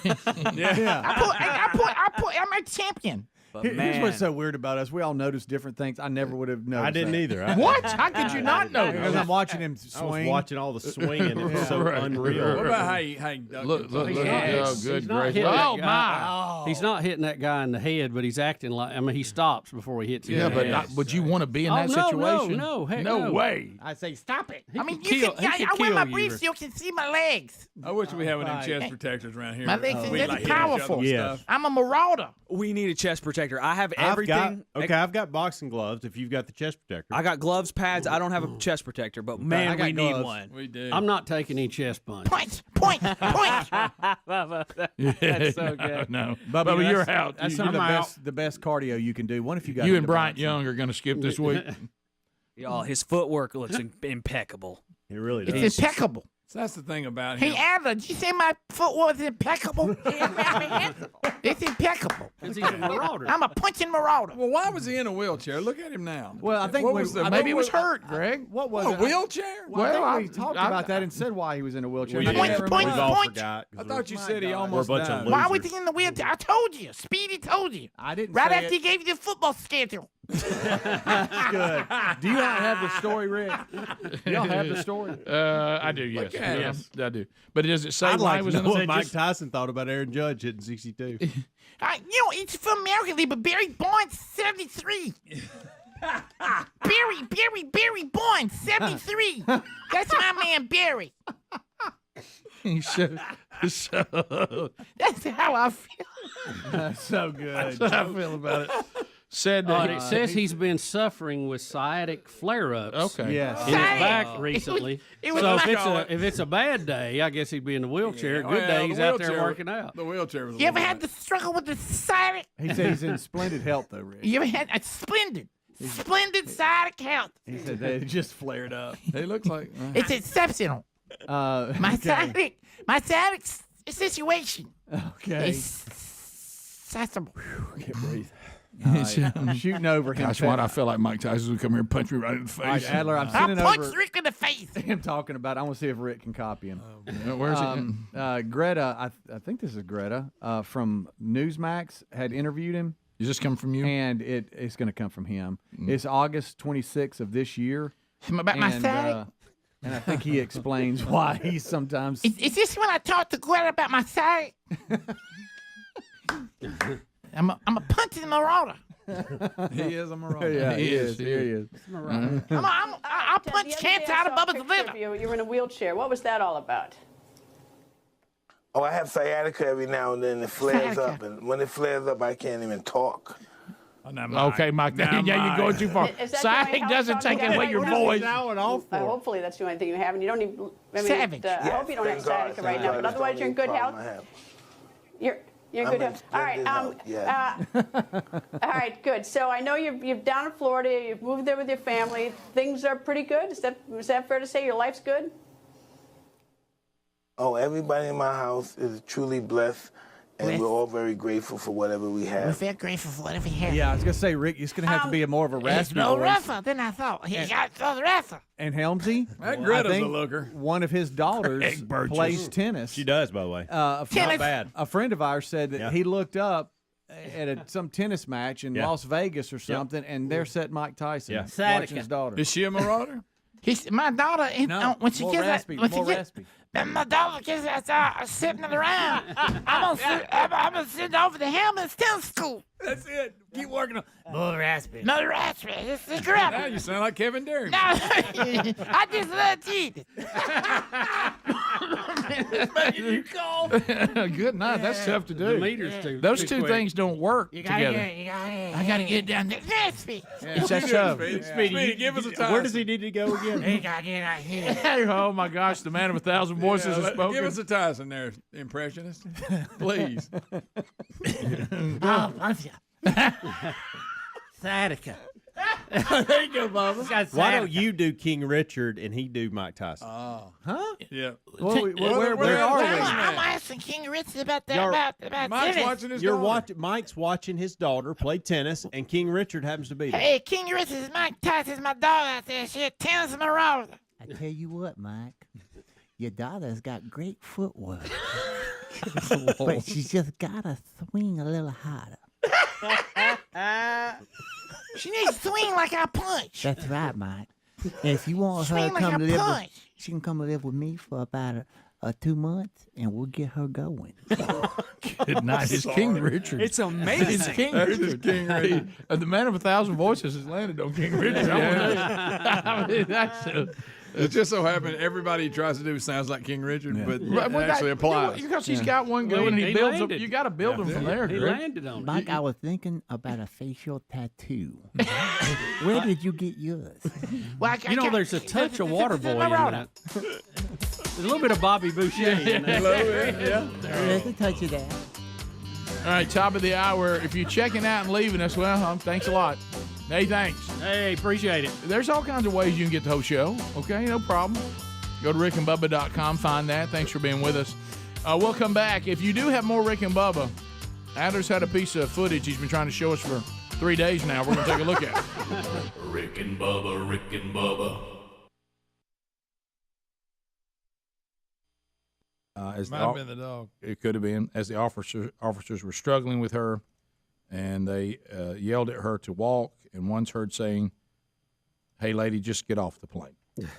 We need you to get off the plane." So I will say this to the lady. I don't know whether she's allergic to dogs or not, and it's life-threatening. I have no idea. But I do understand. I think that it's fair to say if I'm Burgess Airlines, number one, I got to see the paperwork on the dog. Yep. All right, that you absolutely have to have the dog. I got to see that paperwork first. All right, if that paperwork, which I assume was done, here come the service dogs onto the plane. Now someone comes and says, can't ride with service dogs. I need your paperwork. I don't have it. Then I have to error that paperwork people ride, non-paperwork people don't. Yeah, I mean, what else can you do? How are reasonable. you going to decode that mess? But she says, my daddy's having surgery. You know, all the things they ask you, don't you think an airline would say, hey, if you're going to get on this plane, make us aware. You know how they say anything we need to know? Mm-hmm. You would put in that block, don't you think? I have a life-threatening allergy to dogs. Please don't put me on a plane with service dogs. Yeah, I mean, you Right? need to know that, right? So I think the airline was left with no choice. And then, of course, then we get into this now. We have such a disrespect for authority. She wouldn't do what they told her to do. And now there's going to be this, hey, they threw me around, I'm sure, and ripped my pants and all that. Now, I bet she's. I don't know. I'm not going to step off in and say that she's making it or exaggerating. Well, her she may life not. threatening. She She- might not. she may be. not. I don't know. And I don't know if just being in the same plane would spark some type of reaction. But it would just seem as though if you put them on opposite ends of the plane, and she's nowhere near them. That's a pretty tight tunnel in there. Yeah, and you don't know how long the flight is. My wife is deathly allergic to cats, and if she comes into a house where one's been, oh, I'm the same way, Rick. Everything starts breaking out. Eyes start shutting. Same way with watermelons for you, right? Yep. Makes my lips and my throat swell. Like and watermelon is not cat. I mean, I'm talking about. There's been people that remove Can't their eat 'em. cats for Sherry, but the fact that the cat aura is still there because you never. I can last about an hour and I'm done. And she can't. Serious do it. business. What if the cat had been eating watermelon? So a plane would be a problem. Yeah. That's a two hover. There you go. Yeah. For the show, would you eat a watermelon just for us in here? No. Will not.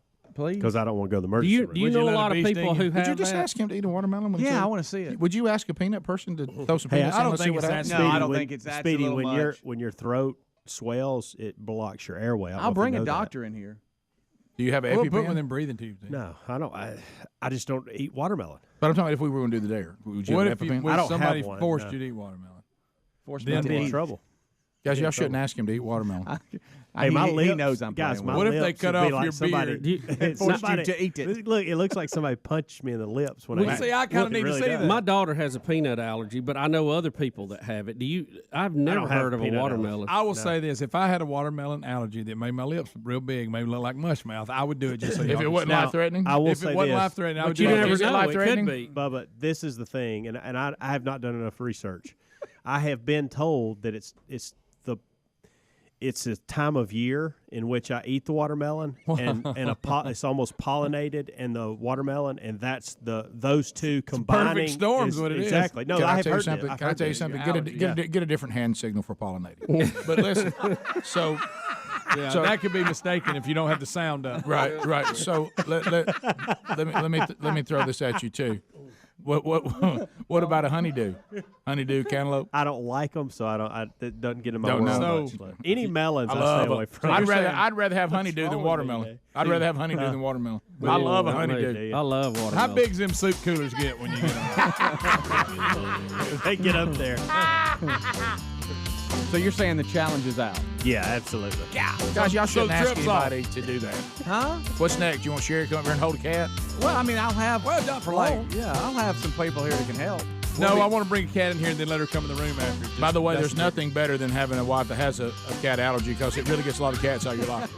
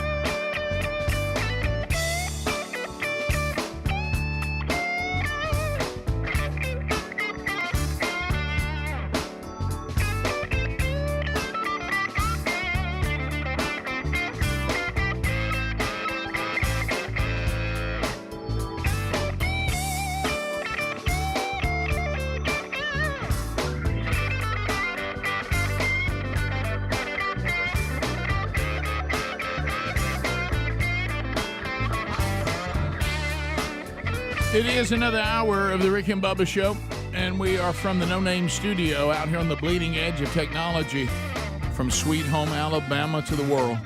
Thank you for being with us today. Bubba, as we start the hour, Adler, when he gives us our, Speedy gives us a bunch of stories. Adler gives us some video he's got, we might want to consider. And I see some here that are that appeal to us, coming into this hour. He has what's pretty current, and then he'll put down at the bottom, hey, I acknowledge I'm repeating these and y'all are not picking them. Then sometimes he'll have some that just say, just looks awesome. There's really no story to go with it. But he's been trying to get us to look at this video, and I know you had one about an atomic blast you were fired up about. But he's got a video where an orca, I guess, goes airborne and collides with a dolphin who also decided to go airborne at the same time. Is that what we have here? People seem to think that the orcas are just hunting and circling up and messing with their prey like they do, and this time the orca's prey is a dolphin. Oh my! And this happened in Mexico's Sea of Cortez, and I just found out this happened in 2021. But we watched a sheep run into a bucket from like 1995 yesterday. So I loved it. I loved every minute of it. Yeah, the bucket thing. I knew it wasn't new, but I didn't mean I want to see it. Didn't want to see it again. So this is pretty wild here. And the reaction from the boaters, is amazing.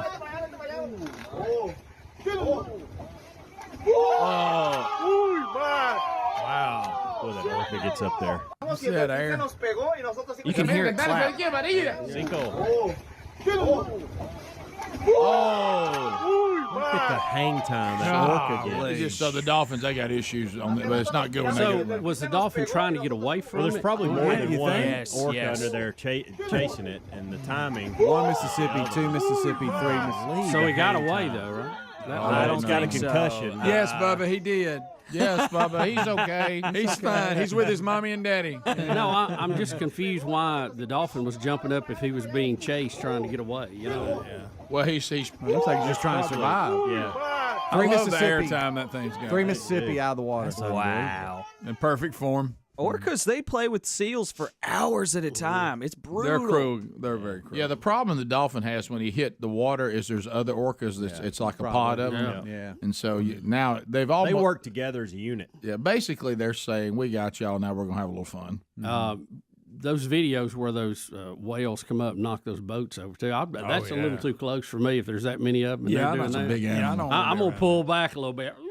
All right, so Bubba, we can also see a UPS driver hit a pen of goats. This is That's funny. This is good stuff. Anything involving a pen. And it of might be goats. 20 years old. I don't know, but this is funny. And these are feigning Yeah, goats. are we right? calling this blast from the past? Yep, and then we have an atomic blast from the 50s. If you'd like to. Oh, look at well, it. that was a Yeah. little I underwater. like noticed to see that. I noticed you're stepping right over. Where's 4? The woman, and the wolves? shows how to deal with and become friends with wild wolves. That's fine. Rick? Yeah, that may be helpful in my training. Let's focus goats first. Yeah, All right. now the UPS truck is going to hit this little fence. I see the goats. And when it hits the fence, it makes this loud noise, and all the goats faint. This is actually the training video they use in the NBA for flopping. That's good. That's good. Down like dominoes.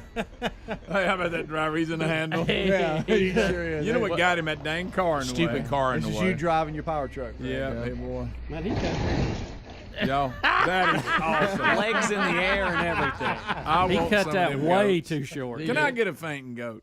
I got You room for can. them. Yeah, you can buy them. Can I tell y'all, fainting goats? I got room. That may be one of my. I love to watch them faint. You really, I do too. you And really that feel where I- like as a How about defense, them stiff legs? as a defense mechanism, I think you want something more advanced than hey, I'm playing dead. I know. You know? I know. Yeah. And that's worked. It worked Yeah. for your dog. Well, but to them, they're thinking, can't see me, can't see me. Can't see me. Yeah, I'm dead.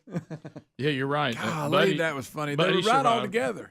Let's see the atomic They were bomb more in test. sync than All the right, you Jackson want 5. What was this from, by the way? Was it Hardtack? Operation Yeah, Hardtack? Hardtack, yep. They tested a bunch of nukes underwater in the 50s. Yep. And the footage was so good, I thought it was more recent. But wow. Birds don't know what's coming. Well, you're going to have good recording equipment if you're trying to catch an atomic bomb. There we go. That's a lot. Now, what is so impressive about that, and we really didn't set it up because we didn't know what we were dealing with. Look at that. Good night. That'll get you. Wow. Can't even see the whole cloud. No, too much cloud. Wow. My friends, that's what we call hot radioactive water right there. Yeah. Let's go back to the beginning of it, Adler. I bet that's good. Look how that comes down. Look, okay, stop. Look at these are warships. These are giant battleships on the horizon. Look how it dwarfs them. Okay, these are gigantic battleships. Okay, Yeah. I kind of want to be on that beach right now before this happens. So peaceful. That's not unreal. Then you have a secondary.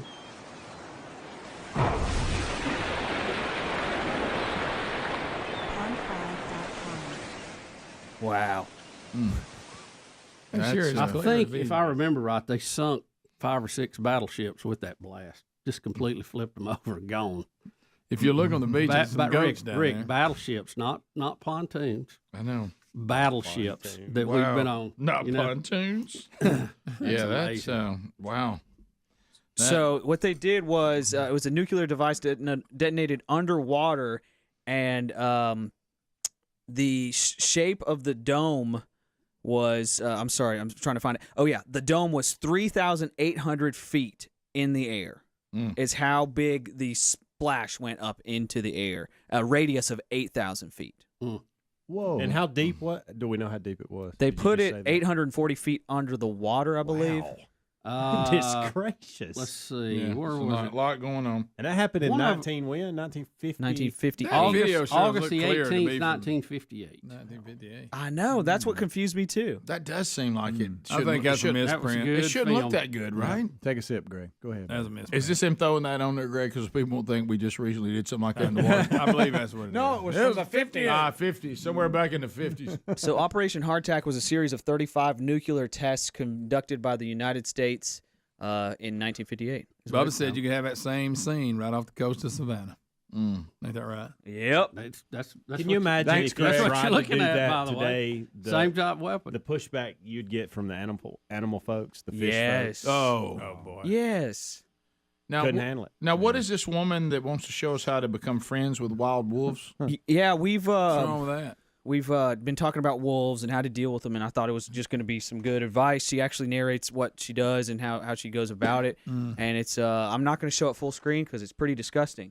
Excuse me? Rick, but maybe you can try it. What does she do? Scream. Oh, I know. I'm scared. I think I know. Oh my gosh!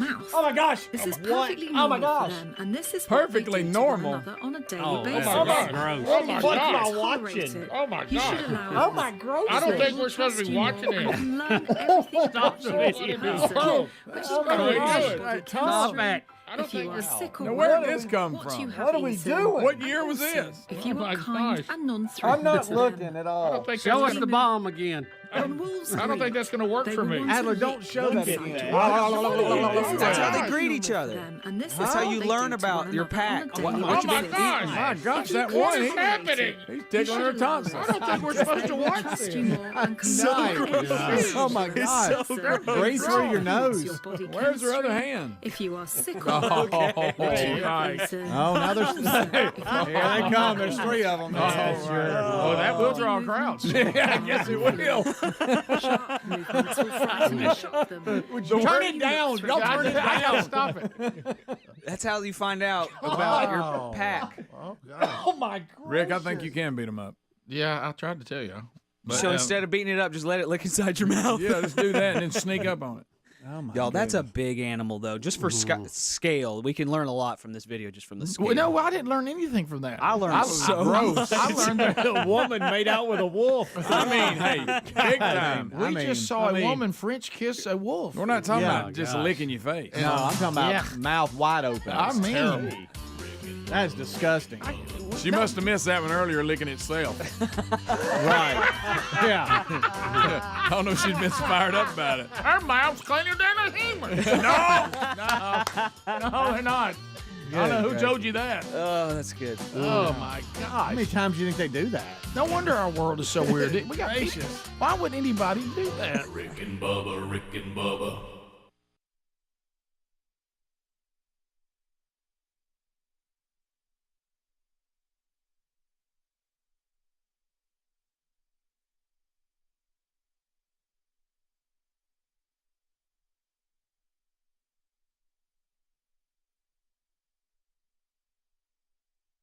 And welcome back. Rick, I did. I was just telling one of the interns, having a great weekend is a state of mind. Well, yes, it can be. I'm just glad that I didn't go into anaphylactic shock like Greg did. Well, look, trying to research that. I mean, try to say that early. Yeah, too, try guys. that. Yeah, No, that's good. So, Greg, that was weird. If you listen to the kickoff hour, Greg had some allergic reaction to something. I don't know what on Friday night. I guess it was that monster drink. I don't know. Who knows? That's the only thing I can think of. There was nothing else happened. No. Did you buy any new clothes or anything you put on? Did you bump anything lightly? No, nothing. Okay. I thought I've maybe heard Mr. Buddy had got out in the woods and rubbed up against me when I was petting Right. him. I don't know. Yeah. It's just weird that if you're going to have an allergic reaction to anything you consume, that it would be so delayed. I know. Well, I it don't takes a know, little time, I but think, it was some wow. stuff. It was weird. I got there though. I kept trudging right along. The only thing I've heard, even kind of like that, and I'm bad about this too. If you you're going to a ball game and you may stop and grab a shirt and put on. Yeah. You go, well, this is ragged. I need to update, and then have a reaction to it because a lot of those shirts you need to wash them before you wear them once because they pick up things in transition or transit from the Far East or wherever they're made to the U.S. They're on a boat a long time. Boats are wet, and things grow sometimes. But I don't know. Without it was a shirt I'd already worn before. It'd been washed plenty of times. So. Well, I don't know. That's an awful big reaction. It's a bad feeling. Yeah. Golly. Yeah. Tell you what, my old throat got to swelling up a little bit. I was like, well, that ain't good. Did you eat anything? No. When's the last time that you ate before that happened? Lunch? Mm-hmm. Did I eat? It's affected his memory, no. too. We'd eat so much here. We'd ate so much here that morning. I didn't eat. Right. Oh, no, it's affected his memory, too. Right. Well, look. I can't explain. The only thing I can explain that I got that I normally don't get is that drink, that monster drink, because I normally don't get But you said you've had it before. I have. Same flavor? I think. Okay. It was the smaller can version that's like the extra strength. You don't think it was that dye that Bob Kerry was about to have a fit about, do you? Oh, the old red dye? I don't know. All I know, Red but Devil Eye? You had a tick. Didn't you say you had a tick on you not too long ago? That was me. Oh. But And you you're know, okay You bump now, it right? lightly? I'm good. I woke up Saturday morning. I was fine after I take a bunch of Benadryl. When I got home from the game, I had the welts were real bad on my skin. Just went on to the game, huh? Well, I mean, what was I going to do? Right. I will say this: if the throat thing hadn't have backed off, I would have stopped somewhere. But when it was just a rash, it's just a rash. Right. Uncomfortable. Yeah. Hey, Lip bad starts rash. swelling How up. in the world did you Bad drive with all that Benadryl? That stuff knocks me out. I know. I drove home too. Rick. Good night. Oh, my gosh. Now understand, What are this we is at looking at? 1:30 in the morning when it's much better. Yeah. So keep that in mind. You had that stuff all over your body? Oh yeah. Boy, it looks awful. Yeah, does. It hurt. What can you do? It looks like a world map. I'll tell you, Greg. I got there though. Greg, Of course, then we lost. But Let me whatever. tell you something. If I had not been pushing a little bit on the way to work, I was going to stop. And if y'all could have given me the specifics on the monster drink, I was going to bring another one in. Because we got to get to the bottom Yeah. of it. Try. Yeah, I agree. You know, I don't know if that was it. Or not. I don't know what it was, but it was something. Might have been Red Devil Eye. Because I was fine, and all of a sudden my first symptoms, my scalp started itching. I was like, golly, my head's itching. And then my throat started. I mean, it went weird. Yeah, that's scary. It went weird. Yeah. And it got Karma kinda for making wheezy. fun of me. I know that's kind of on me. I on think that. a lot of this, So then I run into a Dollar General, and all they had was children's Benadryl, so I did like a double dose, and it backed the throat thing off. So I said, okay. Right. I didn't realize I had a rash on my until we stopped again, and I got out to go to the bathroom, and I pulled my shirt up. I said, good Lord. Greg. And then Lisa tried to get me to stop at urgent care in Bremen, Georgia, like I'm going to No, do you that. can't. Now, if the throat would have still been acting up, Sure. I would have. But I said, I'm not stopping for a rash. Of course, hey, between your fingers, and your hands swell. Oh. God, that's aggravating. How about I'm itching just that you hear Yeah, just sure. talking about it on Wreck the way over in here. this morning. But then I got to Taylor and Kelsey's house. We picked her up, and she gave me some more Benadryl there. Made it through the game. Took some more before I left on my way home. And when I got home, it was still bad. But when I woke up Saturday morning, it was gone. So. Rick with purple, swollen lips, a rash, his throat better, he could still give the referees a fit. That's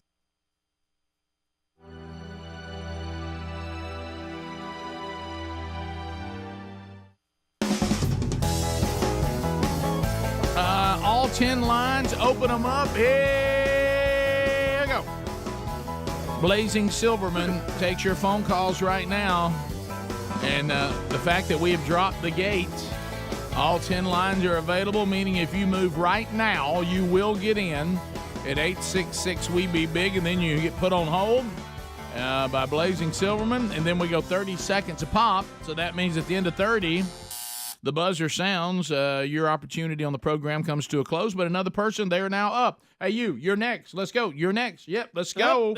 Yep. So if you want to get involved in the program, you can do that right now by dialing us up at 866-WE-BE-BIG. And remember, no meaningless shout-outs or shameless plugs.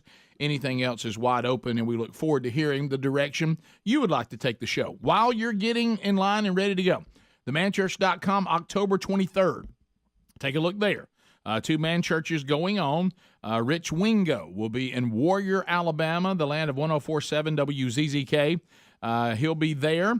They've been doing the men's discipleship strategy, and this is their next man church. Rich Wingo there speaking to them, so join them. Then coming up on that exact same day, Bubba, our old friend Randy Overstreet. Randy. Pastor at the church at Liberty Park in Birmingham, Alabama, where you also hear us on 104.7 WZZK. They're hosting their next man church as they go through the men's discipleship strategy. And I'm honored to be invited by Randy to come over and speak to the men there. But any men in that community can join us. And then looking ahead to November 4th and 5th, a couple of opportunities on the 4th. Rich Wingo, again, will be at my home church, Valleydale Church. Bubba, we're cooking chili, looking for the best men's chili recipe. Then we're going to have a man church. Wingo will be our speaker.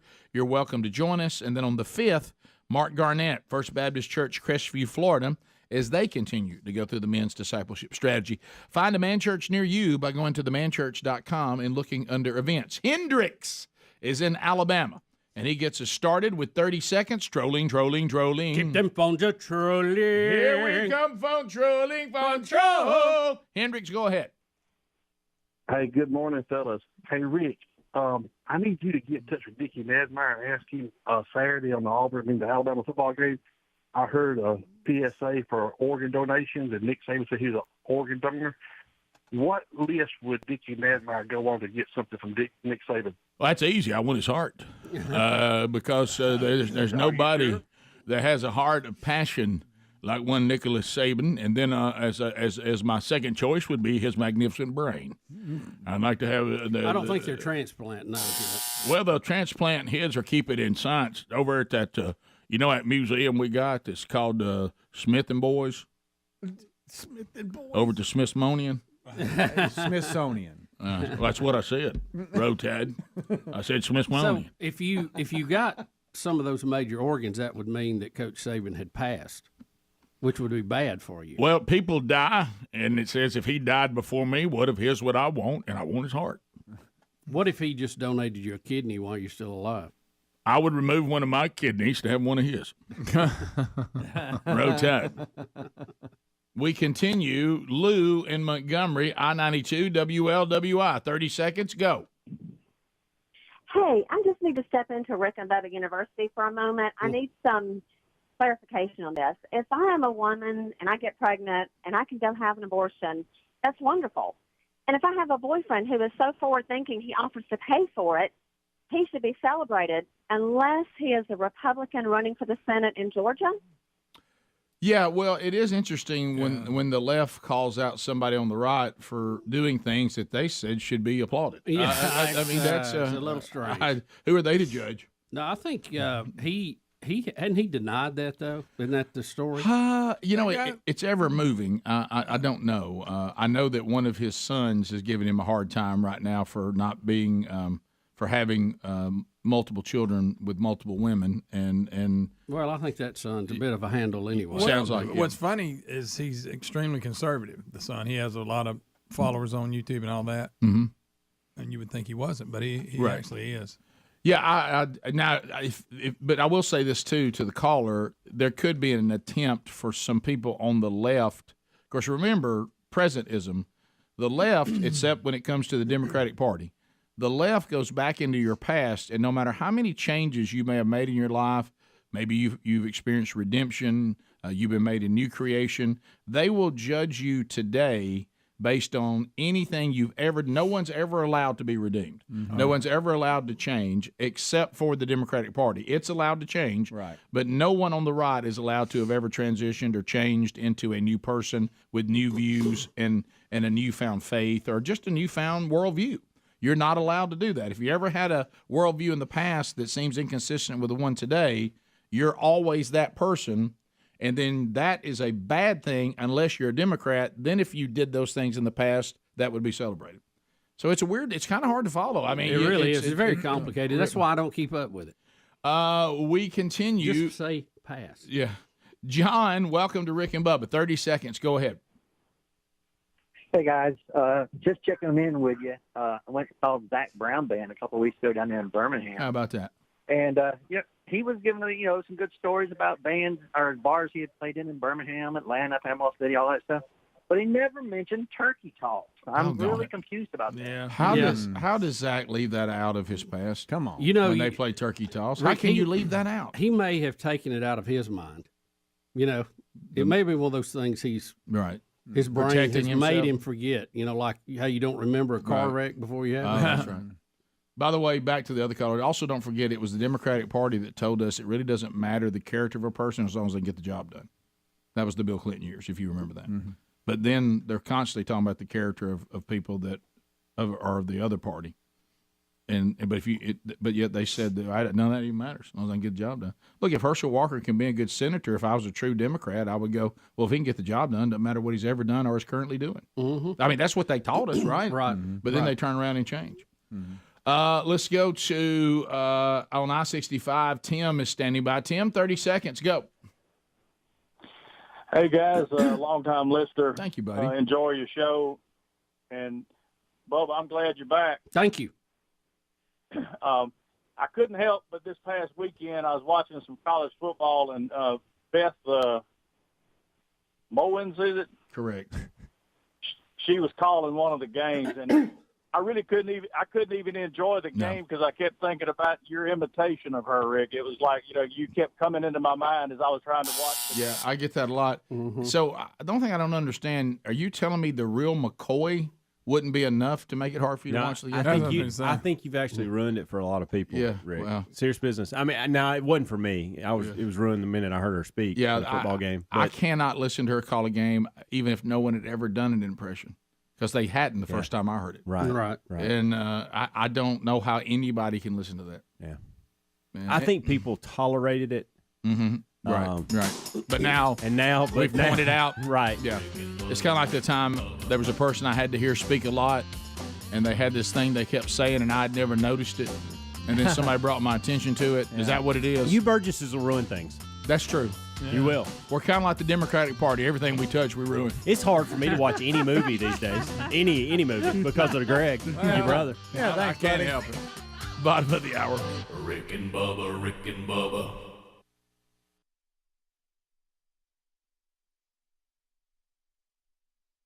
From the stand. Never skipped a beat. That's her. Never take. skipped a beat. It was Did you sleep till about lunch? And she also said she was mad at me, but wanted to punch me in the throat, but she knew I was already having a hard time. So she let me. I left this off in the kickoff hour. She said you were a big rump and had to apologize the next day. Yeah, I did. You show it a little bit. I couldn't imagine being in the truck with you. Well, You people have to keep give that asking me speech a stuff. lot. Yeah, you I know. give that speech a lot. Well, you know what it is. When Yeah, you, I got a couple I use. I know. What it's kind of like Gorosky. It already has his various apology emails over in different categories. Well, here it Neighbors, sports, church. Yeah. All right, Rick, you're already miserable. Basic interaction at malls or open areas. You're already miserable because you're dealing with the situation, No, and you're then right. you're And a everybody- little touchy. And everybody keeps asking you about it. Yeah. And you're in your own personal battle. Yeah. And really what you need is to be like a dog, get off in the woods. Yeah, and just work be it left out. alone. And I just know. work it out. But I pulled it off. I think there was a lot of things you had to go through. Like at one time you had soup coolers. I did. Got a little bit. They weren't abnormally big, but if you knew me, you'd go, Greg, your lips look bigger. Right. I didn't look like mush mouth. I think it was just kind of a walk down, give people a hard time lane. I know they play good football, but I'm sure sorry I missed the Grayson game. Well, I was halfway there. Come on, you know that. He was at the point of no return. Also, evidently, I was right. I had no problem. well, you know this too. That's that thing. We just got to push on through it. It's going to be fine. It's just a rash, guys. Rick and Bubba, Rick and Bubba. Had a little bit of a frustrating Saturday, and it's self-induced, completely 100% on me. So I'll get to that, which there's worse when it's on you because all you do is dog yourself the whole time. Mm-hmm. So anyway, I thought, we all have had problems with the NFL, so I don't watch NFL right now. So Saturday is supposed to be my football fix, okay? And I'd already had one of those can't have nothing days. And so I'm like, well, I'm going to settle in here Saturday night, prime time. So I think I'm safe in prime time college football. The number one email over the weekend. And so I get down. I'm like, well, let's just see. Well, we got a pretty little matchup over here with Florida. I dial over. Oh, boy. Prime time on Saturday night. Not only do I have the most ridiculous uniform ever, is Florida ridiculously dressed. And there's, if you really hate a uniform, if it's your team, I can only imagine the frustration of how idiotic those uniforms looked, and they were getting beat. Getting beat in that uniform makes it even more annoying. It's like when you're painting your face in the stands and your team's getting handed to them, and you're sitting there, the camera's on you, and you're painted up. Going, Sitting there with a frown on your face. How about this? I'm losing I'm losing dressed as an alligator. Right. They look like they're in Halloween costume. Yeah. They did. And to only make it worse, and I didn't know this had happened. We just keep moving Beth Mowins up. I mean, all of a sudden, boy. Here we go. All of a sudden, I dial over. Look at those stupid uniforms. And there we go, first down. And I'm like, oh my gosh, is this Beth Mowin? Yeah, it was. And then I just put out, because I was so frustrated, the Florida Gators are dressed like alligators. They look ridiculous. Beth Mowin is in prime time on Saturday night. Can't even have Saturday. Golly. Hey, you can't even have Saturday. No. I mean, guys, if Greg, people watch out, you can't have an opinion. But let me tell you, if you would read the various things on social media, my favorite was when somebody said, "I didn't think this was possible, but Big Vox has made me dislike this even more." Yeah. I didn't even think I could dislike it anymore, but now I can't get that out of my head. Oh yeah. My 16-year-old was laughing till he was crying because I did like I do with Gary. I got to see Gary some on set, and I was sitting there practicing, and he got to laughing till crying. I said, "Look, we got to push through this. I got to work on my Beth Mowin a little bit," and it was just golly. Well, when he went down completely. And I want y'all to think about it. You got to rethink this. And I'm gonna do it. You got to really think this through. Is they kicked up to the booth and she had the headset on, and they kicked up to the booth one time, and you know how the movement is of a Muppet. Yeah. I said, oh my gosh, she looks like a Muppet. What's she and doing? Look, and Brody just dove in the floor, and he was screaming, "Dad, Muppet!" Because it was, you know how they have that little movement. Yeah. You know how oh, Greg, tackle. I have authoritative voice, and the Gators are out there in their crocodile uniforms. First down, so a good tackle. And it was just. I gave all that about 20 seconds. Couldn't do it. At one time, I mooted it just to see if I could see who was going to win. I actually but the uniform. This whole uniform thing. It's out of control. I've got that. That actually bothered me. I couldn't watch it. Again, I thought it was like they were dressed up at a party as alligators. Yeah. And here come the Gators dressed like Gators. And it was great. I mean, and they tried to accent it with their colors slightly. Swamp At green. least have your colors, more evident. I don't know. And that swamp green on that green grass.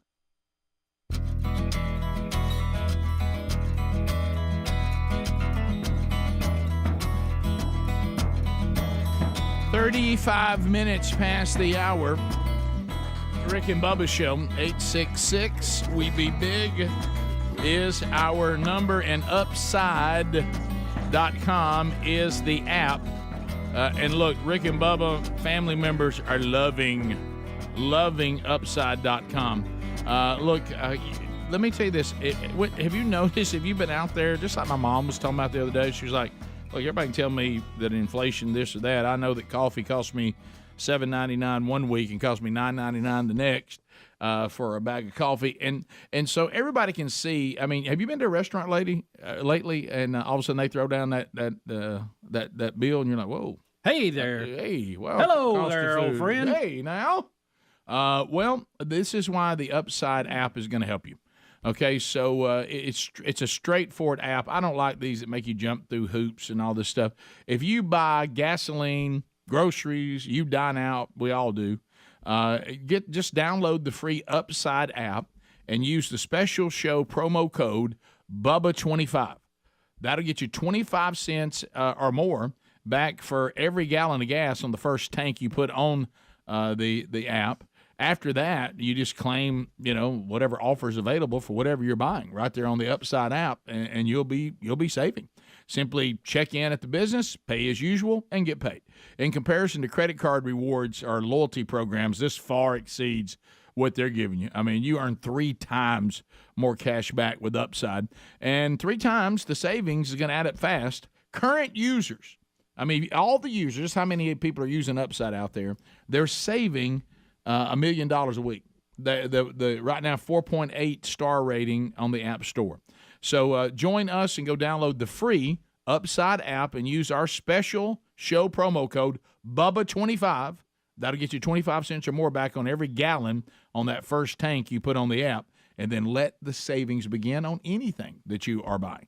Go to rickandbubba.com and look under the sponsors button for it, or go directly to upside.com. All right, so, Bubba, Ron DeSantis, the governor of Florida, he was warning everybody, and he was warning looters that they are a Second Amendment state, that you will loot at your own risk, and they have caught some looters that are not even legal immigrants, and he's not happy about it. Yeah, here we go. And we've had 4 looters that were arrested, I guess a couple days ago. And they need to be brought to justice, and we're not going to tolerate it. But, 3 of the 4 are illegal aliens. And so these are people that are foreigners. They're illegally in our country. And not only that, they try to loot and ransack in the aftermath of a natural disaster. I mean, they should be prosecuted, but they need to be sent back to their home country. They should not be here at all. Uh-huh. So 3 out of 4 looters should not even have the opportunity to loot the American people because they shouldn't even be in America. I mean, Rick, we go back to, classification point A, where everything begins. You're not looting if you're not here because you shouldn't be here because you have not done the proper paperwork to be in our country as a visitor or as a citizen or whatever the case may be. Y'all, this is just so ridiculous. We've had the murders, we've had this. If your first act in our country is to break our immigration laws, why do we necessarily think you're going to be a good person down the road? Now, I know that doesn't classify with everybody. I know that. We all know that. We've all known people that we got here illegally or we suspected they got here illegally and they worked very hard. But the point is, if you have a country, you have borders, and if you don't have laws to protect that, it's ridiculous. I don't know what these people in charge are thinking. Well, and don't miss this. We know, just like Castro he did this to us when he emptied the jails and put them on boats. And the insane asylum. And the insane asylum. Venezuela's done the same thing. Yeah. They're playing that same card against us. We know that the government there in Venezuela is sending people from prisons. Now, I don't know about the mental part, but they are definitely sending people. Well, they cleaned out everybody they didn't want. Yeah, and they're sending those people through the gap that we have in the southern border because no one is allowed to vet them. Yeah. And, of course, now DeSantis took 48 of them from Venezuela and sent them to Martha's Vineyard. Right. Which was a good one. Yep. And there'll be more of that. And then, they've sent a few thousand to New York City, and the New York City people were screaming, hey, we can't handle these people. We don't have resources. And it was a few thousand. They said, well, how do you think we feel here on the border where we've had 2 million come in since first of the year? It's just crazy. It just doesn't make any sense. Well, I mean, I understand the strategy, and it's not, believe it or not, a bleeding heart of saying, all you people are coming here for a better life. They don't even mean that when they say that. That's certainly the case with some people, and we have legal immigration. That there's been people that have come here and made this country better through legal immigration. But what the political football here is votes. Yeah. Get them in here and find some way for them to legally vote so they'll vote and remember that I let them in and they'll keep me in power. And if it causes some people to be unnecessarily stolen from, raped, or killed, then so be it, because I might be able to turn this into a voting block. And that's what's going on. I mean, that's what this all is. And then they try to get the opposing political party to look mean by saying, well, we need to have a border and we need to have a wall, and then we take that and we try to pretend that's a fascist attitude while ignoring, as you said 1,000 times, Bubba, while ignoring all the other places where people are vetted, like if you wanted to see any of them in their homes or their property or when they're out, making public appearances.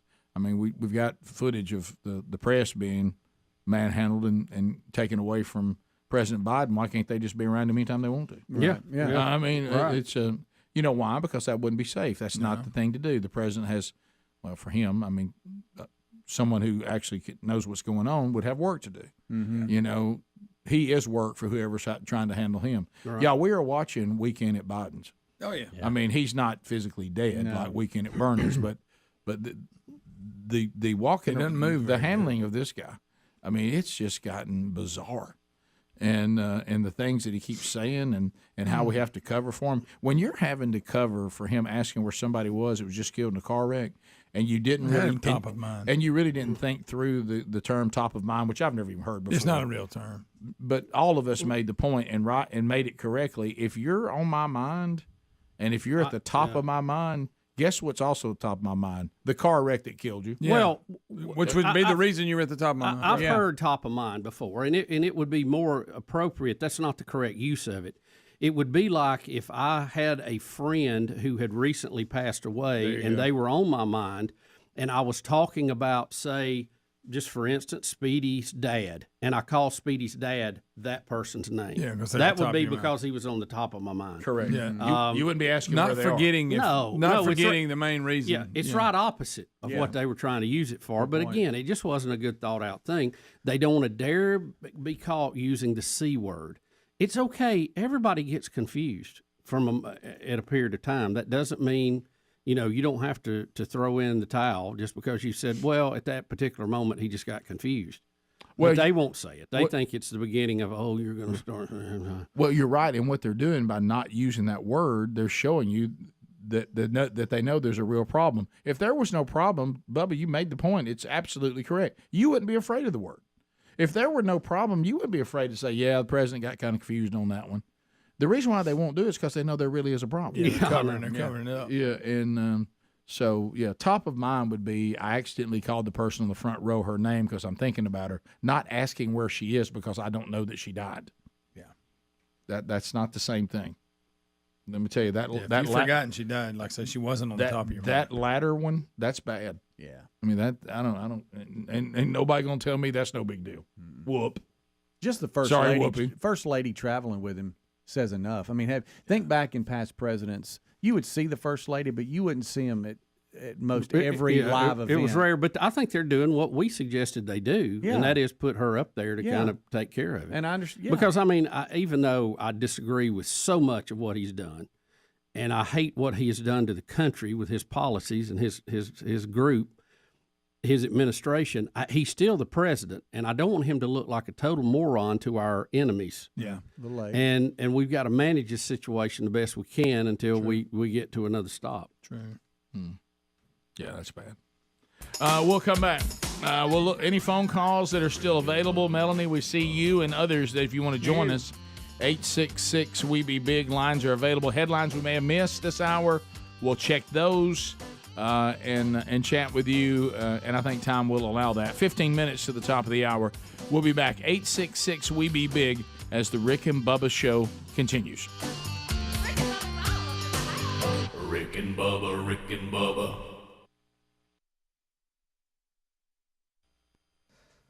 Okay, sorry. Rick. Just working on it again. Because she lost in those ugly uniforms. That makes it even worse. Yeah.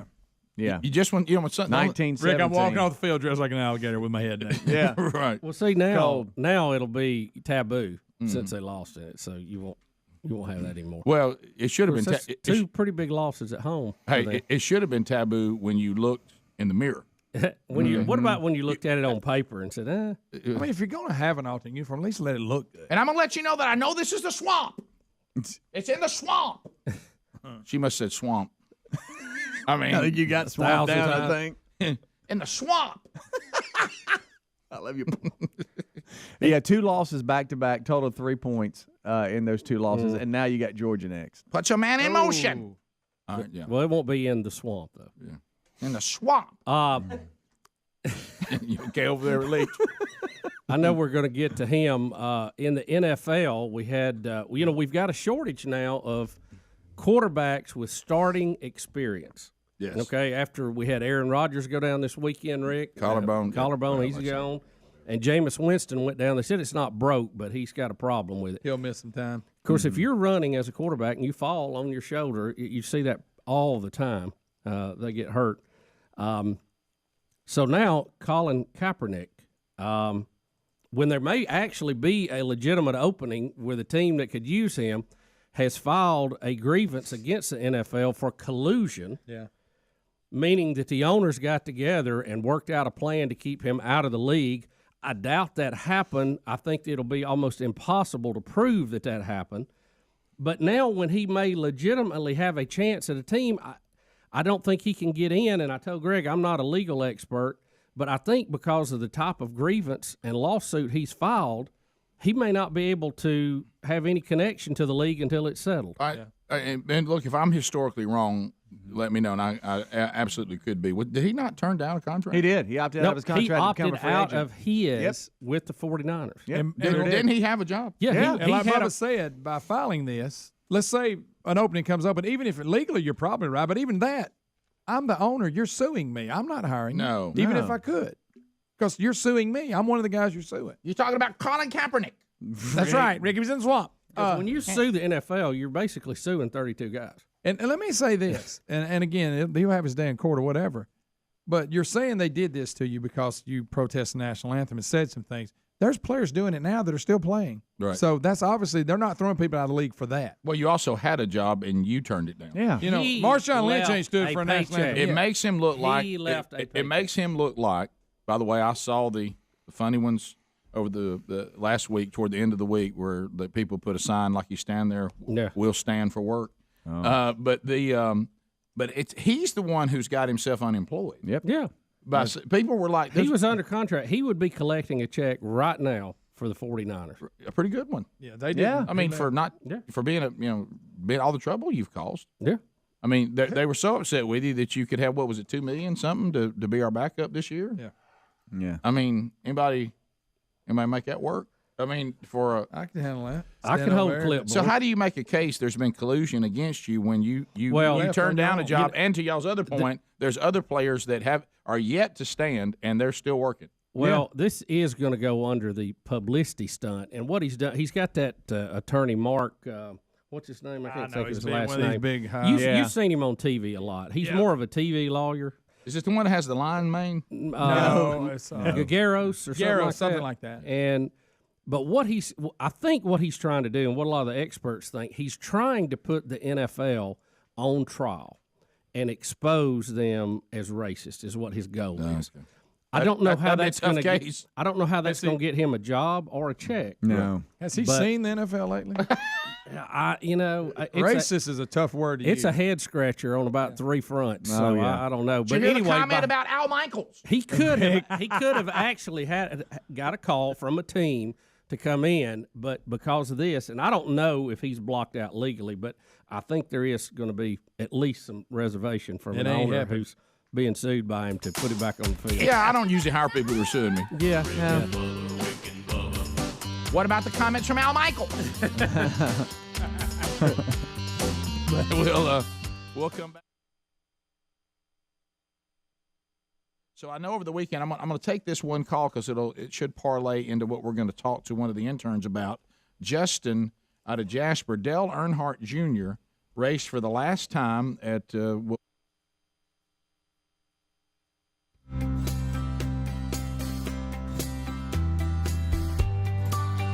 minutes to the top of the hour, the Rick and Bubba Show. 866-WE-BE-BIG is the number, and we thank you for being with us. Yeah, baby. Lines are available. You can join us now.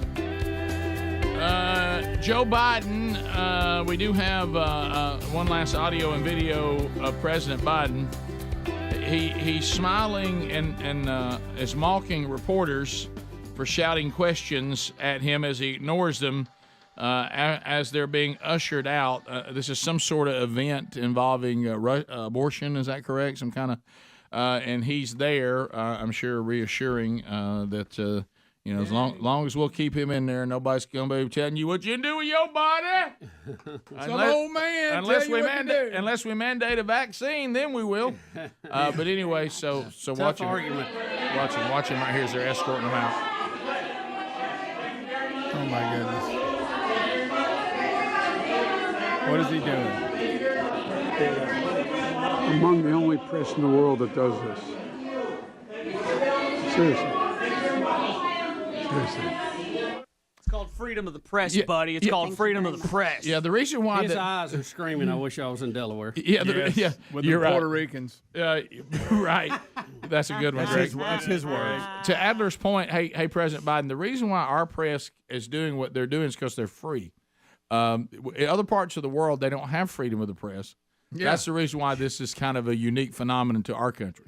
Yeah, we have armed guards that will not let them in to ask questions in other countries. Right. It's freedom of the press, sir. Certainly, you don't want to keep somebody out. I mean, I know how you don't like gates and walls. Right. They should just let them ask. I don't know why we just let the few in. We do. Won't we let everybody in that wants to ask a question? Yeah. Bubba, who would have thought marrying a witch would have been a bad idea? Wait a minute, Rick. Brad Pitt has been spotted in L.A. just hours after the ex-wife Angelina Jolie accused him in court papers of choking one of their children and slapping another in the face during an explosive time on a private jet. And he said he also slammed me against the wall. The dividing up of things in the marriage of Brad Pitt and Angelina Jolie, the court case is getting ugly. Who would have ever thought that? It's getting pretty ugly. Yep. This one may get to the point where we look at what happened with Johnny and Amber. Johnny and Amber as being a warm-up act. So some of these Hollywood marriages, they never seem and to I go thought away, that marriage would make it. I know. So many of us had money on that one, Rick. Twitter has accepted Elon Musk's proposal to buy the company. Is this happening again? Again, $44 billion. The deal is expected to close within weeks after the back and forth stuff. They think it is going to happen. I think everybody got tired of paying lawyers. Nothing was happening, so they said, let's either do it or quit. I think he realized he was not going to win the lawsuit. So he was like, well, heck, I'll just buy it. I'll just buy it. So it looks like that's back on. And every parent's worst nightmare, rainbow-colored fentanyl pills resembling candy have been found in a Lego box as the DEA warns how drug cartels are pushing into new markets by targeting your children. Yeah, this is scary stuff. This fentanyl, too, it's especially powerful. And they're targeting kids, they don't care if they kill kids. They just want to get a few hooked on it. Wow. And I'm going to tell you, it's a real deal. I mean, having kids between 18 and 25 that could be targets of something put in something they're eating or whatever, drinks, whatever the case. I mean, it's a real conversation everybody needs to have with any young adult or teenager about this situation. Hey, guess where a lot of that's coming from? Oh, yeah, southern over border. the border illegally. Yes, sir. Yeah, but it's a real problem, especially if you have those that are active, just running around doing different things, and could be very innocent in what they're doing, but other people have other things in mind, and that's a conversation we all have got to have with our kids. No doubt. I know they've dealt with the wall and all that kind of stuff. It's been back and forth. I'm about to the point. I think a Panama Canal project might be more in order. We put a lot of people to work. We put a big old canal down through there. It's hard to cross, and we can have all kind of shipping and commerce go through it. Might be a win-win for everybody. Okay, Bubba's dig a canal. You'd be your big boy. The Rio Canal. Melanie couldn't think of nothing else. I couldn't think of the river to make my life. Rio Grande. This would be the Rio Topaz Canal. This would be the Rio Grand. Mr. Allen coming. What if we? I didn't want to. I shouldn't have done that to you, Bubba. What if we called it just like we've been talking about, the Topaz Canal? Yeah, that's it. The Bubba Canal. That's true. Melanie in Chelsea. Melanie, thanks for listening to the show. Melanie, go ahead. No, sir. Thank y'all. Y'all most mornings change my attitude from kind of dreary to God is so good to each one of us. And y'all make me laugh. You make me think about life. And you actually teach me things that I didn't know. And I just wanted to say attaboy to all of y'all. Y'all are just truly a blessing to all of you. And welcome back, Bubba. It's so good to hear you laugh. Thank you. I almost had to pull off the side of the road. When the fainting goats deal and you started laughing. Oh, yeah. That for me. And I didn't get to see it. Hey, Bubba, I didn't get to see it. I was just hearing y'all laugh. And it just lifted my spirits. And y'all have a great day. Know how wonderful y'all are to everyone. Thanks, man. That's so sweet. Yeah, very sweet. In a strange kind of way, she said God used fainting goats to help her day. I know. That's right. And, Do you love a good attaboy call every now and then? Oh, yes, Yeah. yes. I thought, honestly, when she first came on, I thought it was going to be, you do this, but. I thought there was a but. Yeah, I did too. I was Smelly prepared. subject. Oh, smelly subject. But today, you're a bunch of jerks. Or something. But today, I like a good etiquette. Oh, encouragement. Take it all day. Oh, yeah. Neil in Huntsville, 100.3 The River. Neil, go ahead. Yeah, I was just wondering if y'all have noticed how Curb Street has to help Corso so much on game day because I guess his mind's slipping so much that he doesn't even remember his lines, and then Curb Street has to be right there to kind of help him through it. And then that also kind of reminds you of listening to Biden. Just a little more advanced with Corso. Curb Street is Jill Biden. Or Curb Street. Yeah, or as you said, Curb Street. That's Rick, I applaud you on you trying to correct him. Well, the street has a saying it curb. It's fine. I wish Nothing wrong they with that. let Lee Corso interview President Biden. You know, he had some health issues this weekend. Corso did. Yeah. And they addressed it on the he air. couldn't be there. He couldn't be there. It didn't So feel good. they made Fowler took several the squalling. attempts to. He kind of did. Fowler got a little upset about I thought Reese handled it well. I did too. That's where I was going. Is Reese handled it pretty well, but again, the fact that we're having to acknowledge this all the time. Yeah, his health's obviously. At what point are they going to go? All you have to do is unplug that. Yeah. Well, the point that I think is always missed, and I don't know, maybe it says something negative about us that we don't miss it, but you get so caught up, nothing wrong with the sentiment. Sure. Remember, of we love this man, we love this man. By golly, nobody's going to sit there and tell us he can't still do it. But you come to a point where you're not caring about him and protecting him.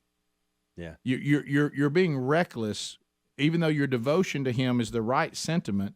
You're missing that you're actually mistreating him by not protecting him from himself because you want the man to have some dignity.